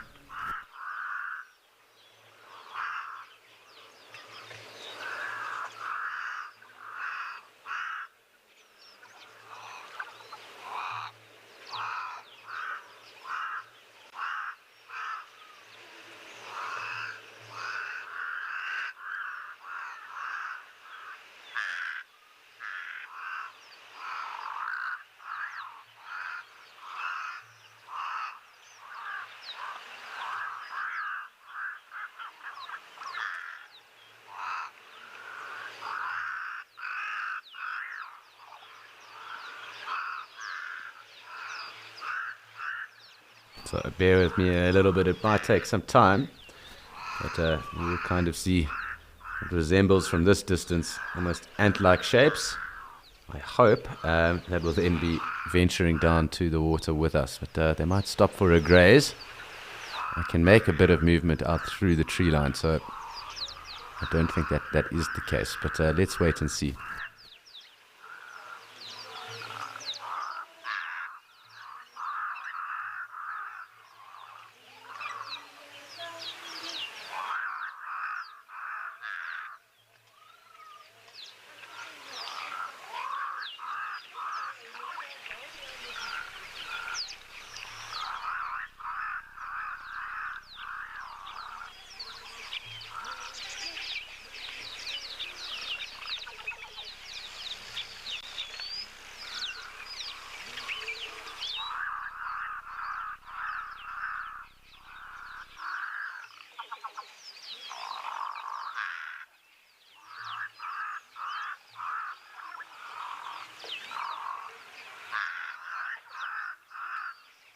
Like there might be a little meeting between one of these other wildebeest that was here first.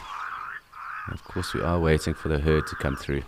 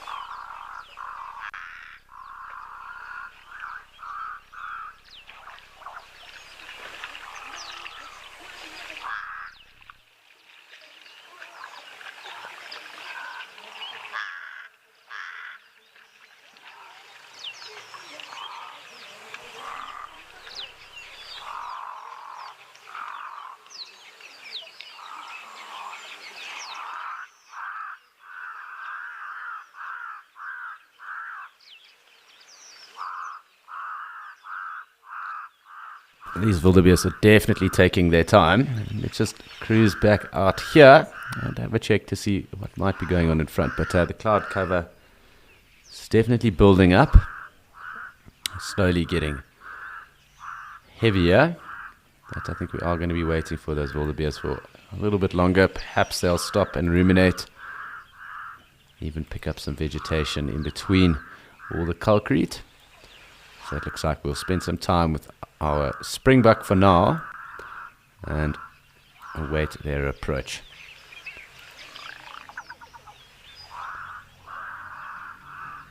So we'll just hang here for a few moments and then keep tabs on the whereabouts of the wildebeest.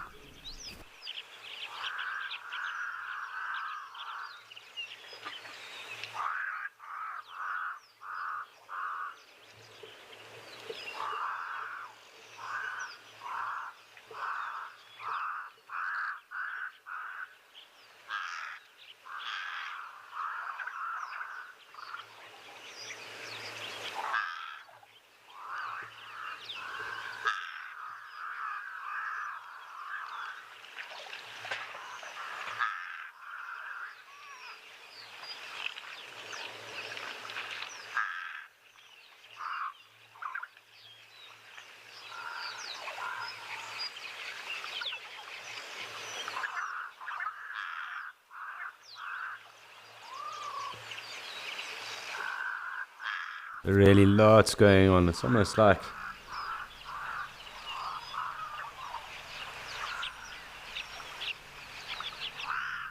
it's really almost like a performance of the crows right now. The crow opera. Lots of noise going on with them.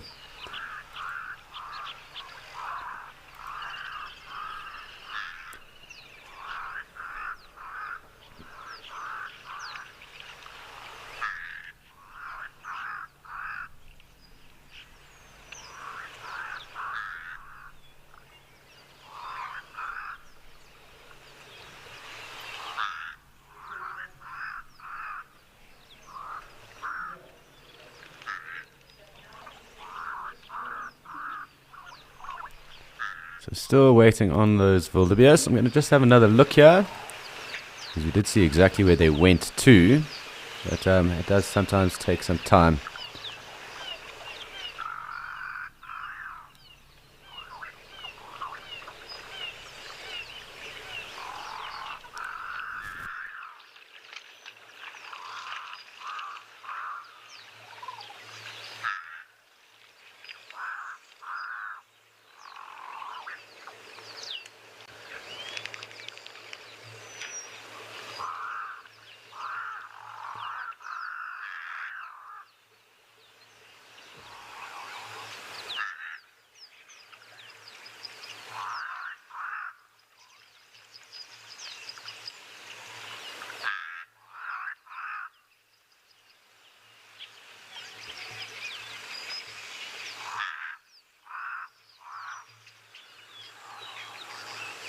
You'll just be able to make them through. It's kind of like little dark peg legs there, and one or two of them slowly coming through this tree line.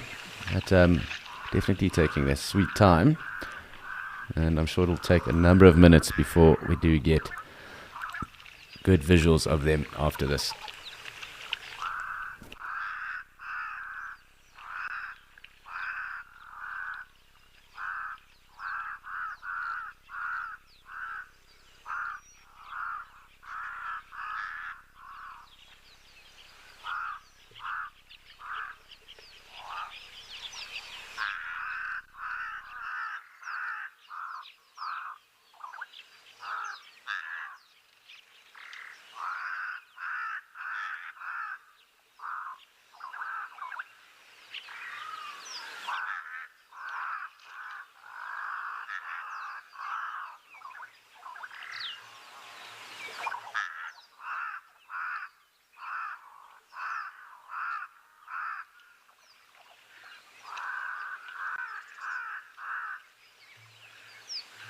Always good to have these springbok around us, but they do kind of start to taper off at this time of the day. You do start to see their numbers waning.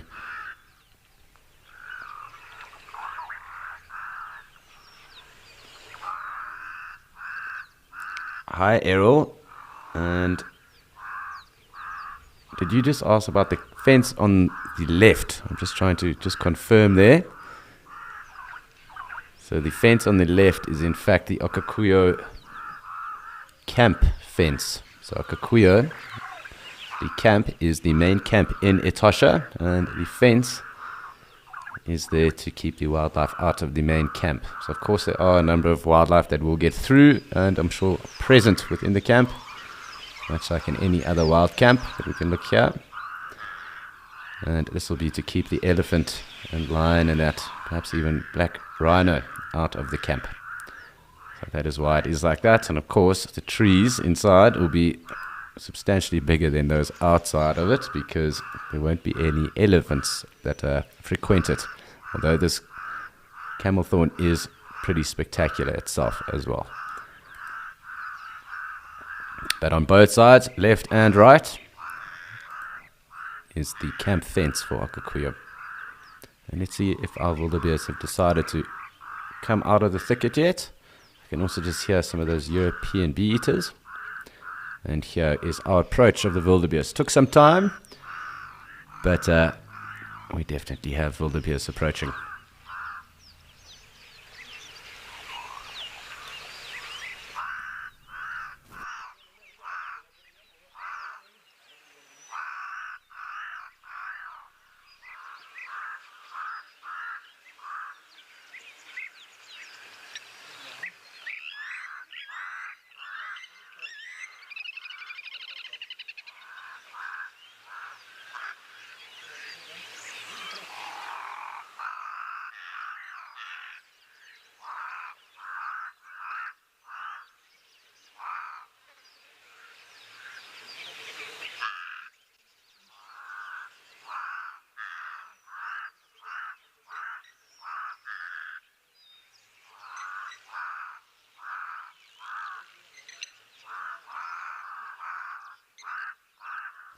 So just going to watch them come through. I'm going to just zoom out again. Of course, once the wildebeest do hit the waterline, we'll also get a closer view of them.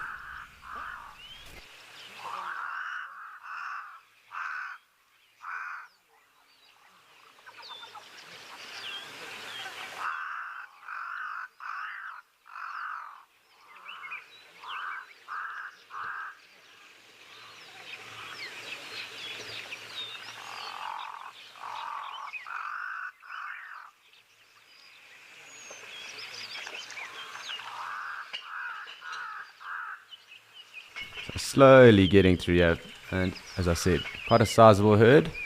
Nice to see them.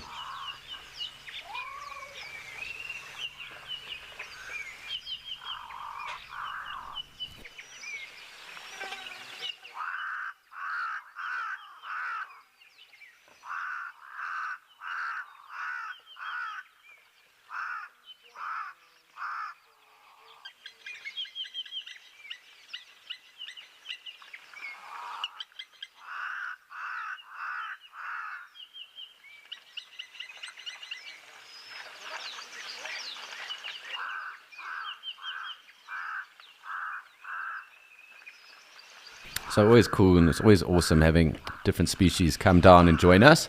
Of course, we did just have our giraffe that moved off, some zebra with them. We've had good numbers of springbok throughout, but now that these wildebeest have joined us, we'll get a closer look at them, because they really don't hang around for too long. Generally the zebra that are the longest fixture here. Of course, sometimes the gemsbok and as well the springbok, because they do wade into the water. I think they take a lot of joy of being in and wading into the water too.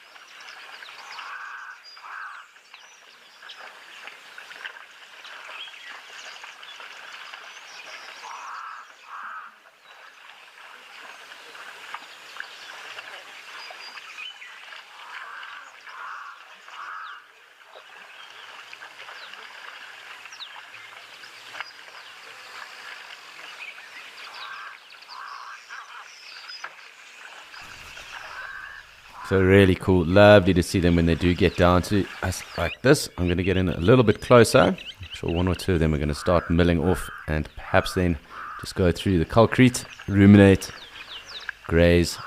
But we'll have to just see how that unfolds. But quite cool.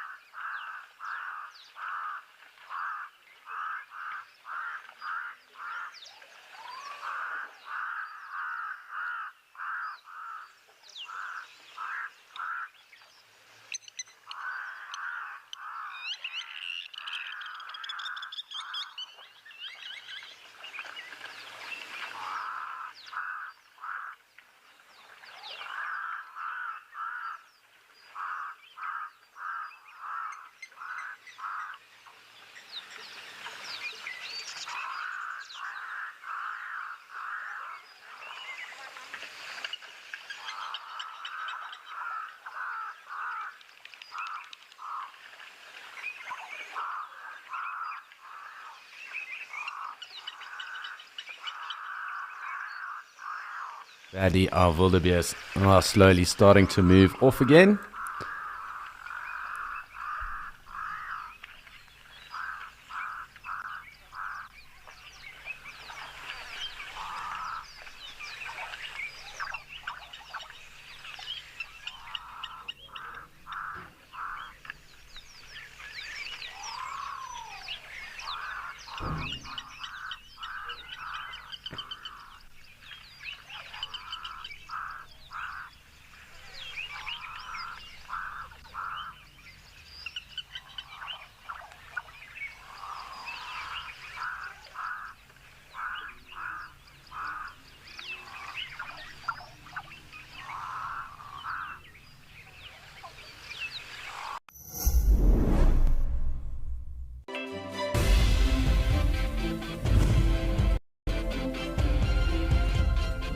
Can we stop there, please? Because now we have got some leopards making you laugh.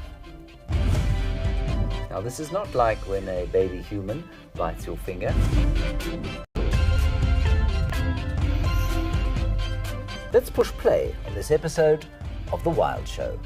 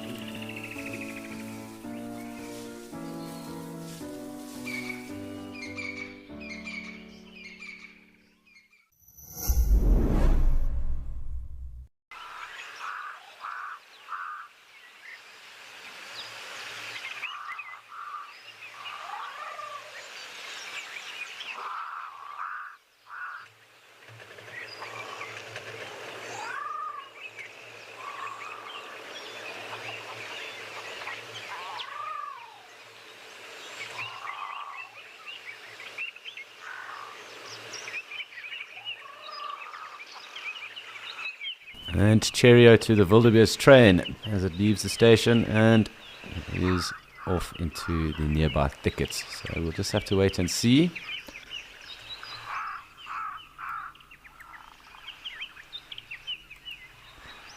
And yes, sorry Morgan, who's in my ears asking, do the animals know that they can stay for longer? But there's some more animals coming to join us anyway. And unfortunately we are always on their time. And it does look like this cloud cover perhaps might hold some promise for some precipitation later on. We'll just have to wait and see, perhaps in the next day or so as well. But let's just see what unfolds. And I think these are perhaps zebra. It does look like that just from the way they're walking. And it is indeed zebra. So we'll just have to sit and wait for them to get down to us.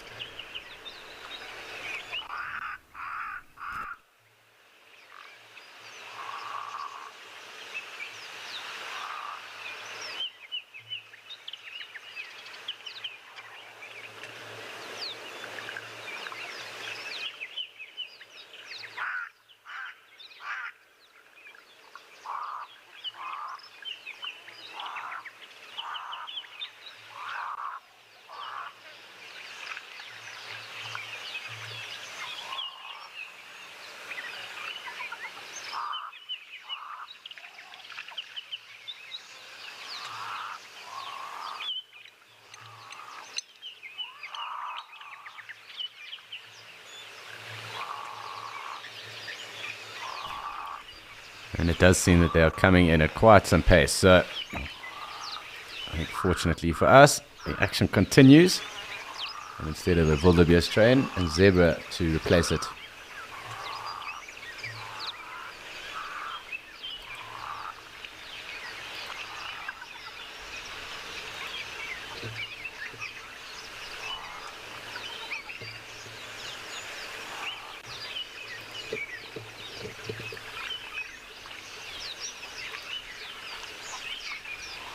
So we'll just have to play patience again, wait for our zebra to come join us, and then immerse ourselves in them at the water's edge.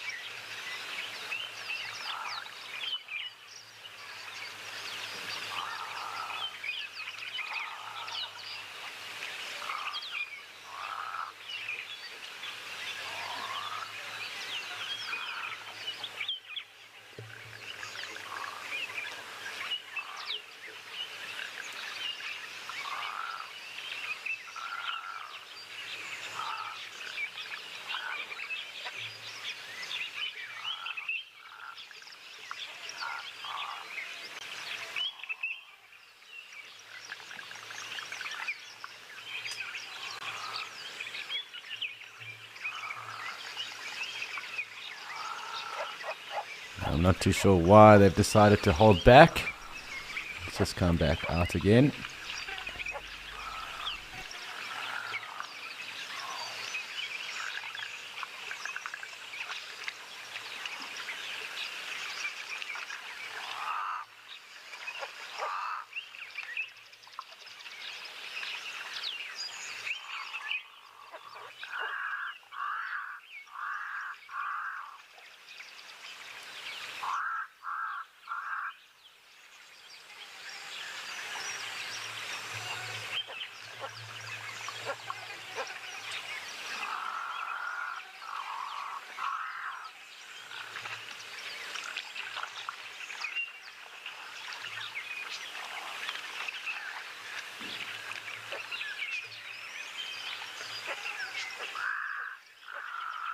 So clearly not wanting to indulge us just yet. Just hanging off to the top over there.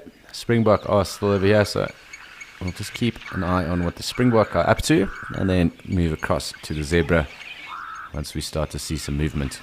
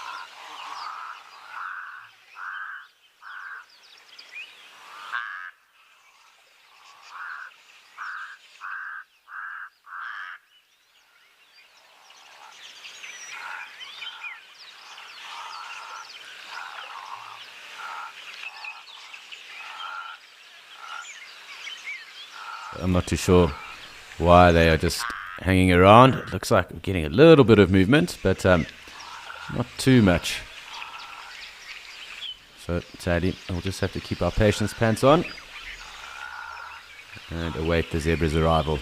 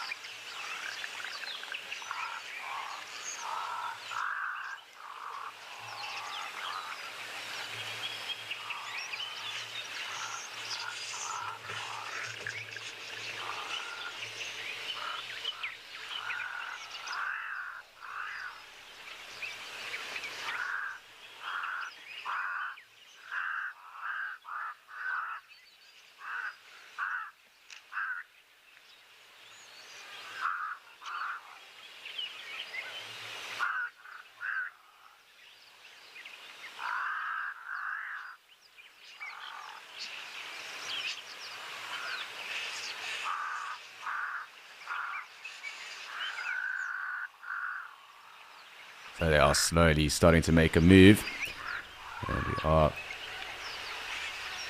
getting some action. The wind is also slowly picking up here a little bit as we get into the afternoon. Perhaps some precipitation later on this evening.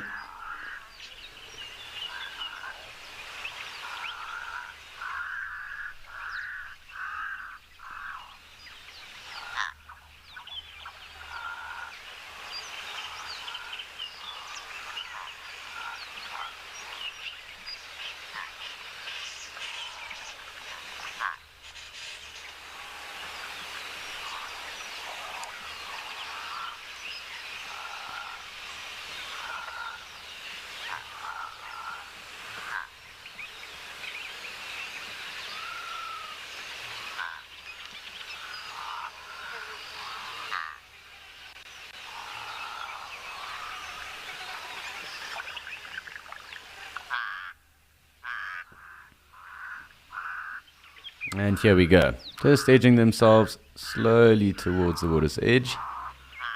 Of course, those crows giving us a good chorus. And our springbok that have also joined on the right-hand side. Wading right in deep. And it'll be interesting to see. Ooh, it looks like a dust devil in the distance there. Let's just have a look at that. Does seem like that. Perhaps some smoke. I'm not 100% sure.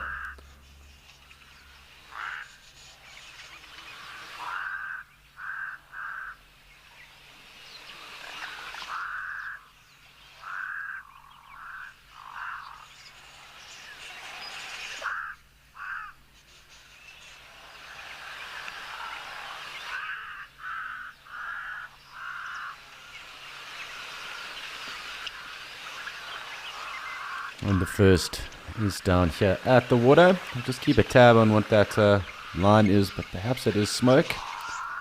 Can't be 100% sure though.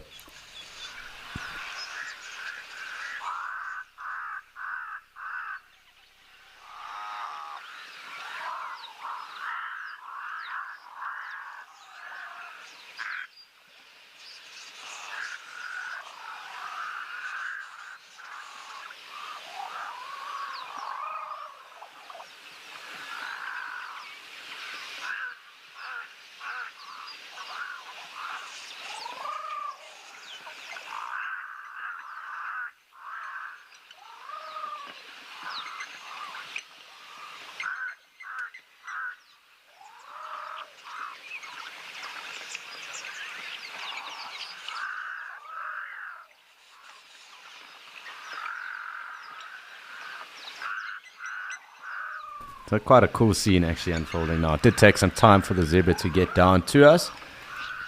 There's one or two foals here as well, and we did see that very interestingly colored foal earlier. almost melanistic, very dark stripes. But I suppose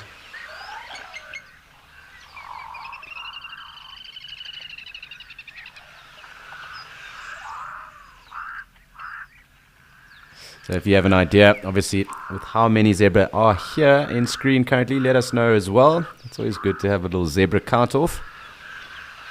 See of you who are on the ball with us this afternoon.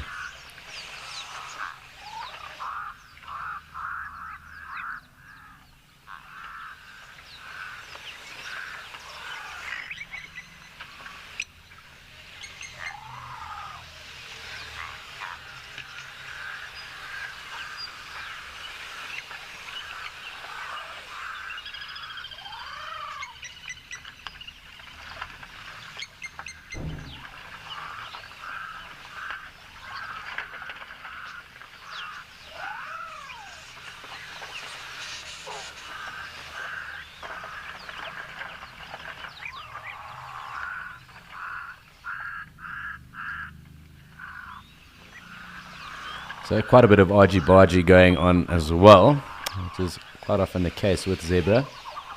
And interesting just to see the dynamics of each herd and how everyone kind of fits in.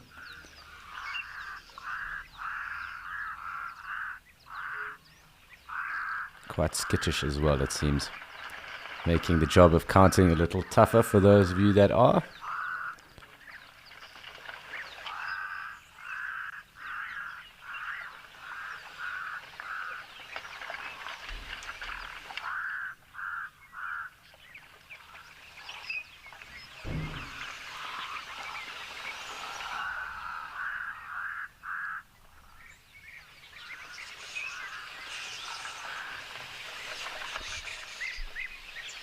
Great audio as well from those European bee eaters. Lovely to hear them too. An extra zebra joining the fray, it seems, coming from a completely different area.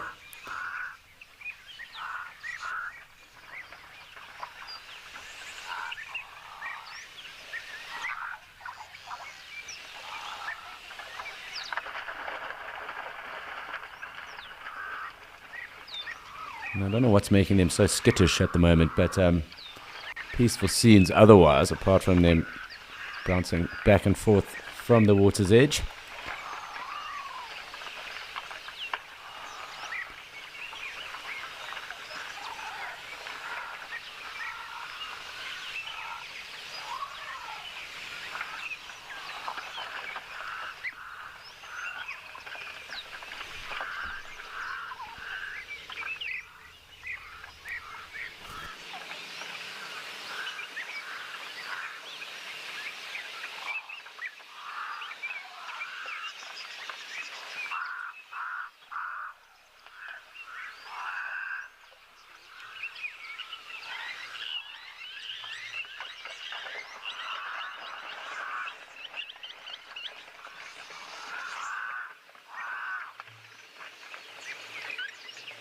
So it does look like these zebra are still milling about, perhaps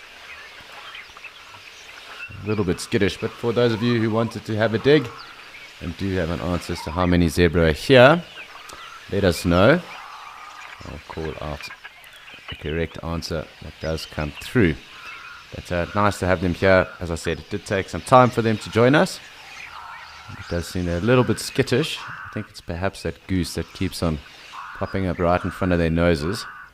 Nice to see a young foal with them as well.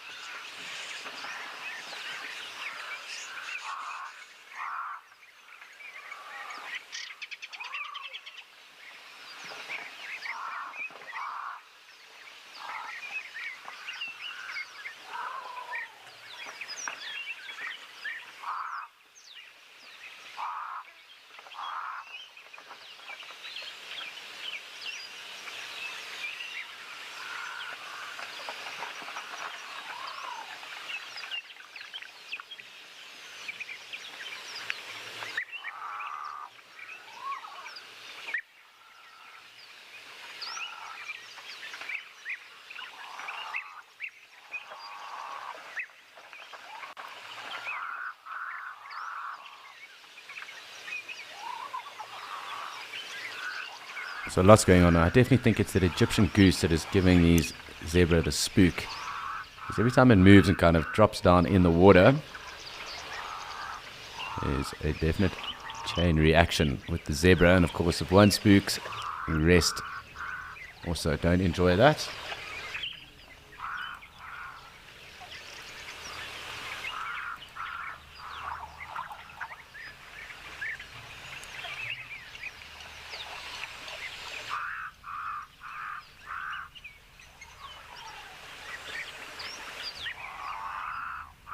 So it has been fantastic to spend some lovely time with our zebra. And if those of you did manage to count them, do send through your answers. And I'll let you know. However, it is time for us to check in again with Liam and see what's going on in Kariega.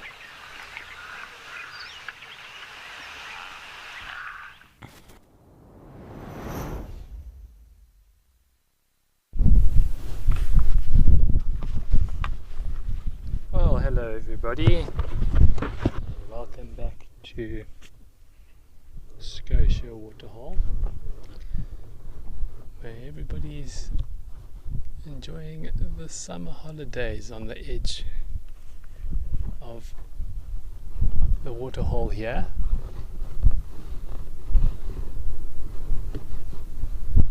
Got a little family of warthogs who've just joined us for a little bit of a wallow. Damn, just a little bit out of view.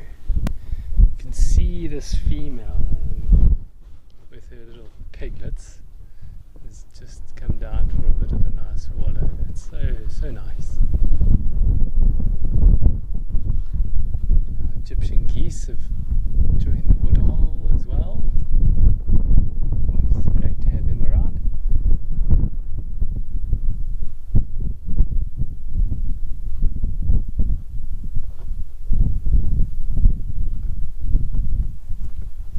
Oh,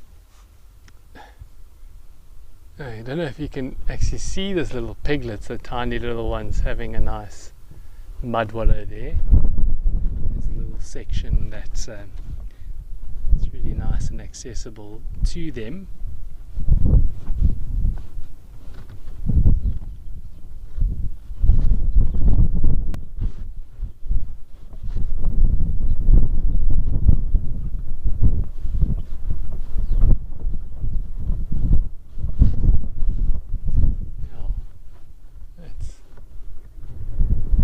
One of the ways you'll find waterholes developing, it starts off with a little puddle on the side of the road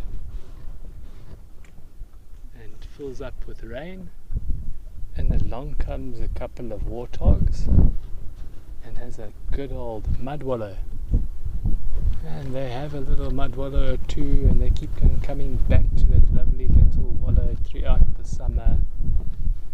And that little wallow grows, gets a little bit bigger, and then dry season comes along and everything dries up again.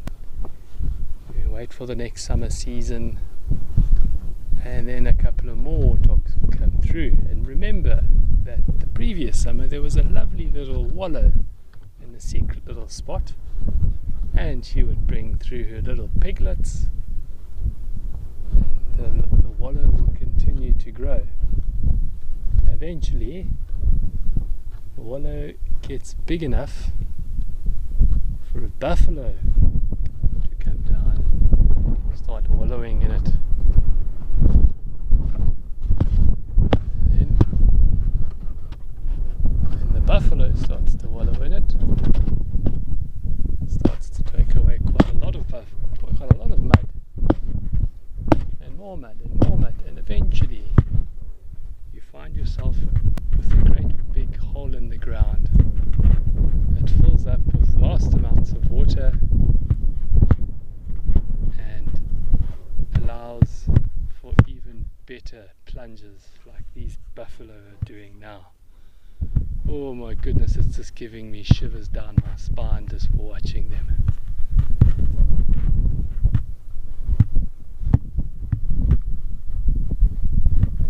seems like the rest of the herd has all started making their way down, and so we should be joining them shortly. The heat has just, the threshold has just gone just over the top for these buffalo.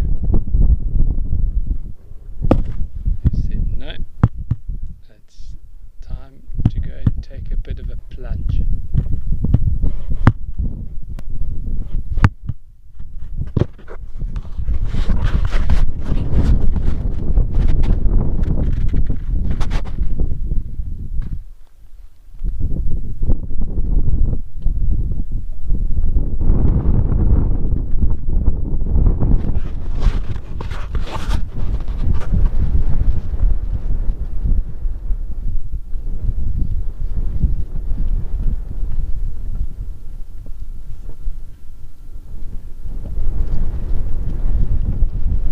Full plunge there. Oh.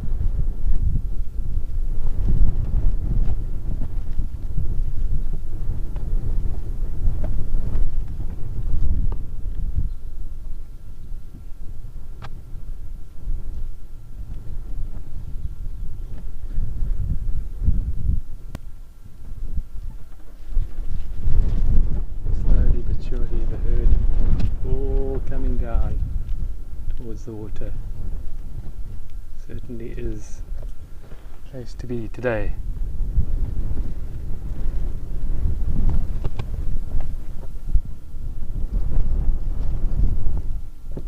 Hey, Vicky, well, you and me both. Today is certainly a day filled with firsts. We started with a couple of jackal, then we had oxpeckers, and a couple of really nice birds. Now it's all coming together with this herd of buffalo deciding to take a plunge at Scotiapan. So certainly a day of firsts, Vicky.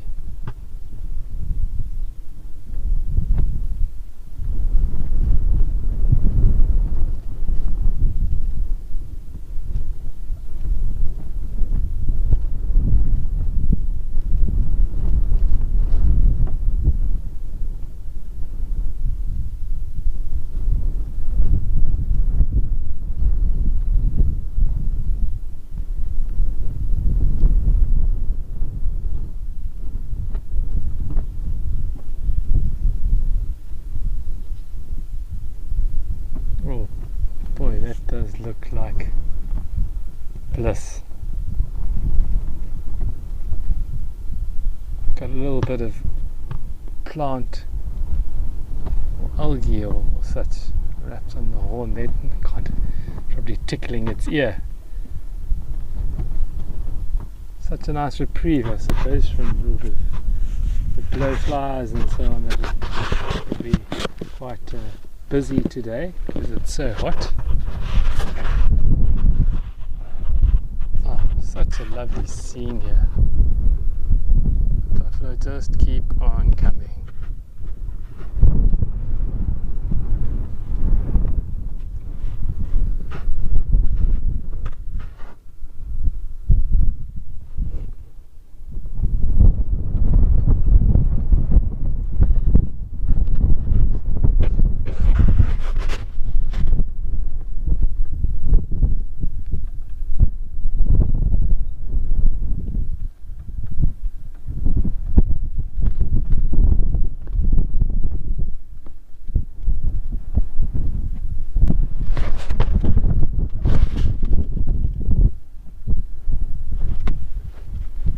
Scotia certainly is a buzz. But, one rhino just out of screen, or a couple of rhinos, sorry, out of screen. We've got the buffalo, we've got eland, got some giraffe, warthogs are toing and froing.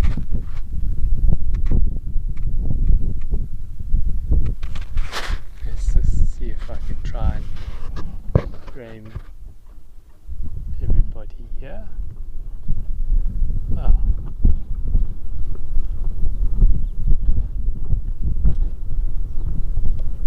Hey, there you are.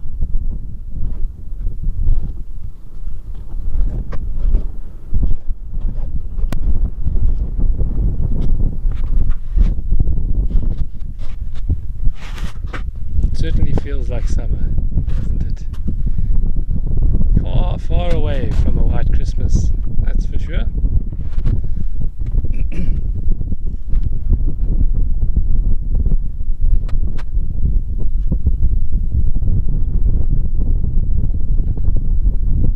Well, whilst everyone decides to make their way down here, let's see who's making their way down to Okakoya with Alex.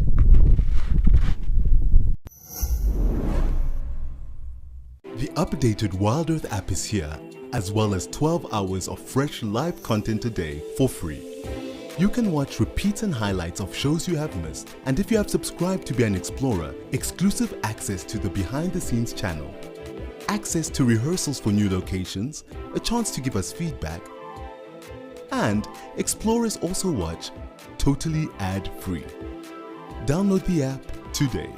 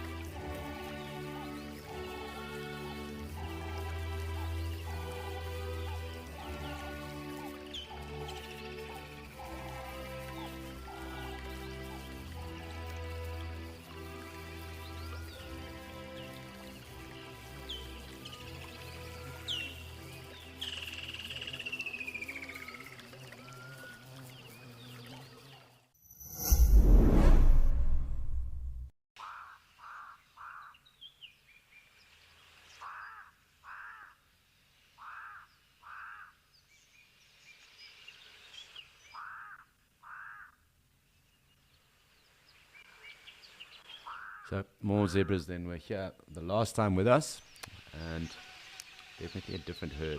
Looks like this might be the leader of the harem, the chief stallion. Let's just see who decides to make a break and get to the waterline first.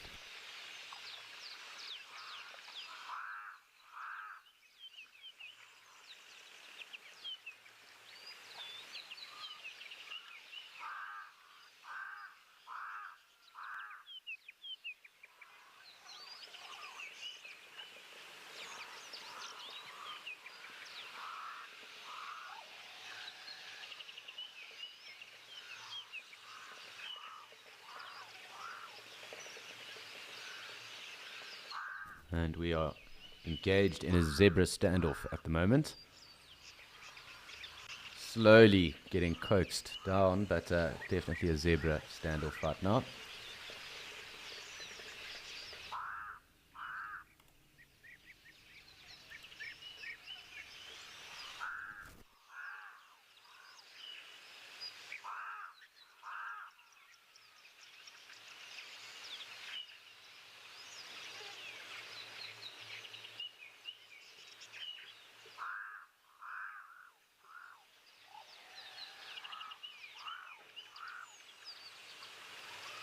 Looks like a bit of activity off towards the tree line too. You can just see a bit of dust being kicked up there, perhaps some other zebra in that direction.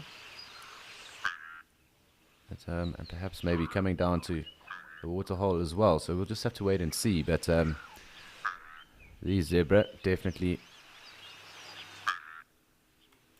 playing it super easy right now, bluffing their way down to the water.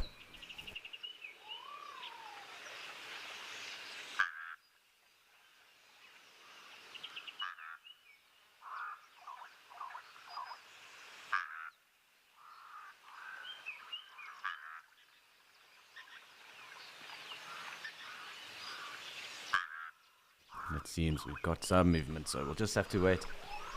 See who's the first. It does look like quite a bit of movement. Just up on that Mapani line, just straight through this thicket here. And what that entails, or what it is, remains to be seen, but something of interest definitely. There's something here in the shade. Perhaps it is the warthog that was here yesterday. Just have a look. Looks like it could be a springbok though. Oh, it's two springbok just enjoying the shade.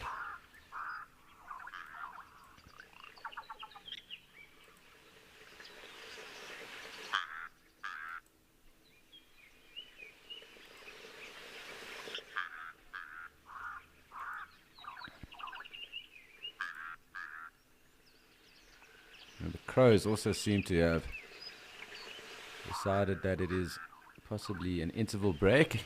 Not too much noise from them at the moment either. But, we'll just have to keep a tab on that too.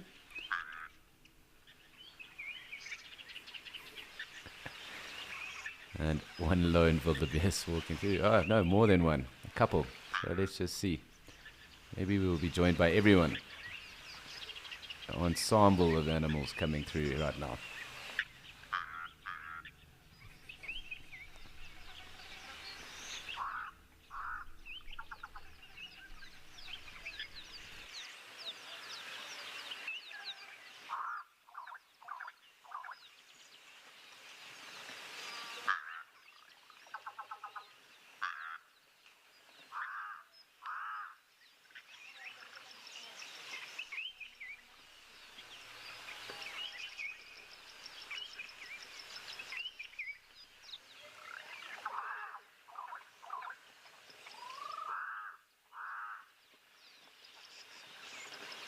So let's see, it does look like we are going to be joined by both the zebra and the wildebeest. And interesting, if any of you do keep a tab as to how long the different species will be here.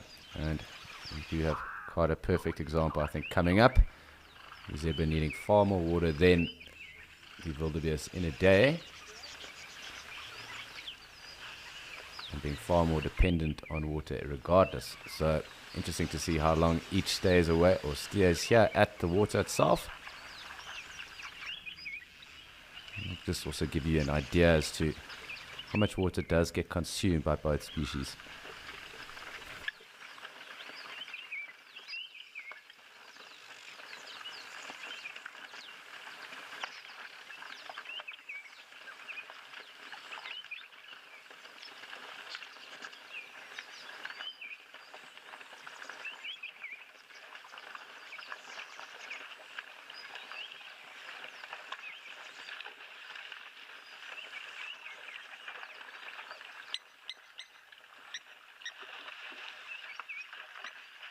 The wildebeest clearly quite thirsty and charging down into the water there.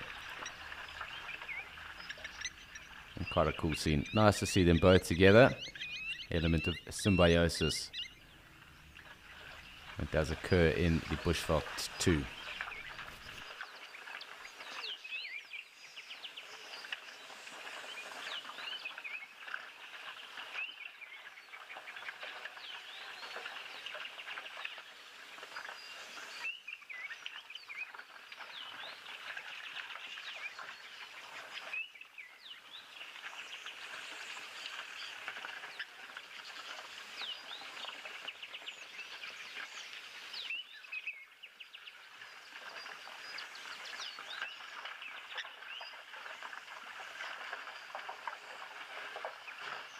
Interesting to see note that our Egyptian goose is back here on its perch, so that isn't what's going to be spooking either the zebra or the wildebeest. So just something to note again with regards to what might be going on.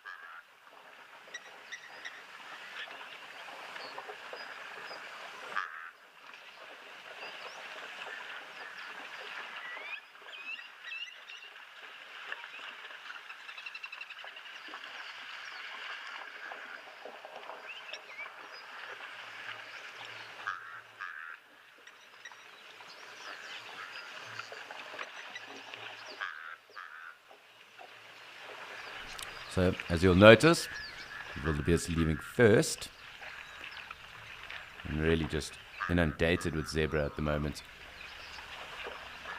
So another herd coming through to join, but you would notice, of course, the difference between the drinking intervals of wildebeest and zebra. Wow, and we've got a constant stream going on right now. Let's just come out here. Okay, no, so this seems to be all the zebra that are in and around the area at the moment, coming through to join us, and a lovely little frame. I'm going to just get in quite tight.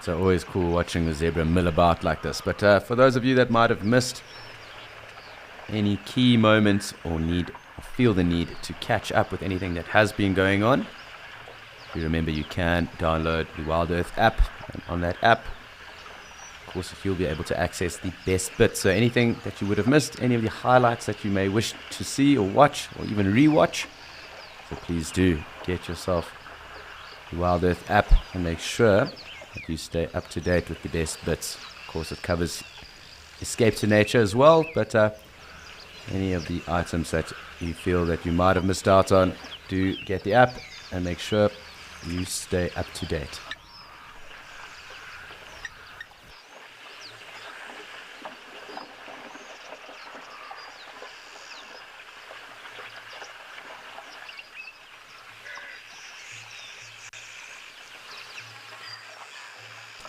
So lots going on with the weavers as well at the moment. You'll be able to pick up that audio. I'm still kind of baffled by that very dark striped zebra that you did see earlier, that little foal. It's not every day you do see a zebra like that, so pretty much melanistic. But an interesting sight nonetheless. Not too many foals about as of yet. We did notice one or two of them earlier. Actually, it's around 3 to be completely honest. And I'm yet to pick up any here. But the zebras seem to be rather giddy. And a little bit of an argy-bargy going on up there. So some biting and kicking. Perhaps 2 stallions.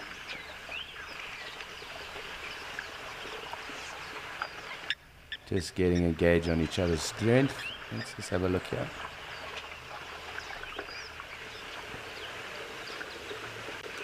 Clearly kicking and biting and that going on at the moment.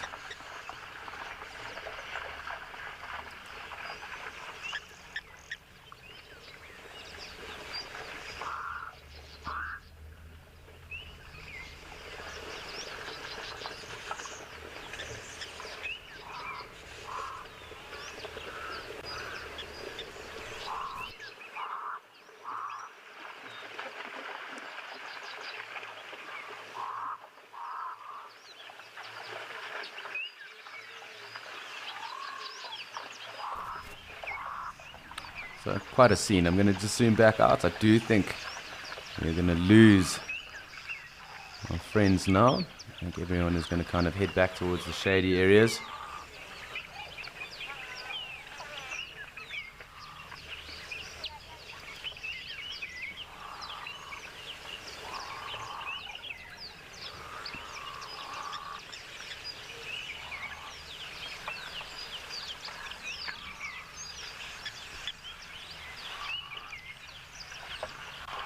So kind of a constant stream.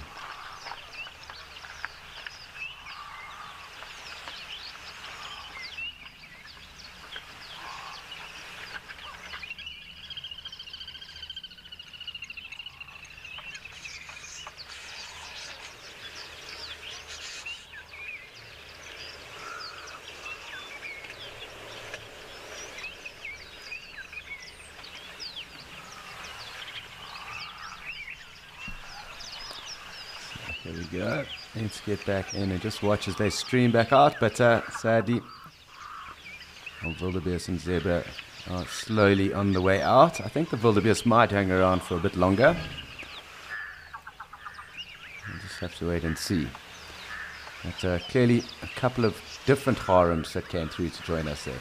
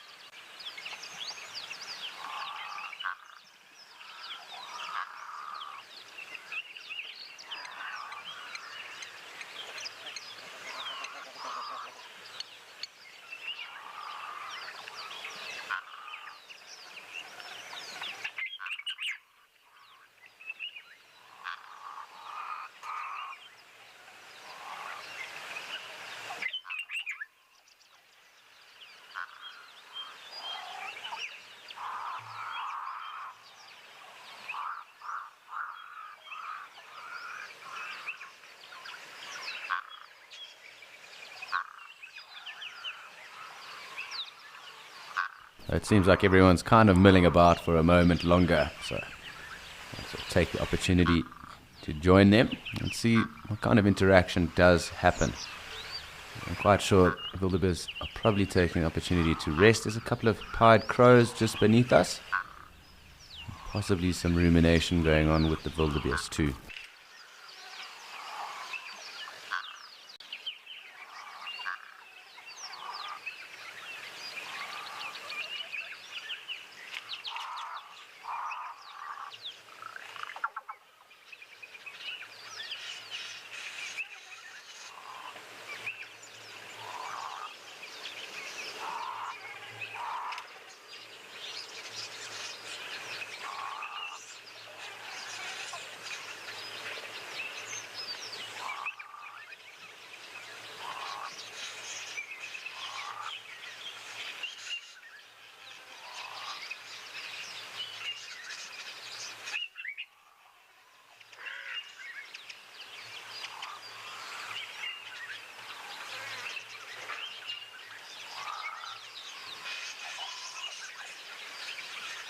But quite a cool scene. Obviously lots of bird audio, and wildebeest almost like statues here at the moment. Really not doing too much, but let's just keep a tab, have a look at them.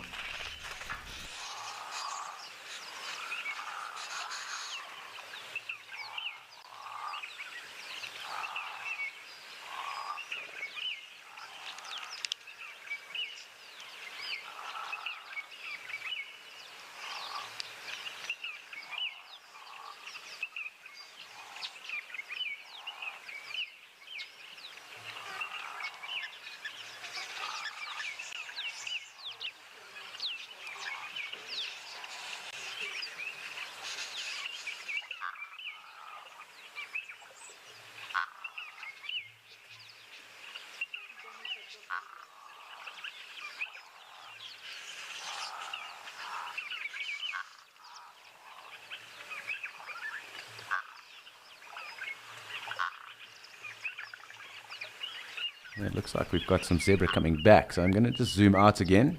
Let's have a look. Maybe after all that commotion, they decided it was safe to come back. Stay clear of any of the baloo that was starting to go down there. So let's just see. Quite pleasant scenes. So of course the wildebeest are rather relaxed at the moment. Other zebra all finding the time and space to head right back to where they came from.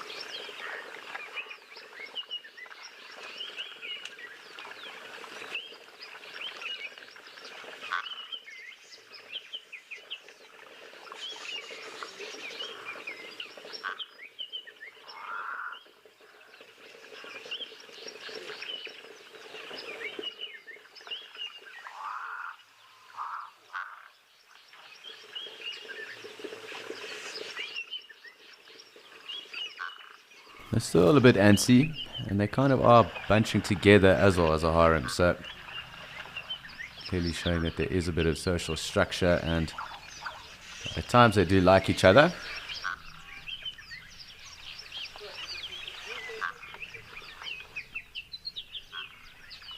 Hi Carol, well, I did grow up in the Greater Sabi Sands area, so for me that has to be my favorite. The Timbavati is fantastic. Up in Pafuri, also very cool. The Shatu is also a winner. And I am off to the Greater Kalahari on Thursday, so that is also another stunner. I thoroughly enjoyed Chobe, and I do need to spend some time in a number of others. So at the moment, that is what my list kind of ranks, I suppose, in a hierarchy. Do need to spend some more time down in Zululand, and of course up into Tanzania, others in Mozambique, in Zimbabwe is also very cool. And one of my other favorites would be up there just outside of Vic Falls in Panda Masui. That's another very awesome area to go to. At South Luangwa, definitely on the bucket list. Rua and a couple of others as well, and also some Central African and jungle trekking safari type things are on the list, at least for Africa. I've got other areas I intend on visiting in the globe as well. Big cats being my passion, I look forward to seeing the majority of big cat species in the world.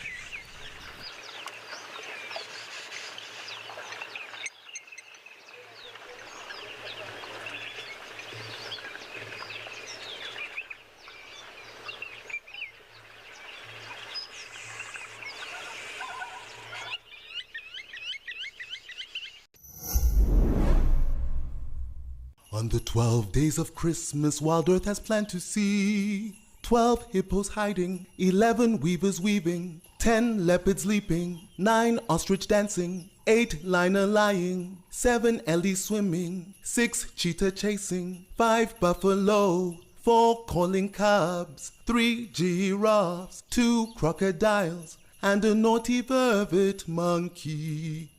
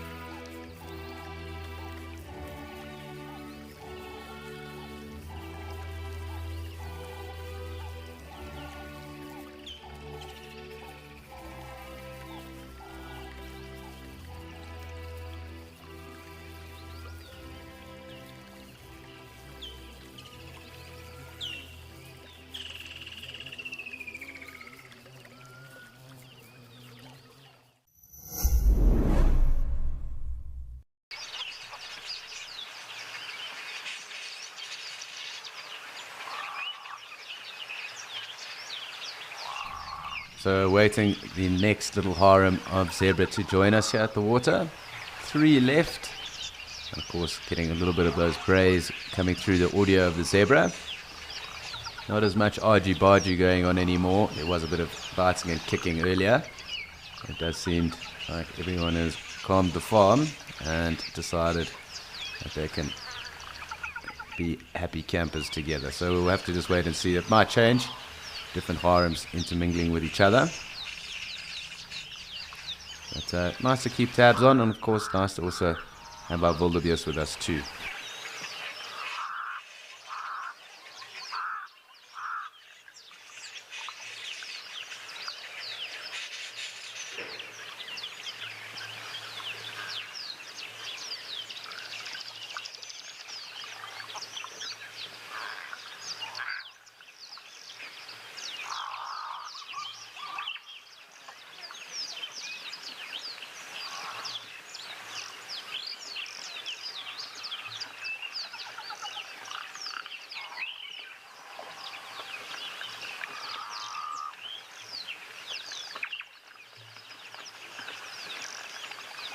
So slowly being joined by the next Dazzle.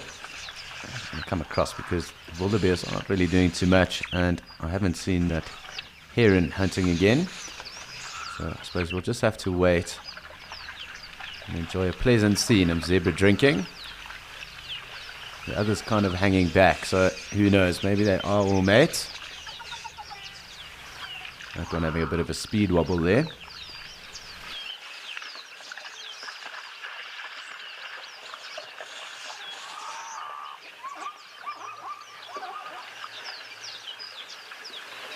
And it's not the Egyptian goose that spooked these guys, that is for sure. That is what was happening earlier, but not the case currently.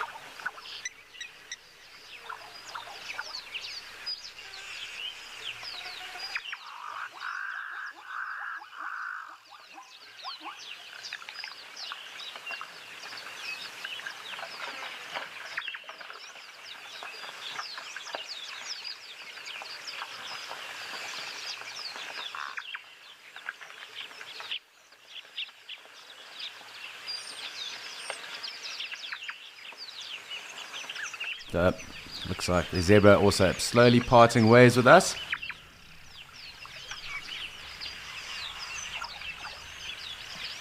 The wildebeest still hanging about. We'll just have to come across a little bit. Looks like some more zebra, so we really are having a little treat here.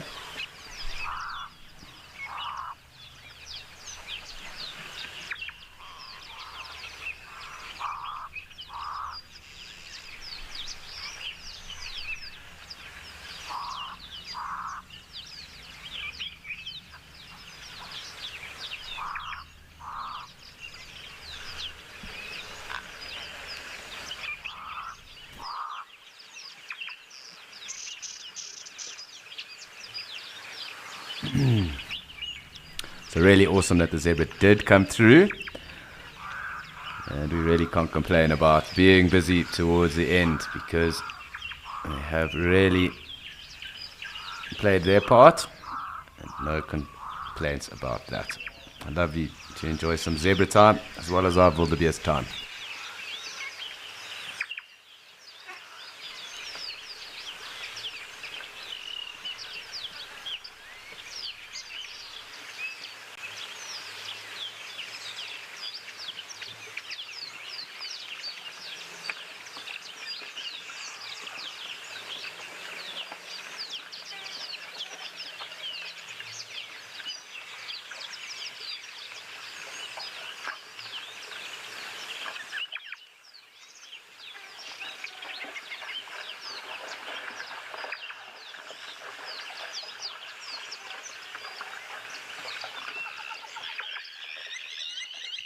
So it looks like a little bit of interaction going on here. And you always do assume that with the heat and the heat of the day coming through, that there might be heightened tensions with all the zebra as well. So this hasn't been the case. Definitely more thirsty than anything else.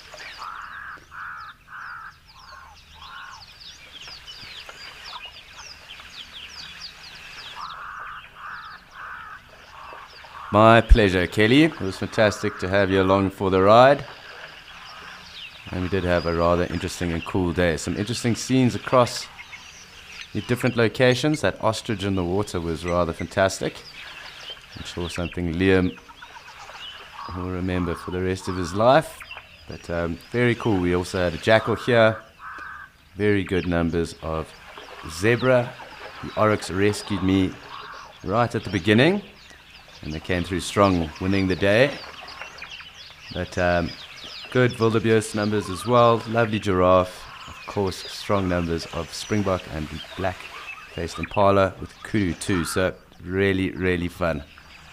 A nice day had by us.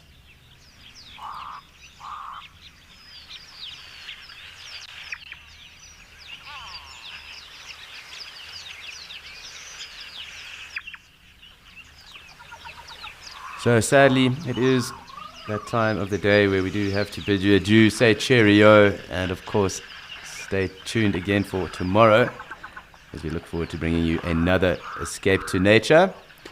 But of course, straight after this is Penguin Beach, and from there, if I'm not mistaken, it is the first Christmas bingo afternoon. So do stay tuned, and we will see you in the morning. Thank you for a great day indeed.